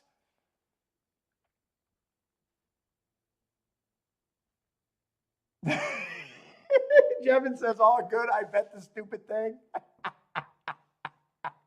I try not to root if I see people's tickets up there. I try not to root one way or another if I see tickets up there and they're going different directions. I did there because I only seen on breaks, and I was like, give them the exact. God damn it. Fairground's going to be a dangerous race, and I do not like the turf sprints. I doubt it if I try anything here unless something is a crazy price that I have to. One just ran one race. Look, his lack of speed's concerning, but after one race, who knows if that's his running style. Two only ran two races. Who knows if that's even his running style. One, I mean, you can see ran the better race between them two. Six earned a heart and ran against the inside bias last race. I like hearts, but not at 2-1 in a dangerous field. That number just shrinks to nothing. If I take 2-1, I got to believe that 2-1 is the only spot I could go with a bunch of first-time starters and lightly raced horses. There's no way I can say, oh, I like the 2-1. Although that's the horse that's easiest for me to root for mark-wise. But yeah, I'm not interested in this race at all. Let me take Bentley out. I go to the bathroom a million times and I let poor Bentley suffer. Bentley, you need to go outside?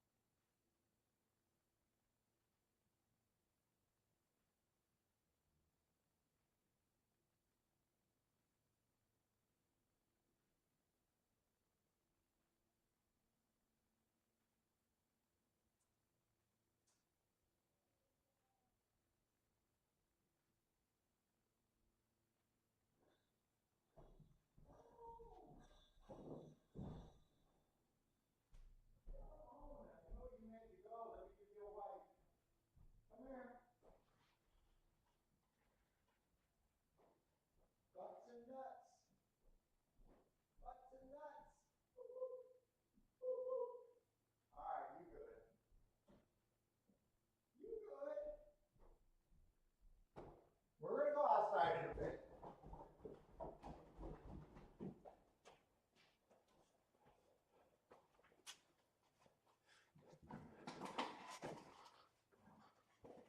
Let's see, is that the one handling business and the 6-2nd? I don't know if that's the 6-2nd, and that could even be the 7 on the front end for all I know. That does look like the 7 there. You know what? I can't tell by those saddle cloths. Both of the saddle cloths, first and second, looked orange. All right, it's a 1-7, 1-7-6. And 7's a first-time starter that split the two horses that kind of look the best on paper, that I don't have a problem if either of them would have won. I'm guessing one probably showed more speed second time out.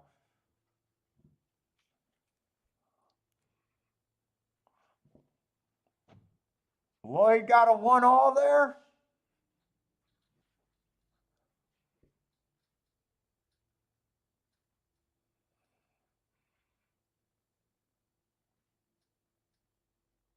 But yeah, that's a race that I just sit out. Let's see, last race at Tampa. I'm not sure how many races I'm going to go at Fairgrounds today, though. Maybe the whole card, maybe not. I guess it just depends on how fast I want to get to the outside.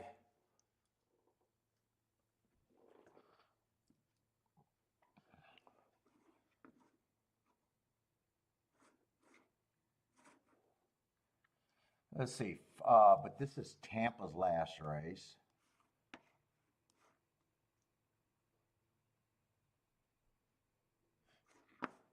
You know what? When I get off the easy hit right away. I didn't even do a tic-tac-toe board over there. I'm only going to do the dirt right now because we got one race. I just want to see what the dirt was doing. And if I keep playing Fairgrounds, I should probably do a tic-tac-toe board over there.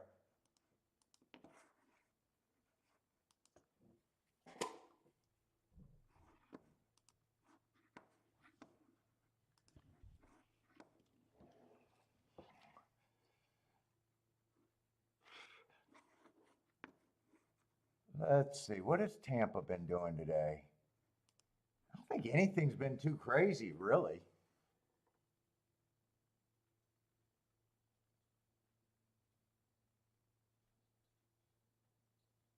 Let's see. The first race, or second race, the 3 went wire to wire is 2-1.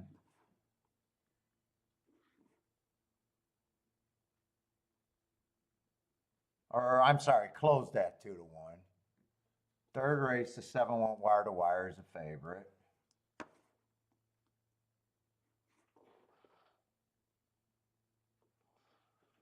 Fourth race was the full horse stalking at 11-1. Then we had a turf race. Then we had the 1 horse going wire to wire, big favorite. Although that 7 horse was second at 20-1.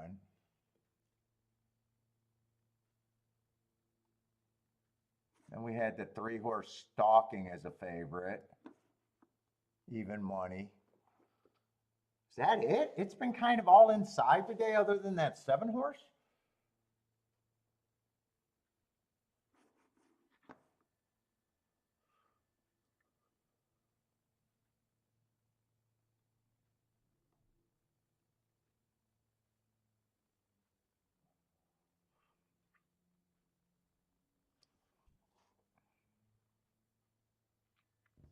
And that race where the 7 won, it came in 7-2-3-1.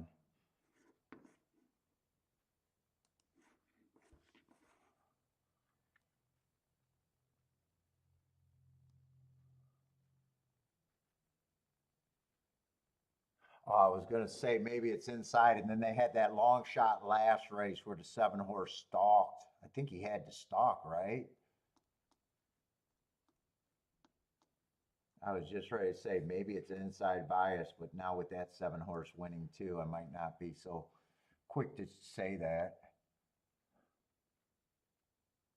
Oh, you bet all one, all one. You needed a 1 to get beat there. All right, but we got a scratch in the 1 horse. Still got a 9 horse field.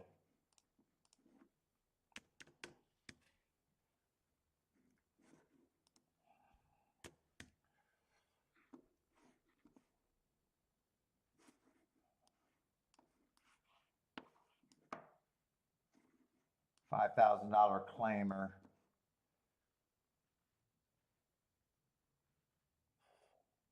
Let's see, 2's the favorite. I just got him matching strides with the slowest winner of the day last race. I can look at that race 2 different ways. I don't believe he's a front speed horse. He might have been he would have been stalking the slowest pace of the day. He's only 1 length behind.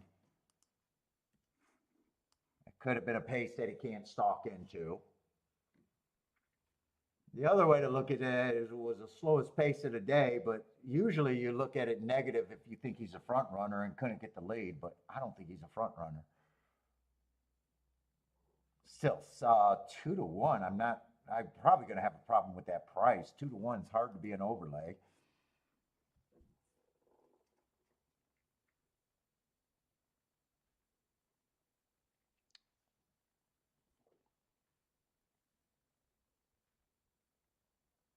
Three feels like it'd have to run his best race in a long time. 4 races ago, I just got him slow pace, going 2 matching strides with the slowest winner on an early pressing day. Then a stalking closing day, just average falling out of it. Early pressing day, not nowhere near the lead. I like the asterisk there. Yeah, three has to be a price to me.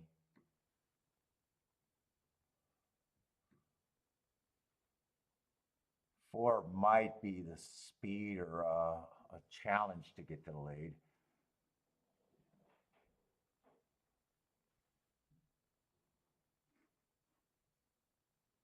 Don't hate them, don't like them. Probably feels like value if I got them at 5 to 1.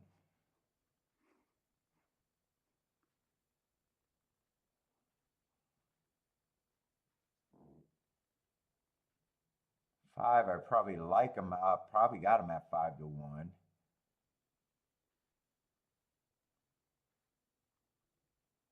Let's see, 6 is dropping.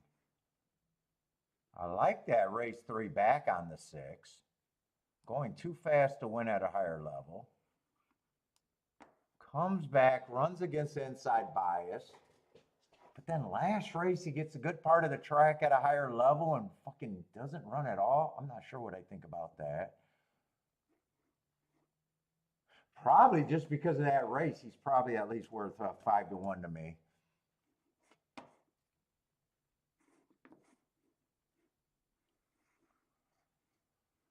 Seven, I got no problem with the marks. Probably the horse that I think should be the favorite at this time.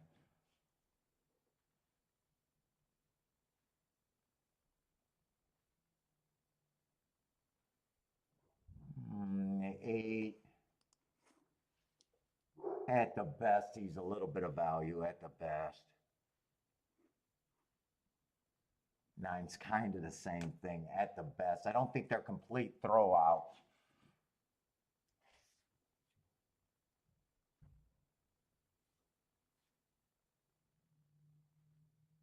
10, I'd fade the 10 here.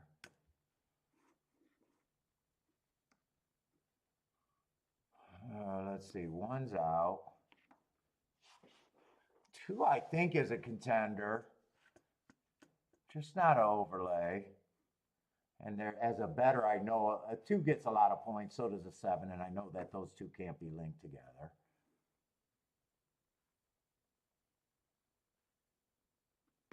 3, I think, is a little overbet for the win.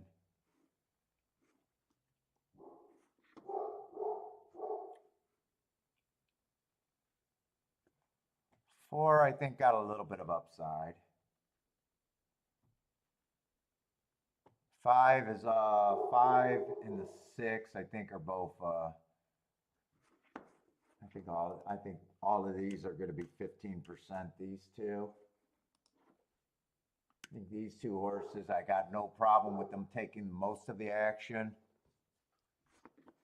But I want to say that I think 7 got a bit more upside and should be the favorite.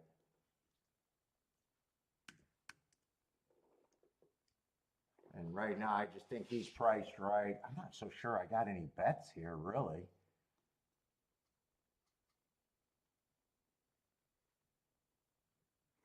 Let's see, it'd kind of be if I did.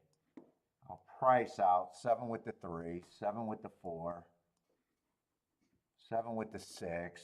I'm not sure any of them are great. And I'll even price out the 8 and the 9.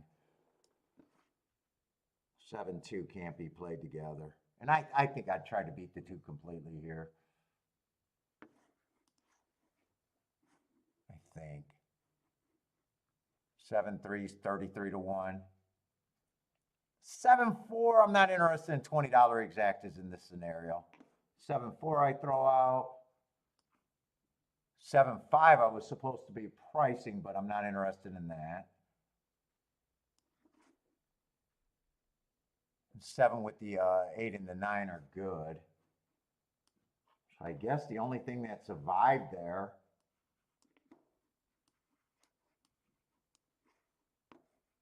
I'd probably weigh the 7 on top.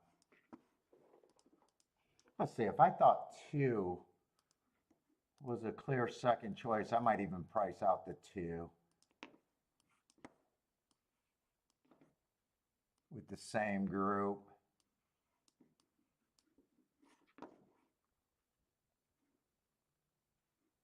See, 2, 3 is still interesting. 2, 4 is interesting.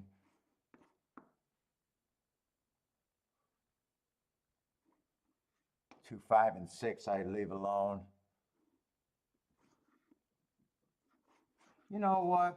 I think if I play the 2, I only play him with the 8 and the 9.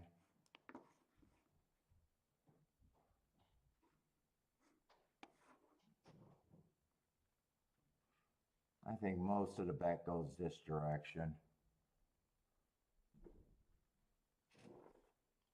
And I still think this is a poke bet.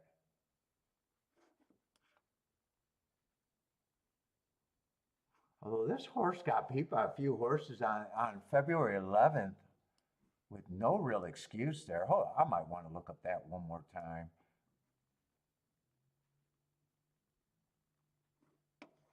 So 5 was able to give him fits. Maybe I don't like this bet. 5 was able to give him fits. 4 was in that, oh no, 4 a different race, same day. 2 was actually able to give the 7 fits.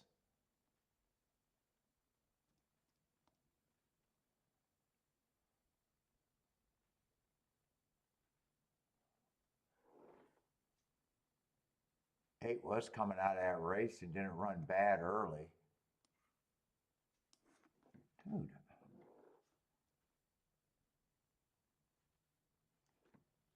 Dude, I might play this a little bit different now.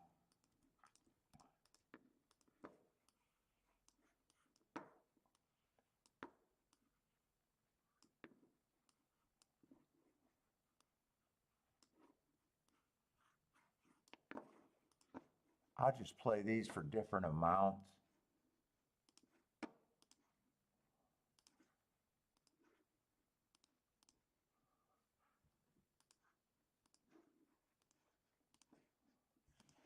Let's see, I don't want to go that much here. 7 I was going to weigh. I still like that ticket.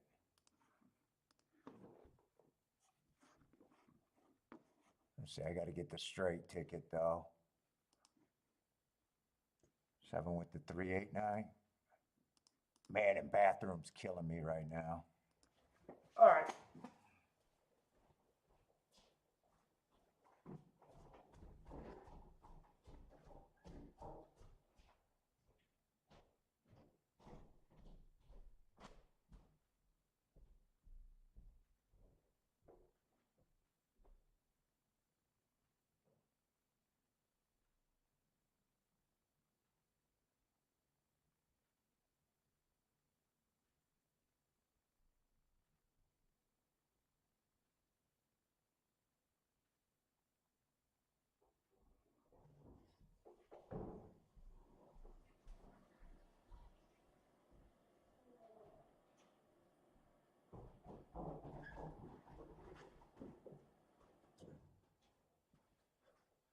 So I either want the 7 to bury these horses if he can, or I want the 8 to run. 8 doesn't look like he's running, and 7 doesn't look like he's burying anyone right now.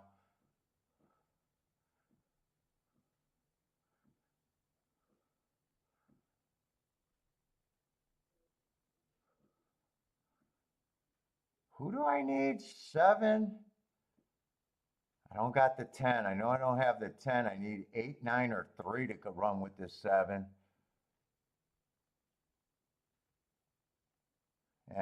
4's a problem. 4's a real problem. I don't see any of my horses gearing up anyways, and 7's not going to get past the 4.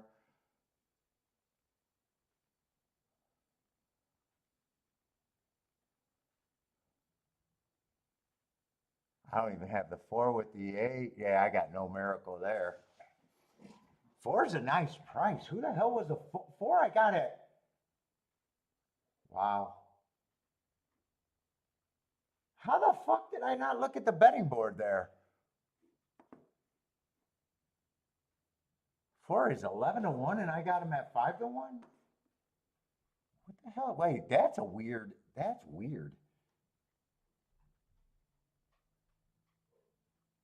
Wait a minute. I think this race, I just did some.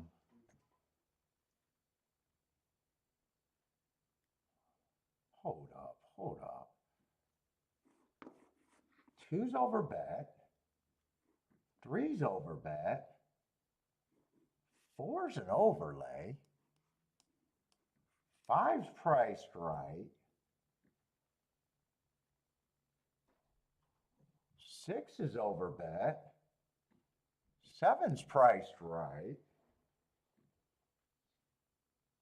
And 8 and 9 are still the old. Wow, that's weird. 8 and 9 are the super aggressive overlay, but unless 4 went up at the end of the gate, I'm shocked that I did not realize that 4 was a possible key horse. There, I made the betting line and didn't use the betting line in a way.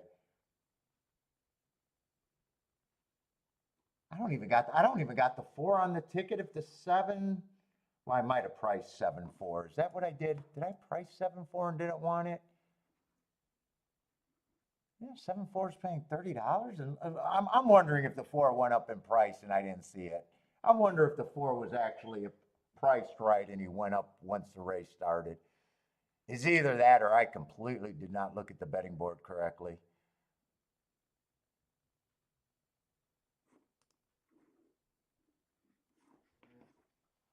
Yeah, because the betting board's always my opinion. So, man, I got him at 15%. I just wonder when he went up to 11-1 or if he was 11-1 the entire race. I am not proud of the betting there. This bet is better than this bet. Actually, I don't think there's much different. I like the 3, 7, and 7s. Although 7-3 probably shouldn't have been played. It should have just been 7 with the 8 and the 9, but who knows? All right, I'm not happy completely with how I bet that race.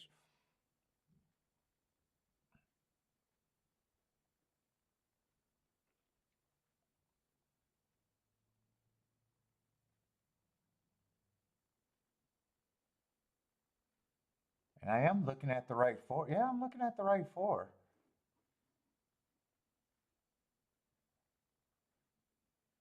Yeah, I had him at 15%. Huh. I don't know. That's weird how I think I bet that race in a way. I can understand not king off the 4, but I don't understand how I don't even have a 4-7 or 4 with the 8 or 9.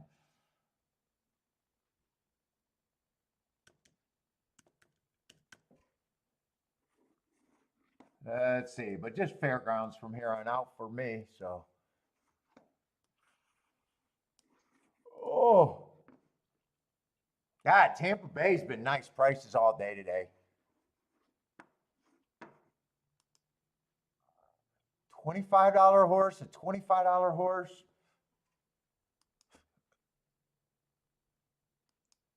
We'll forget about that $4 horse. We'll forget about that $5 horse, but that exacta was still good. In fact, that 7 horse I liked in the exacta. $31 horse. $24 horse.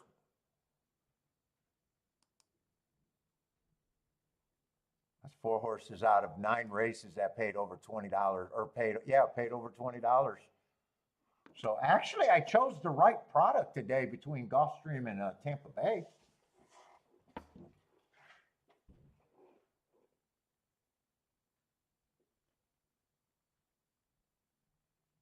Yeah, 4-6 is going to be a good exacta. What did that pay?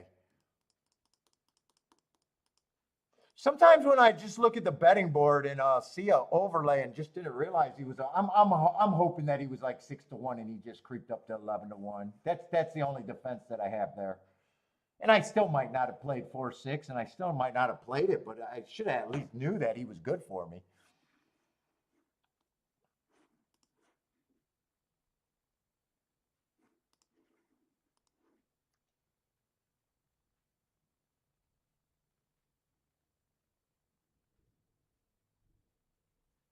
Although I do think I priced out the 7-4. I do think I priced that out, and that was paying like 20-1, and it creeped up to 30-1.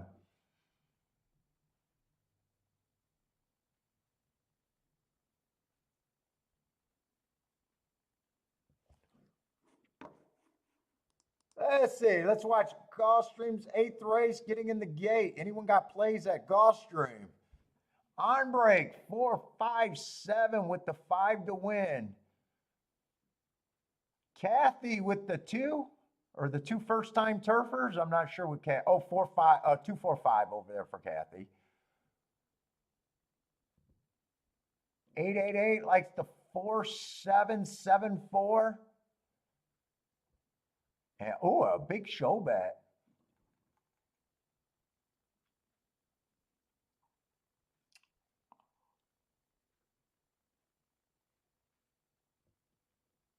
Kathy with you all got the 4 on the ticket. Ombre got the 4. Kathy got the 4. Ombre and Kathy can both hit with the 4-5, 5-4.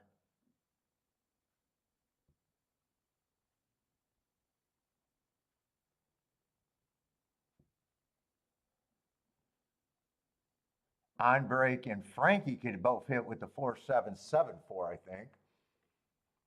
Let's see, 24 on the first call. 3 got the lead, and a bunch of horses are tracking. Not that far out of position for anyone.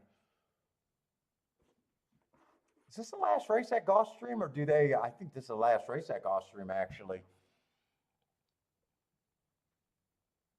Only 8 races today.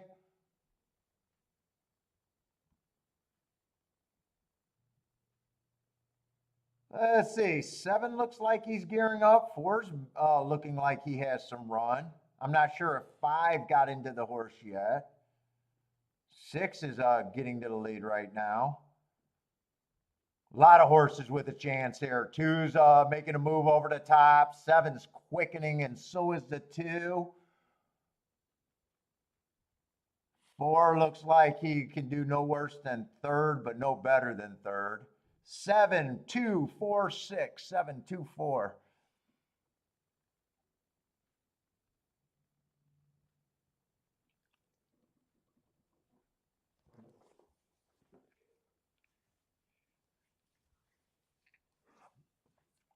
Favorite over 9-1 over the other favorite.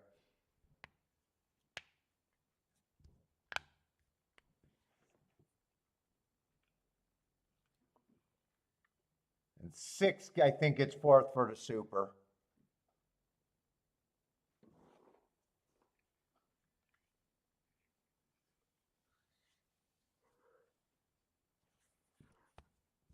Ugh. All right, fairground. Wow, fairgrounds. I keep forgetting I don't have a lot of time. Fairgrounds, I actually wanted to do a tic-tac-toe board, even though I feel like I think the dirt's inside is good.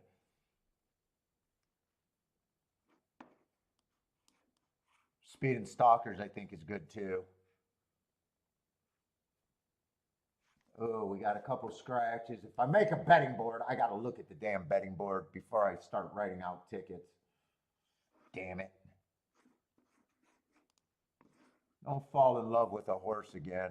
I think I fell in love with 2 horses today, and that did not work out. Neither of my love horses, they both would have let me down. Let's see, we got a big 1-2 in this race, and we got a 6-horse field.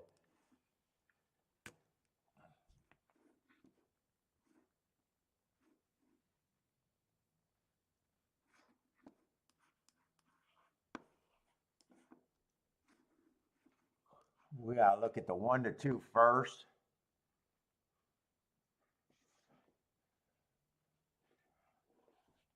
Let's see. Hasn't done much wrong unless running second is wrong. 4 races ago, stalking day, fastest winter average, won that race. But had a lot of things in his direction, including being 40 cents on the dollar. Next race, fast, 1 tick slower than the fastest winter average. So I don't got a big problem with that race. Then he comes back, goes too fast to win. No problem with that race.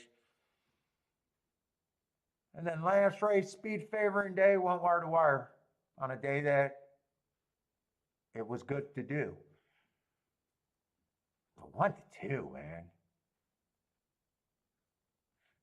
Well, it does feel like he should be a pretty big favorite over the 2. I think he has a pretty big advantage over the 2.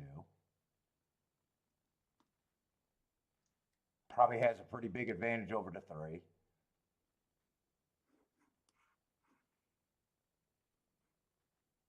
4, 6, I liked that first race out where I thought the rail was bad, and then he came back to win the next 2, but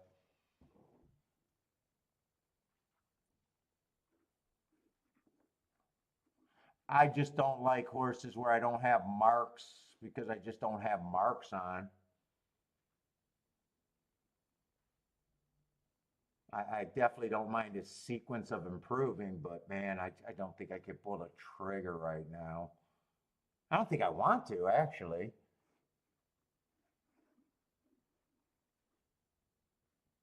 7, I have no problem if the 7 upsets here, but the 7 at that price is not good for me.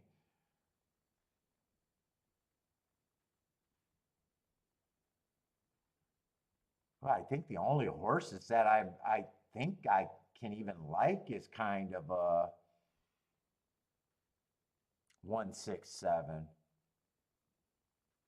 And maybe anyone outside of that would be the 2, but I think 1 puts me in position where I got to beat him out of first and second, and I'm probably just not willing to do that. Well, I guess if 2-1 comes in, it'd be okay. 1 on top of the 6, 1 on top of all my horses I know is crap. Oh, 6, I'm surprised 6-1 is paying 22 to 1, so I guess if I wanted to, but I don't think I'd touch this race.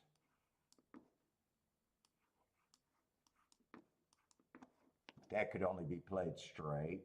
I don't hate this for an upset ticket, but at the same time, I don't think I play it here. Those are the tickets that I'm rooting for. If the 1 wins, I would have been willing to lose no matter what.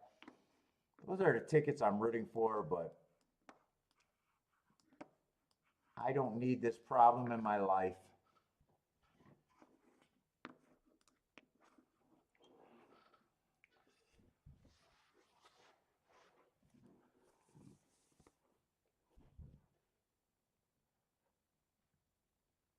Ugh. What's up, Lewis? Not playing parks. I can look up the price after this race if I got time.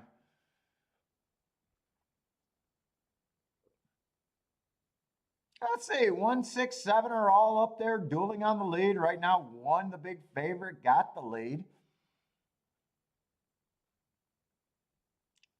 This could turn into deep water right here if the 1 doesn't respond to this challenge.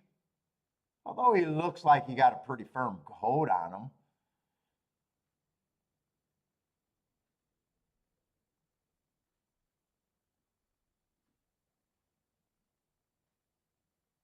Six got the whip out, 1's still running. So I don't think 6 can beat him. Who is this horse coming down the middle? I don't think anyone can beat the 1 now. That's just going to be a good sit out. It's either probably the 7 and 1 in second and third, though. Or no, it can't be the 1 and third. It could be the 7 and second.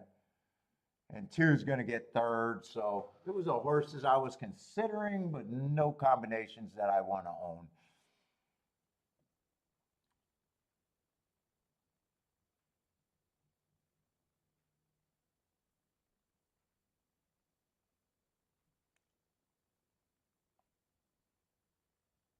Let's say I'll look up parks. result because I just got a lot of time and I'm super nice.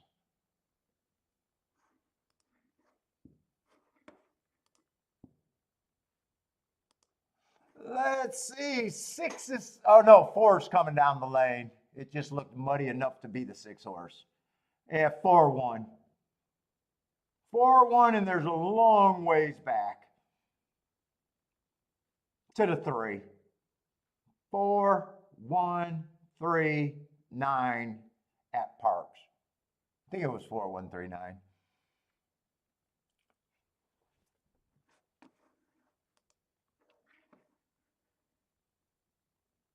Two to one over 4-1, it looks like. Over 5-1.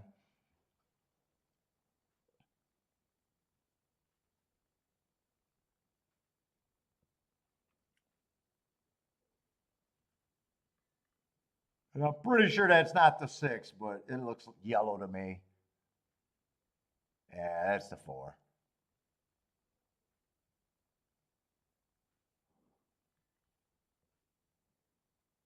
Four, 1, 3, 9. Oh, I'm sleepy. Oh, I'm sleepy.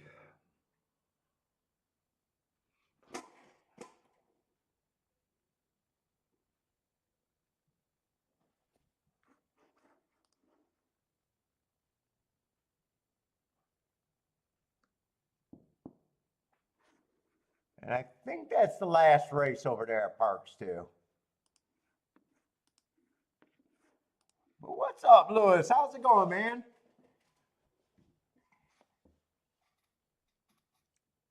What was it? 2-1 over 4-1, I think the first two finishers were.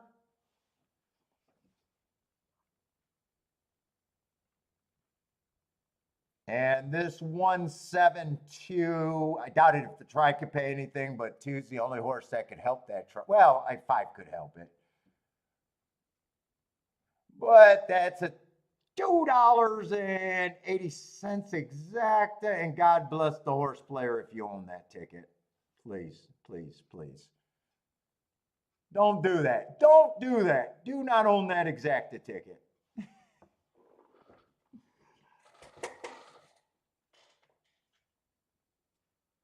If you're in the race, take the L before you own that ticket. Jesus.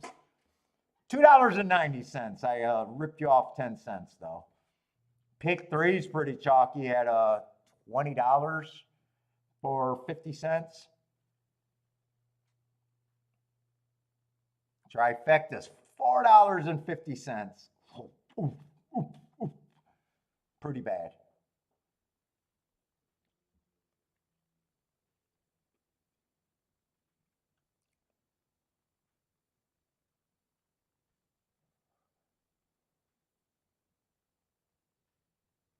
Let's see. Buy stocks. Was that a Austria or Fairgrounds this last race? 6, 7, 8. Trying to get that good ticket.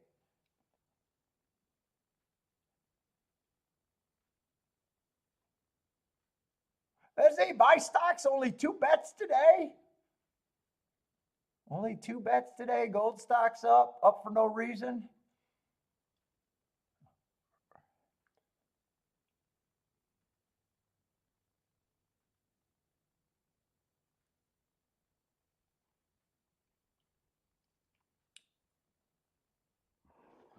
Oh, I think we're in the late double at the fairgrounds. Although that's going to be a turf sprint race that I'm not excited about. And last race, just depending. Probably right now I might stay on for the 10th race or last race of the day there.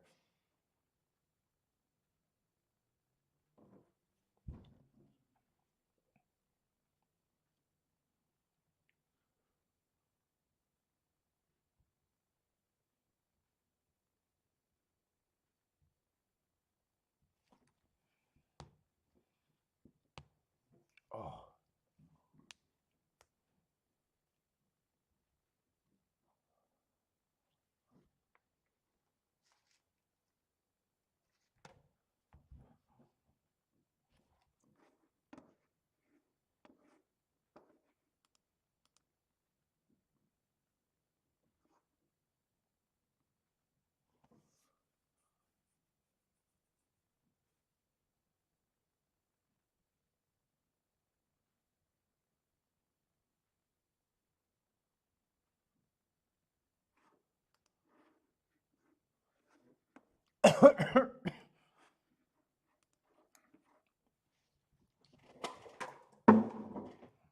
Where's my little? I can't even get a bump off of this right now. Oh, I want a little bump.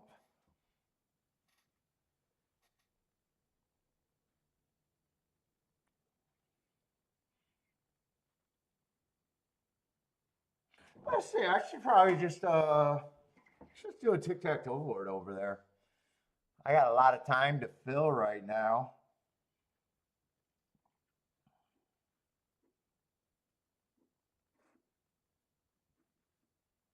I just overall think the track's been doing what I expected to do. Other than that 9-8 exacta, everything's been inside, and that 9-9 I thought could overcome the outside. I think I'd be shocked if there's anything else to make me think differently today. I think other than that, it's been pretty inside at fairgrounds.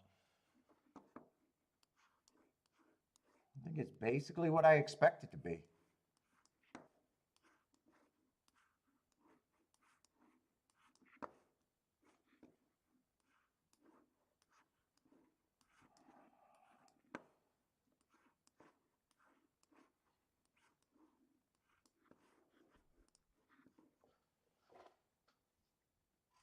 Let's see, we got 52 people in here. If anyone's new to the show, let us know you're out there, especially if you're new to betting, horse racing.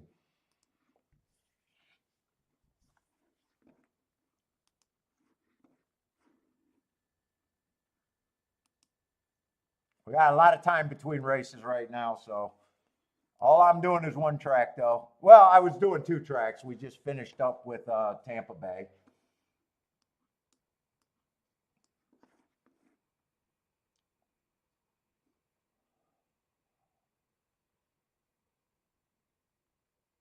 Let's see, first race, the two horse did win as a big favorite. Stalked on the inside.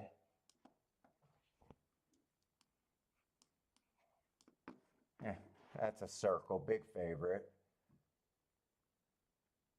Second race, 2 went wire to wire from the inside, another big favorite though. Third race was that 9 horse from the 8 hole, giant favorite.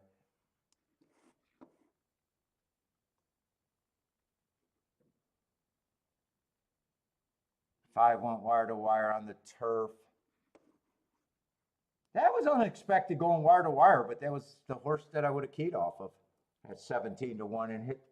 There's no way I would have missed that race if I decided to play.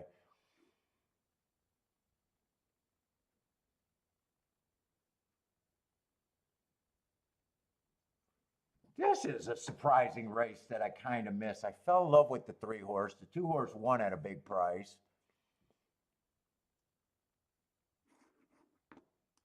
But that was the first dirt winner that was worth having. 11-1 winner. First dirt exacta that was worth having. I can see why I don't have much action at fairgrounds today so far, though. Turf Sprint, don't really care about it, but he did go wire to wire as a big favorite. So only these 2 horses were priced this today. A 17-1 winner and 11-1 winner so far. And I think this was just last race, so I should be all caught up, right?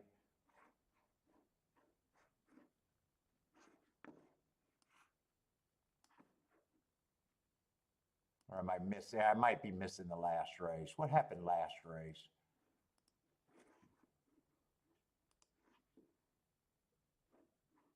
Oh, that was yeah, that was that 1 horse winning. I think he won wire to wire at $2. All right. So really there was 2 spots today at fairgrounds, and that's kind of it. Two horses worth having, and the rest of them all been under 2-1. And I think quite a bit under 2-1 actually.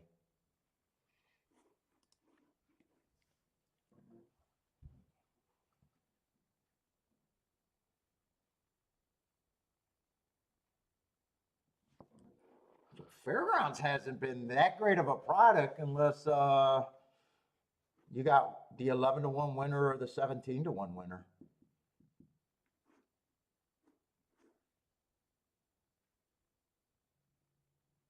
Hasn't been that great. I think I sat out most of the races though, I think. No bet. No bet. That race I bet. And the 9, that was the race where the 9 won. I needed either the 1 or the 5 to get second if he won. No bet.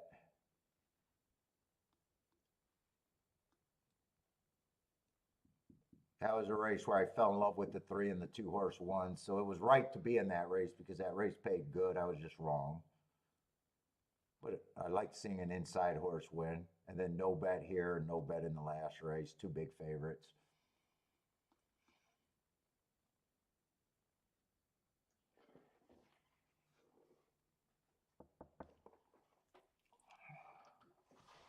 I'll be right back.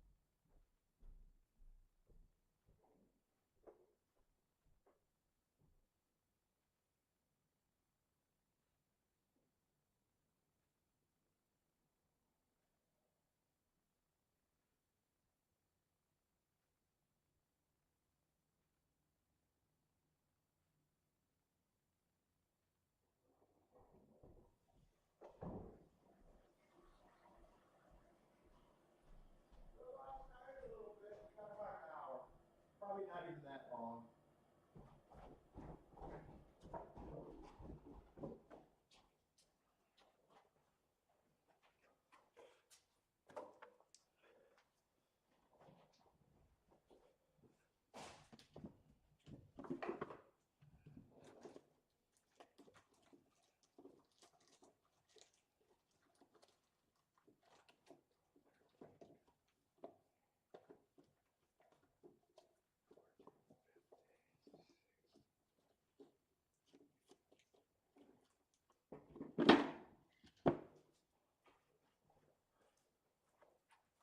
Holy shit! How the hell do I still got over 20 cigars left from that bundle? Steve's looking for, yeah, Oaklawn's been a great product.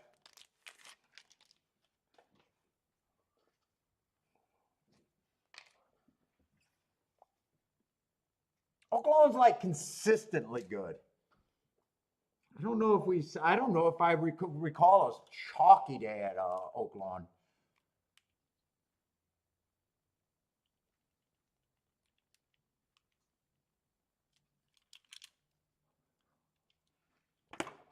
And we'll be on later tomorrow because we're going to start with Oaklawn and Fairgrounds tomorrow.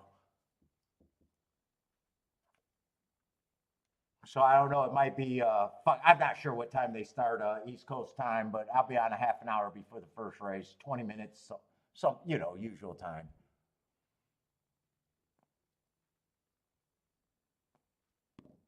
And then Friday we'll have Gulfstream and Oaklawn, and I'm not sure what I'm going to do for the weekend.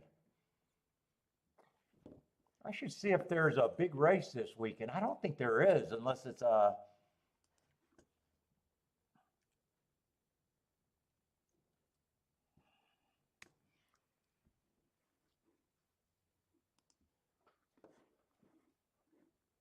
Oh, wait a minute. I think I'm missing the 2 big. No, that's going to be next week.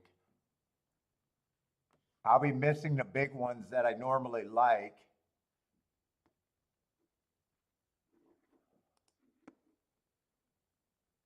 let's see, what day is today? Today's what is it today? 13th or something like that?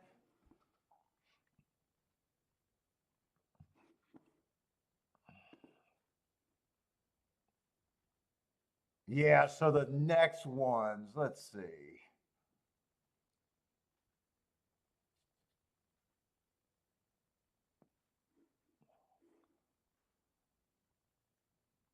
Yeah, I'll be missing the Louise. There's nothing this week. There's nothing this weekend on the Derby prep.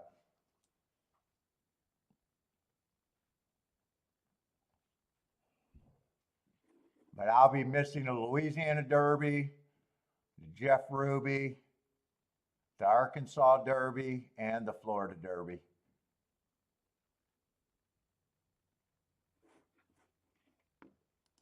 I can't say they've been that exciting this year. They haven't been that exciting. I haven't seen, most of them been chalky as hell. What's up, CJ? How's it going, man?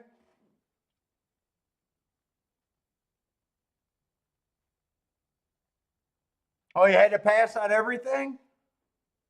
Gulfstream wasn't as bad as it has been, though. Hasn't been loaded with. I mean, there was some spots today at well, at least payout wise. I don't think there's been anything giant, but I've seen some 40 to 1 exactas, some 20 to 1 exactas if they're pressed good enough.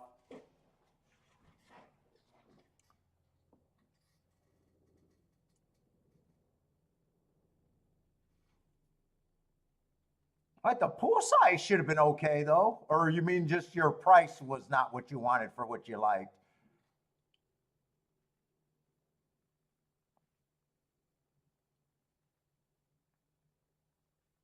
Because our pool size, it should have been fine today. CJ, are you saying when I'm not playing Gulfstream, the pools go lower? Maybe that's what you're saying. No, they were hit. Oh, your prices were terrible. That makes more sense. I was ready to say I didn't think I had that much power. I don't have that much power. I got zero power. You were too much with the public there. Too much with the public. That makes more sense.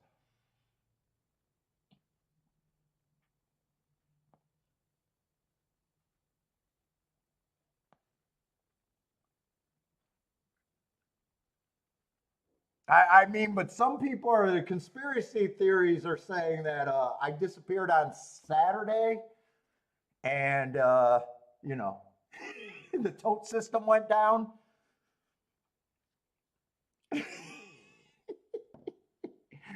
I may or may not been involved.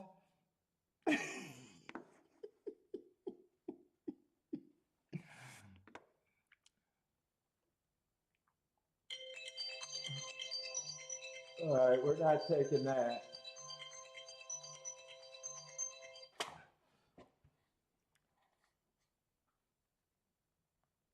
That was the they knew phone call. That was the they knew. Whatever you hear someone on the aprons going, they knew. Yeah, that's who I talk to on those phone calls. I just can't do that on the air.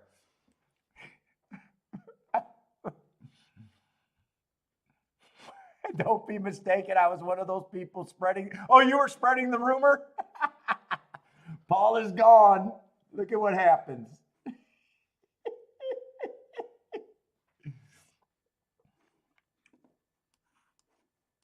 And that was a chalky finish. Those were the two morning lines. I know it was a no betting race, but I did notice that those were the two favorites on the morning line. I think it was the 8-5 and the 7-5 favorite.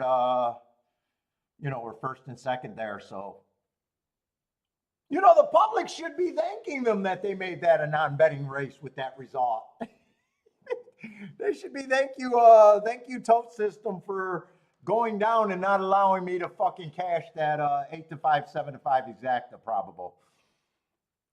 Why don't anyone ever look at horse racing being positive like I do? That's saved a lot of players.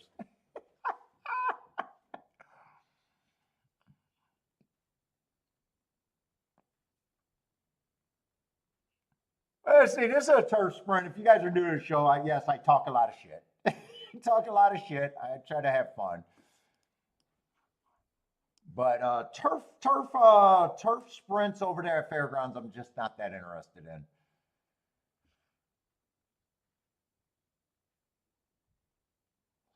And then, top that off with super lightly raced horses, even less reason for me to be involved.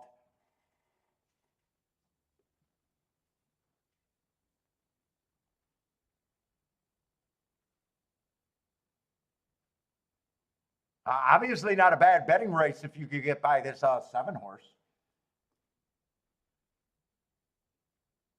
If you like them, well, it's a different story. I don't have a problem if he wins. It's just not at that price. You're paying worse than retail. I'll never hit enough of those to be profitable long term. Never.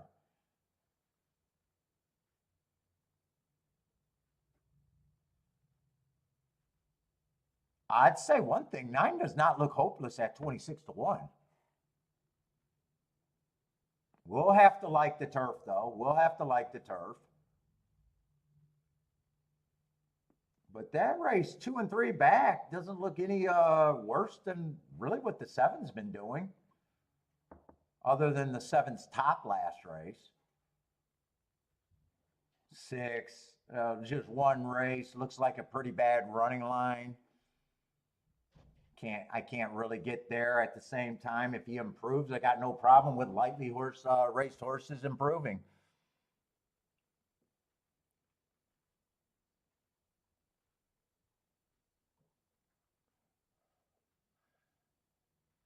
The 9, you probably were typing it as I was saying it. I mean, if you're just a speed figure guy, I'm not a speed figure guy, but I can base betting lines on speed figures. Meaning, I can look at these 2 tops on the 9 and be like, hey, 71. Hey, that's not much different than the 7's 2 races ago. So if that's my favorite, should should he be 26, 27 points more? 5 ran, a 74. Should he be 51 points higher than everybody else? You know what I'm saying? I could you could base a betting line just by doing that. If 2's the favorite with the 76, why is a 74 right next to him 16 to 1? It's better for a bettor to get to 16 to 1 than 7 to 2. Long term, it is. Why should it 5, even though that's a pretty ugly running line, but he added 70? This is if you like speed figures. I don't like speed figures, but I could still, as a speed figure, if I wanted to be a speed figure guy, I could still make betting lines that make sense.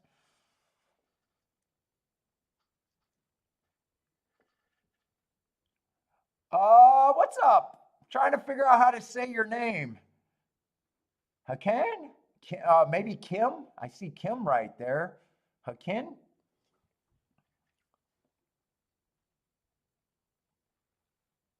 Oh, yes, CJ, I hit a very nice race. I think my second play, I hit 11 to 1 and a 59 to 1 exacta, and I had it on 2 different tickets.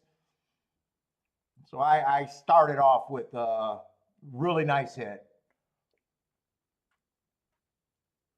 And I actually think hitting that ticket cost me more money long term than it did, because I passed on a 14 to 1 with the exacta. Had a 36 to 1 exacta that could have been played. I had another key horse that won at 20 to 1 or something like that.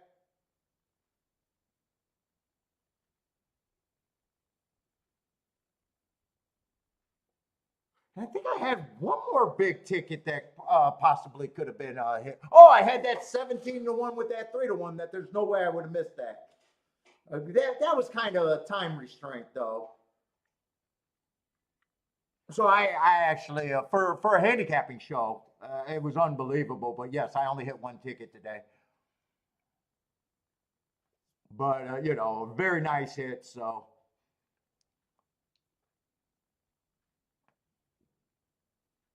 and if you're playing right, oh fuck, if you hit one ticket, especially a 11-1 and a 49-1 exacta, you shouldn't have to do much more than that.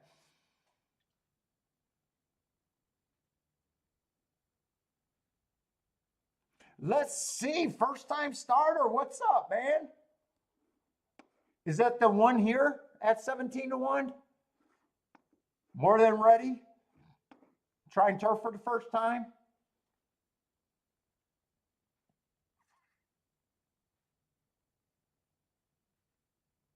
Yeah, and then I wrote down a ticket that I decided not to play. That was a nice winner. So the handicapping was good. Probably probably what the hunger.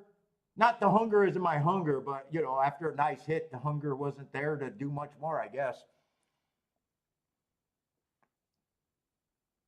Oh, I played a few races, pokes and lost. So I did play maybe three or four other races.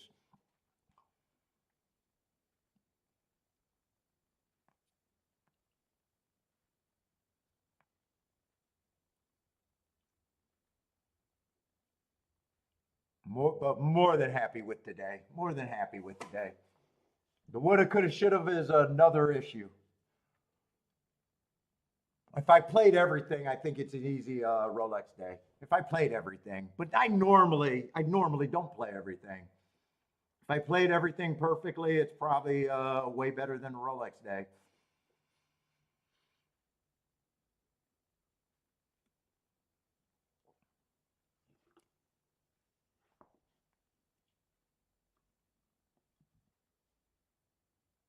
But yeah, I mean, to me, 2 and 7 are just over bet here and cannot be combined together.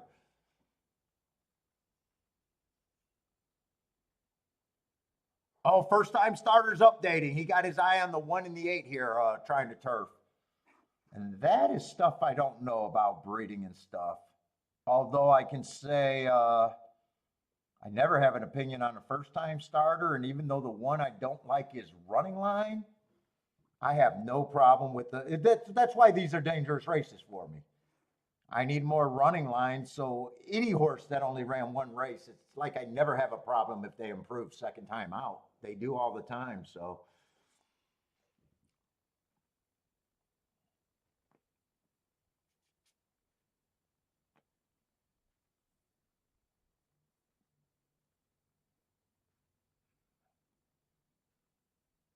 anyone got plays here?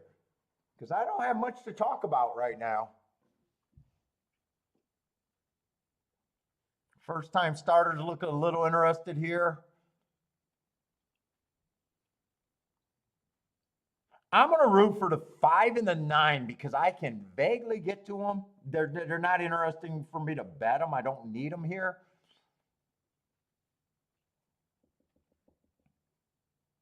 But I would say if those races speed figures don't look any worse than the 2 and the 7 who are taking all the action.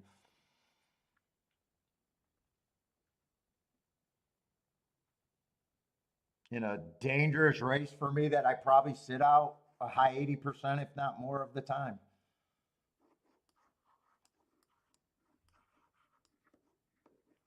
Let's see. Jevin's jumping in with the play. What we got? Jevin likes the 2-7 with the 3-4 and betting the 3 and the 4 to win. Who are the 3 and the 4? I think I already said that I don't have a problem with the 3. I think I already said I don't have a problem with the 3. And 4 only ran one race, flashed in speed, lightly raised horse. Got no problem with him either.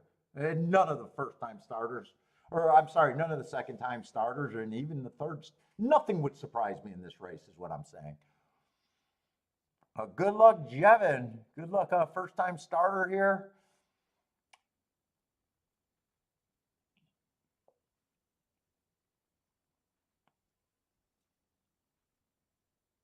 CJ's getting his betting philosophy down. Too much with the public equals no bets for CJ at Gulfstream today. I can respect that.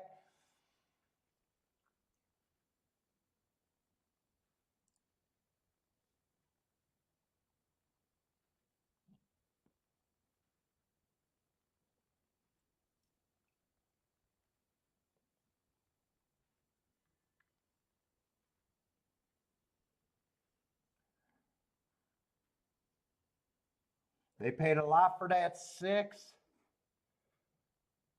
Yeah, 100K. I mean, I would even have a problem if he improves. One bad race, second time out. Like I said, this race, I have no expectation of thinking that I have a good opinion here. Yeah, compared to sire costs, I thought that's what you might have been thinking. I even seen the $5,000 breeding fee. I think that is, and a $100,000 purchase. What's up, Evander? How's it going, man?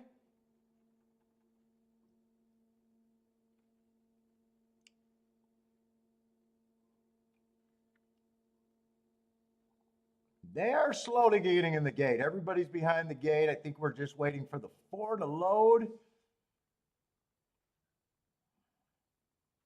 The gate crew are looking like they are counting the clock right now and just want to be off right now. I don't blame them. I wonder what all they got to do after the show. I wonder if they got a lot of stuff, responsibilities after the races, the gate crew.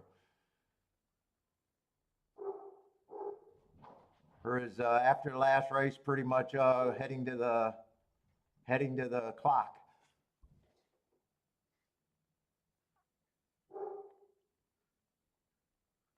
Let's see, they are off and running. How's this break? Looks like a whole bunch of horses across the field. 6 is getting the lead. 1's coming out pretty interested.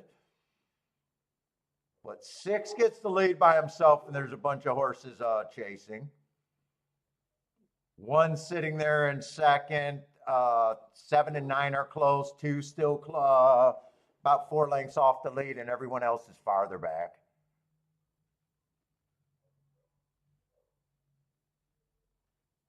Wow, 6 is a nice price, 17 to 1. Oh, that was a horse that Jevin was talking about the purchase price. 6 is still hanging around on the front end. Looks pretty good right here. Doesn't look like there's a real challenge.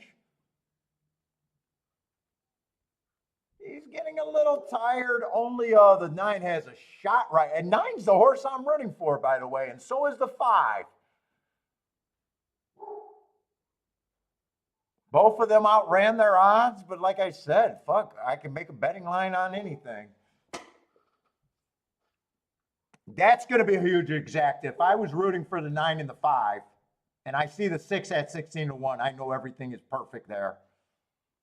I know everything's perfect there if I'm rooting for the 9 and the 5, and I seen the 6 at 15 to 1.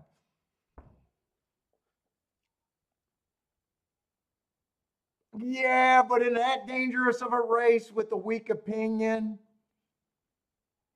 look, this is the best horse racing show for a reason.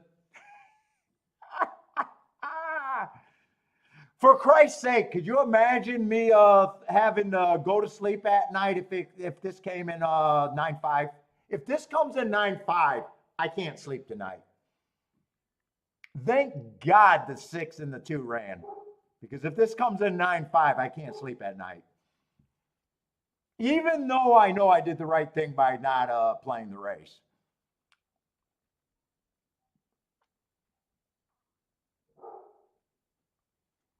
It comes in 6-9-2-5.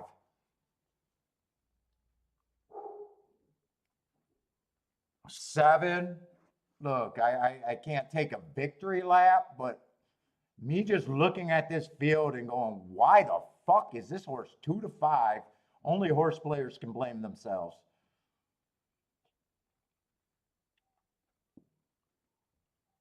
They don't have to cheat you. They don't have to cheat you when this horse is 2 to 5.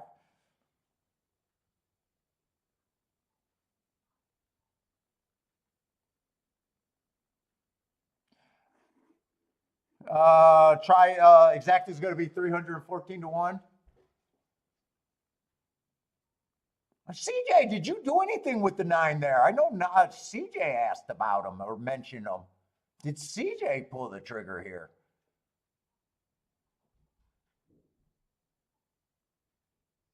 Paul, what do you think about the 9? CJ, I gotta ask CJ, what the fuck you think about him?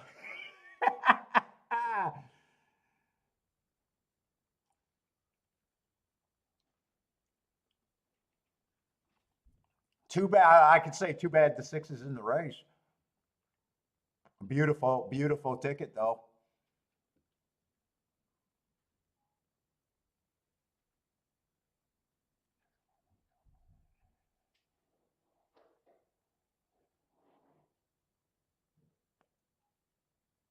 Yeah, I'm glad that didn't come in fucking 9-5. I can tell. I can assure you that. I thought the 5 got third, but he did get fourth. Try is going to be wonderful. Super is going to be wonderful. Oh, I thought CJ asked that. What do you mean you didn't ask that? I thought you did. What do you mean you didn't ask that? I got the receipt. Oh, first time starters. I'm sorry, CJ, you're right. First time starter. First time starter. Now I know he liked the one in another horse. Who did a first time starter? Okay. You both got the red thing, and I knew we were in a conversation. Okay. It was first time starter. Mentioned the 9. Oh, but he thought the 6 was going to fold. Oh, you had a small win bet, but no exacta. Okay, you at least made the right move.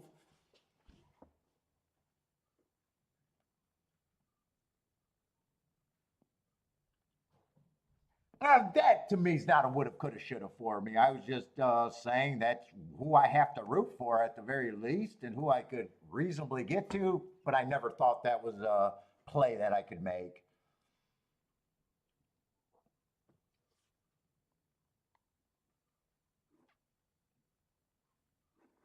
Got no problem with the 6 horse winning though. Lightly raised. Jevin pointed out that's a big perk. Did Jevin like this horse?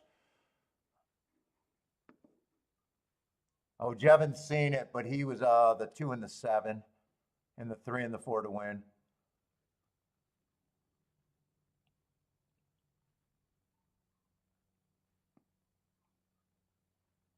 Oh, we're going 3.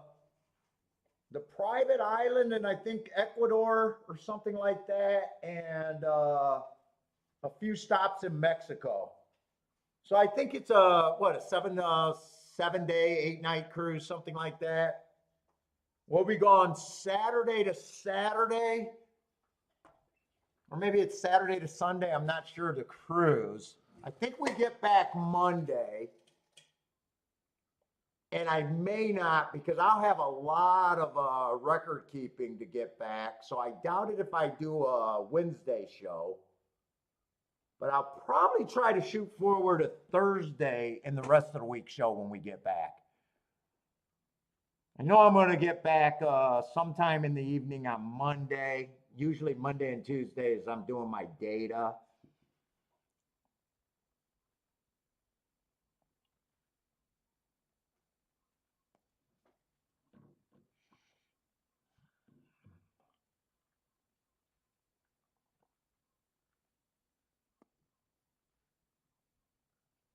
Oh, 9 ran a good race. I thought 9 closed late, but no, 9 was always up there. 9 was always in the stalking position. And 9 would have been second best by a lot there, actually. 6 was just the best by a bit more. Yeah, 9 was definitely second best. I'm rewatching that race. 5 closed late.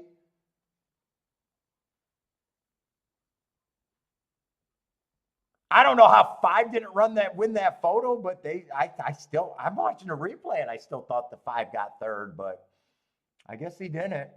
Must have been a bobber. Or maybe I am a blind bastard, so.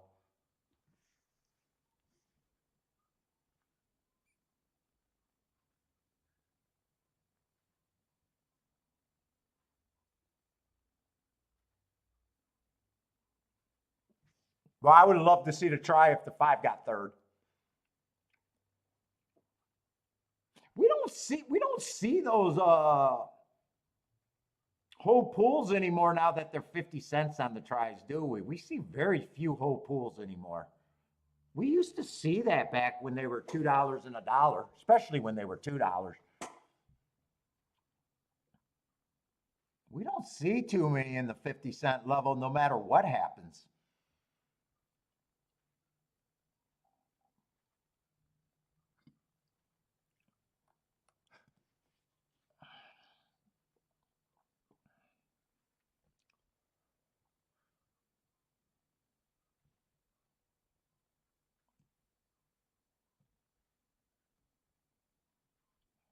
Well, if 2 beat the 5, I'm not convinced, but if 2 beat the 5, he barely beat the 5. All right, there's the photo. Yeah, he barely beat the 5.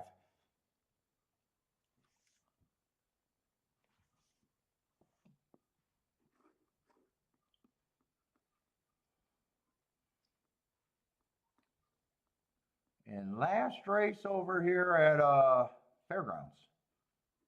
I don't think I ever did a tic-tac-toe, or did I? No, they were just chalky. They were just chalky. 6 went wire to wire. That was the other nice price today. So that was 3 races worth having today at Fairgrounds. Unless one of these chalky ones combined with a decent exacta, but I don't think any of them did.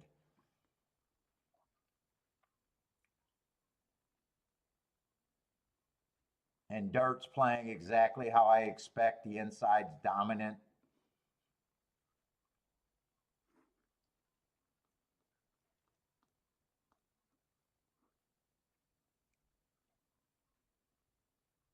Although we got a lukewarm favorite in the 9 hole.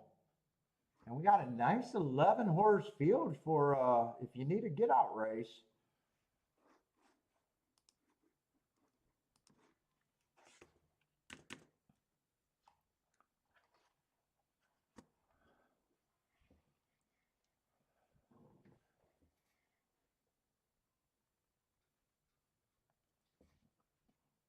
Let's see, we just got a maiden claiming 10,000, but we got enough form on a lot of the horses.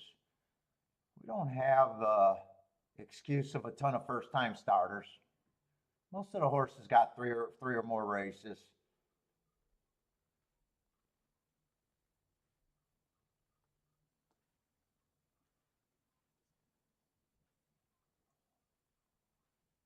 Nine's dropping. Outside, we did see an outside horse win. An outside horse gets second, but they were kind of the 2 horses in the race. I'm going to keep saying that. You know, Fairgrounds mostly speed and stalkers. He's a stalker at the best. I mean, he's been a stalker every race. The class drop probably helps, but the outside of track prop doesn't help to me. But I probably don't have, right now, just looking at him, I'd probably say if he's the favorite, he should at the worst, he should be at the best the lukewarm favorite. I probably do agree with that. If 9's hard for me to pull the trigger on the outside, 10 and 11 are almost impossible. 11 has more upside. I think everyone can see that probably. Just so far been the better horse.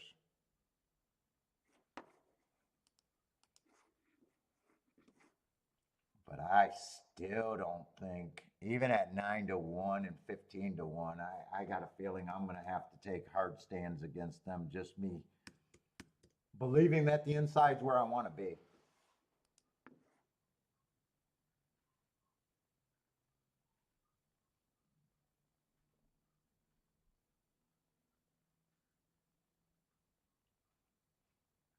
Let's see, one's just been progressing a little bit. I don't mind its progression.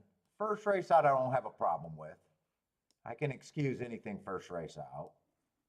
Second race, yes, it was at a route. I hate route to sprint, but we don't know what he is. He at least ran a better race than me, to me, just because he was 1 tick slower than the fastest winner and dueling with the fastest winner of the day before getting tired. To me, that's an improvement, even though he got crushed at the end. And then last race, dropped. So he should run better off the drop, but I actually think he had an excuse there that it was a speed favoring track. And he did a little bit of running, and that feels like I at least don't have a problem with his progression.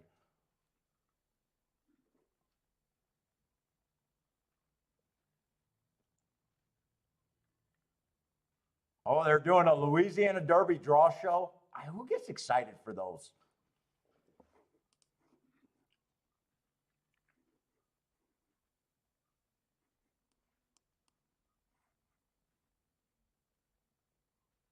I wish I had my stuff done from Delta Downs, but we got behind on that. The two last races, the only mark I got. I thought it was inside day, so he had the 6 hole, so I at least like the asterisk. And the inside definitely helps.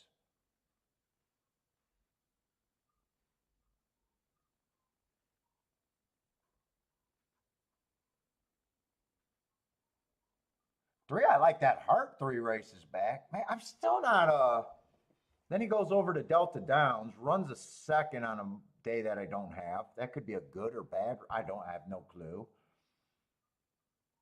I guess I like the Hart in the inside, and at 29 to 1, he's probably going to stay on my short list of what's good for me at the very least.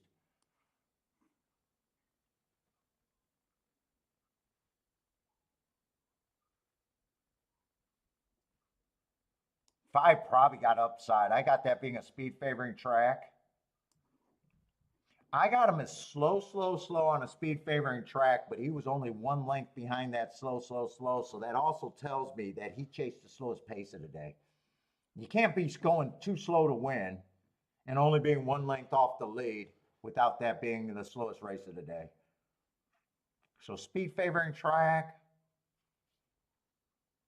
I think he got upside, but 7 to 2 is probably he's probably going to get points, and I just don't think he'll be an overlay, but he's definitely on my short list of contenders. 4 ran in that same race. He was also both of them were wide that day, even though I don't have inside. But we know at fairgrounds most of the time 8 and 9 post position is no good. In the race before that, I got him running against inside bias.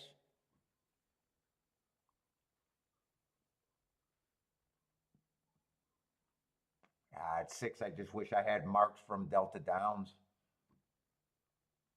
I don't know what I'm going to think of him. I probably don't want to be any farther out than 5 horse, though.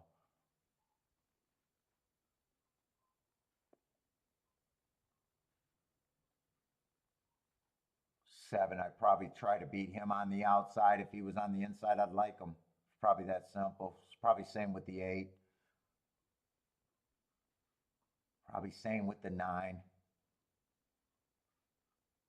I can already tell this race I'm not going to have a real opinion that may or may not eliminate betting, but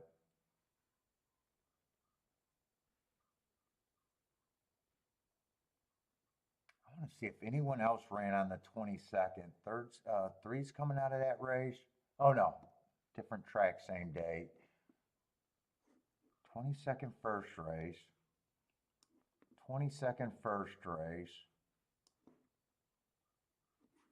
22nd first race. I think I want to watch that replay at the very least. 22nd Delta Downs.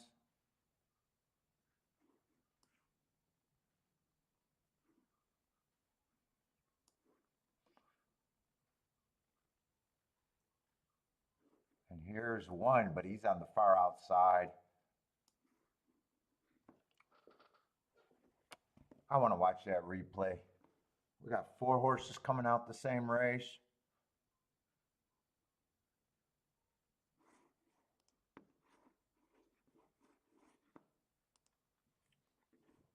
Let's see if there's any scratches there. Come on, no scratches. I don't want to have to think.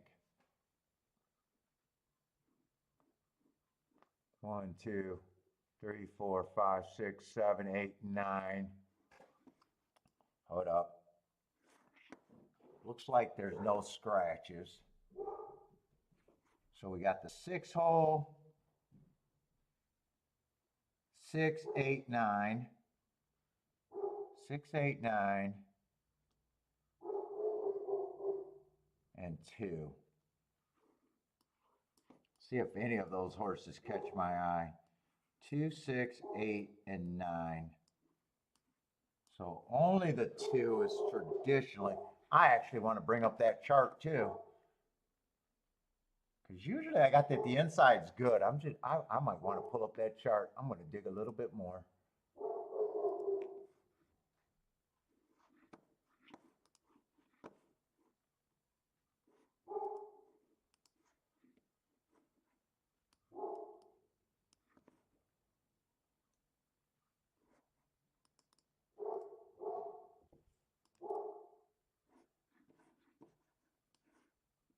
Definitely a speed favoring day. Every horse went wire to wire.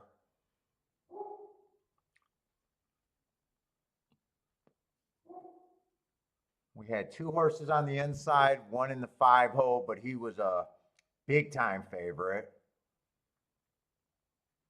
And we did have a long shot going wire to wire from the 7 hole who might have got over. Hard to say, but definitely a speed favoring day.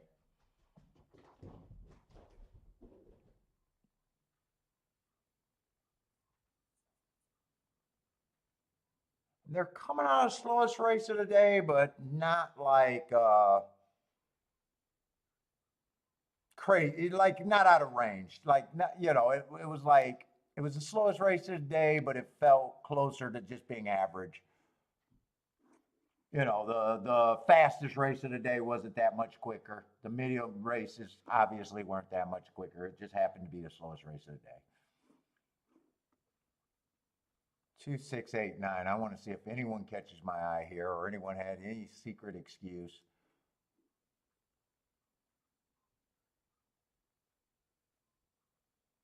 Seven just jumped out the gate. That was the only horse on the outside that won, and he instantly got the lead. Oh, I think I remember that fucking horse winning, and we did not get to handicap that race. And I think he won at 7-1. And I think that I said I wish I would have got to handicap that race. I think he also looked good. Yeah, that was him. He's 8-1. I'm pretty sure. 9 made a real run at him from the outside. 6 kind of got steady. But I think as soon as they turned from home, I think 7 re-breaks here, if I remember right.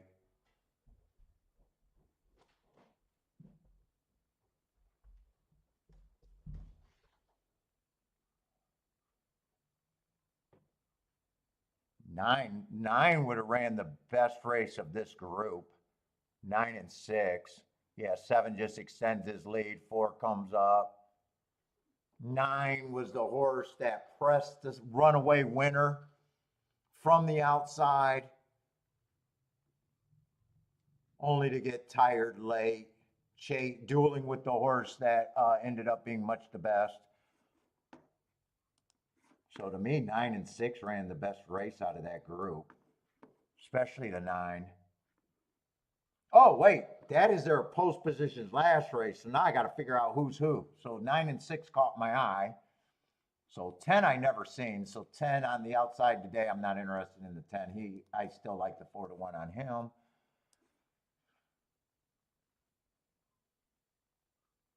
So this would have been the 10 horse. He's eliminated.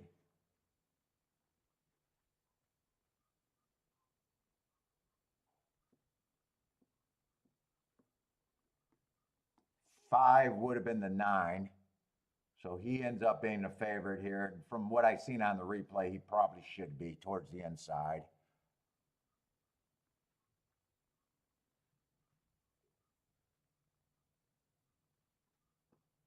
One ran pretty good. He chased, got checked, and came back on. So I think 1's probably at least going to be a little bit of value. And the 8 horse, I'm not sure what the 8 horse did.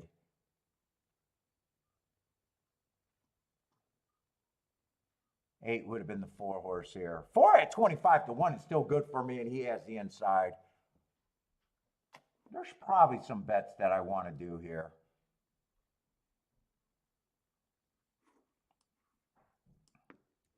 Get rid of these numbers. Those numbers aren't in play. Dude, I might even want to box the 154 a little bit.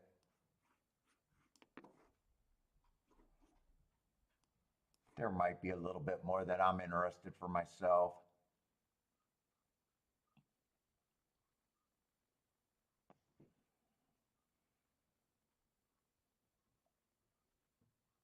Because I think 3 is still value here. I like that heart, but I still don't know what he is. The inside definitely makes a difference. I think I like that. I want the 1 and a 5, but I probably do weigh the 5. With the 1 again, you know what? I'm not going to put that there. I'm going to get the 1-5 pressed off of there and the 3-horse box. I think I want the 3, the 4. I guess I want the 2 on the inside. And the only question is, do I want to leave it open for, I don't think I want, I think I either, let's see, this is going to be a bet that's just pressed.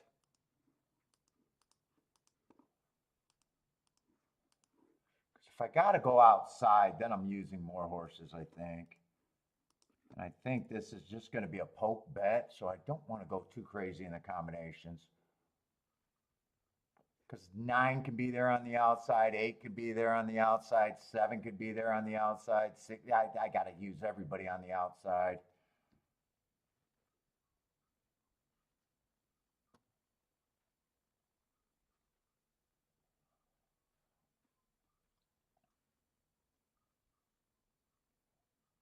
And do I want this 154 now that I'm thinking of it? Let's see, I'm doing this ticket, and I'm doing that ticket.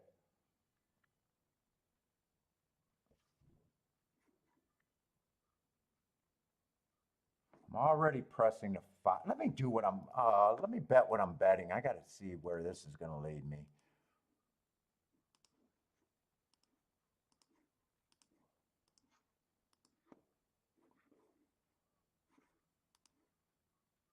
Come on.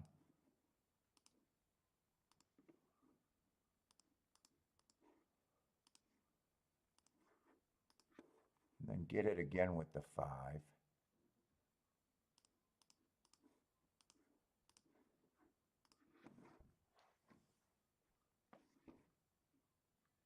I didn't do the 3-horse box.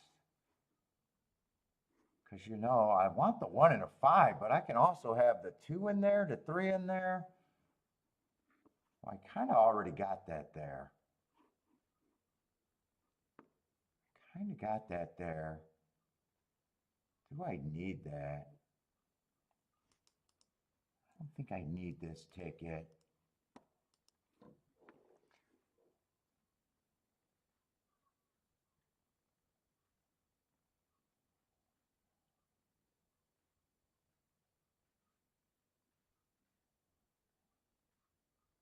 In fact, I probably like the 3-horse exacta box with the 3 better than the 4 anyways. I think I do a smaller ticket this way.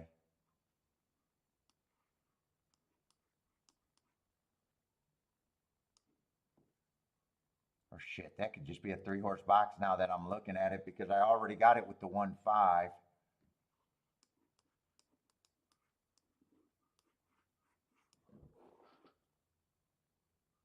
I need the inside to be very good here.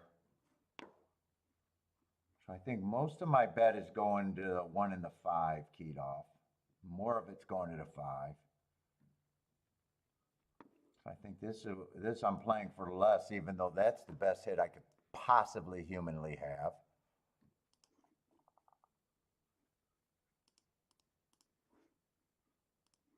And fuck, if I did win bets, my win bet would not be the 5. It could be the 1, the 3, or the 4? Do I want to do a win bet here? One I probably don't care about at 10-1.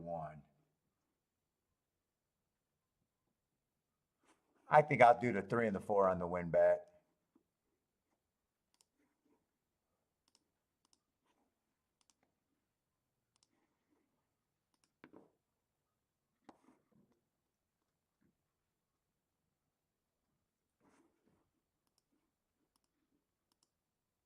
All right. I need the inside to be good.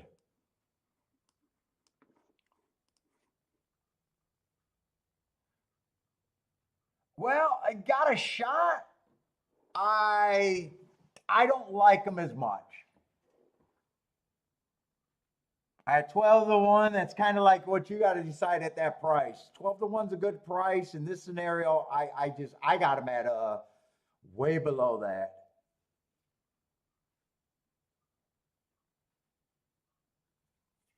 Horse racing, everyone got at least a 1% shot. Put it at Don. I guess that's all I could say. He's not less than 1%. But your betting line probably different from mine. I just don't think the outside's that great.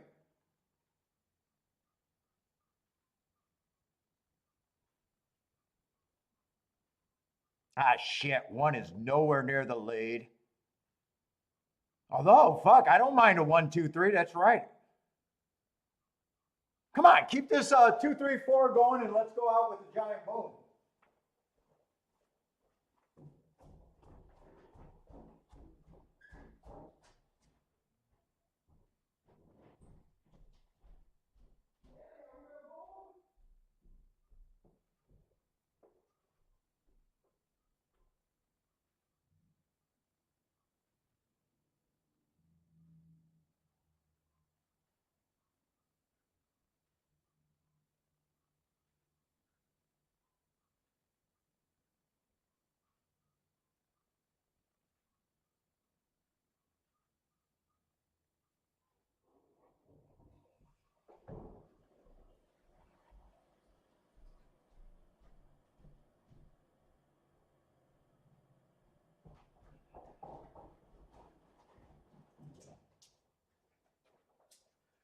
Any way I get this home?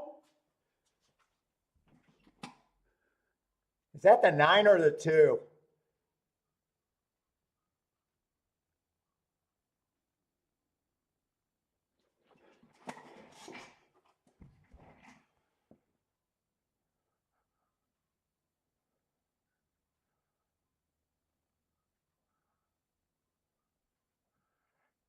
I think that's the 9 and second. Yeah, that's the 9 and second, not the 3.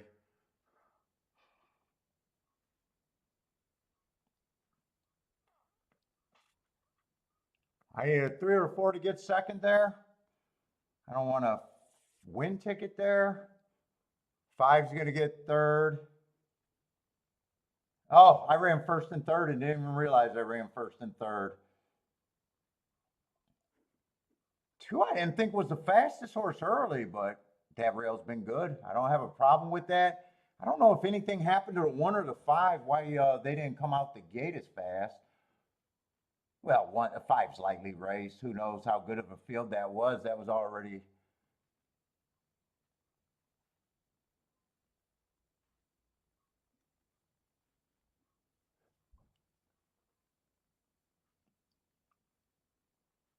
$11 ran good. Get fourth. Yeah, kind of a chalky finish. I'm not even sure if I would have done that great with the 2-5, even though I had it pressed. In fact, when I said the 2-5 in my head, I didn't even realize that they ran first and third. I'm not sure I should have had that exacta. Yeah, 5-2 was paying 24. I guess it would have been all right. I pressed the 5, so I wasn't thinking that I was playing a short price exactas there.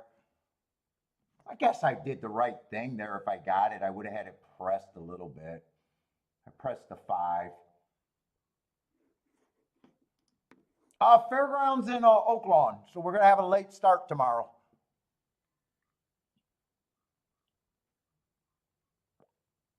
So whichever race comes on, I'll be on about, let's say, 20 minutes before the first race.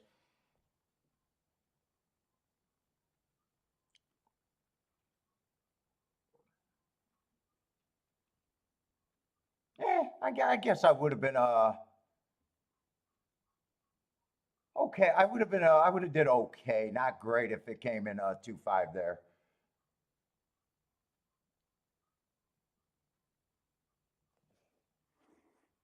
2.9. I got a feeling 16 to 1 on the exacta. I thought I was gonna use the 9, but when I started looking at the inside horses, I thought I'd play for a bigger hit. And 2.9, no matter what, 2.9. Could I have even played 5.9 if I wanted to? I'm not even sure if I could have played 5.9. $20. And 9.5 would have been 22. I wasn't interested in the 9 with the 5, who I probably thought had the best chance.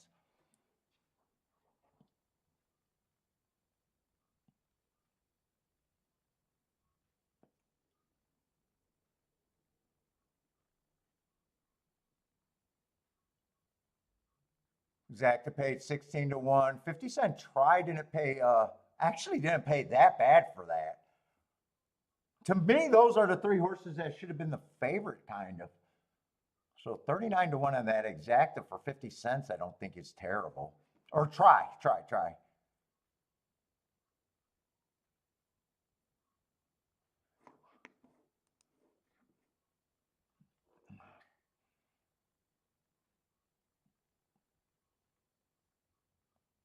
I actually just want to watch this replay. I don't want to sign off. I want to watch this replay. I just want to see what happened to the 1 and the 5. I got excited when I seen the 2, 3, and 4 all getting out in front of everybody else.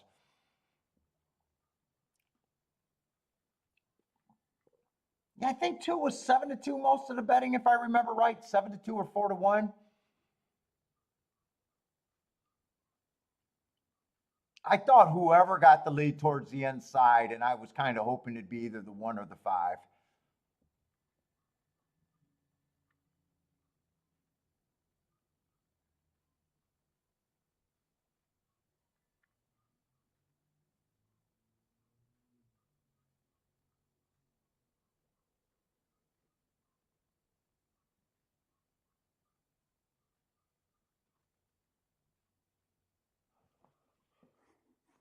I was even excited with the 4 getting a nice break there, really. Yeah, I said I needed the inside to be great there. I needed the inside to be great there. Yeah, 5. I mean, after one race, hard to say, hard to blame him. He might not even be a speed horse all the time. And I still don't think he ran that bad, really.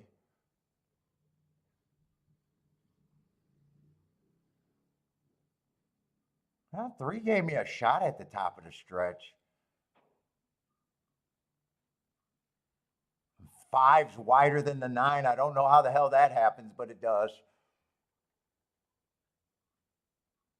I wonder if 5 was actually grinding. I wonder if 5 could have ran better if he was on the inside the entire way. He looks pretty tired.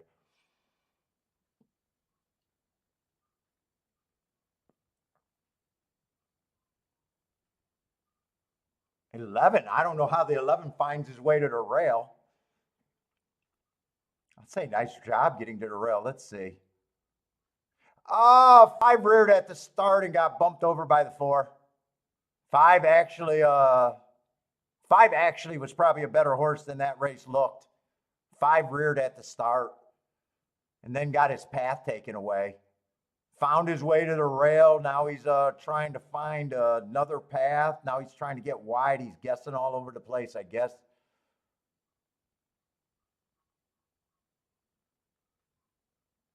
Now he's just in a spot where, do I go inside or outside? And he chose outside. If he got the bias reports, he might have stayed inside. And now he's fucking wider than the 9 at the top of the stretch. I think 9. I think 5 probably could have got second there if he doesn't miss the break and rear up.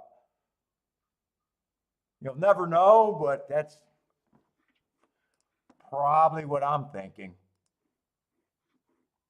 All right, everybody, that is it for me for today. Hope you all had a wonderful day. But if you guys are playing Turfway tonight, good luck, or any other track.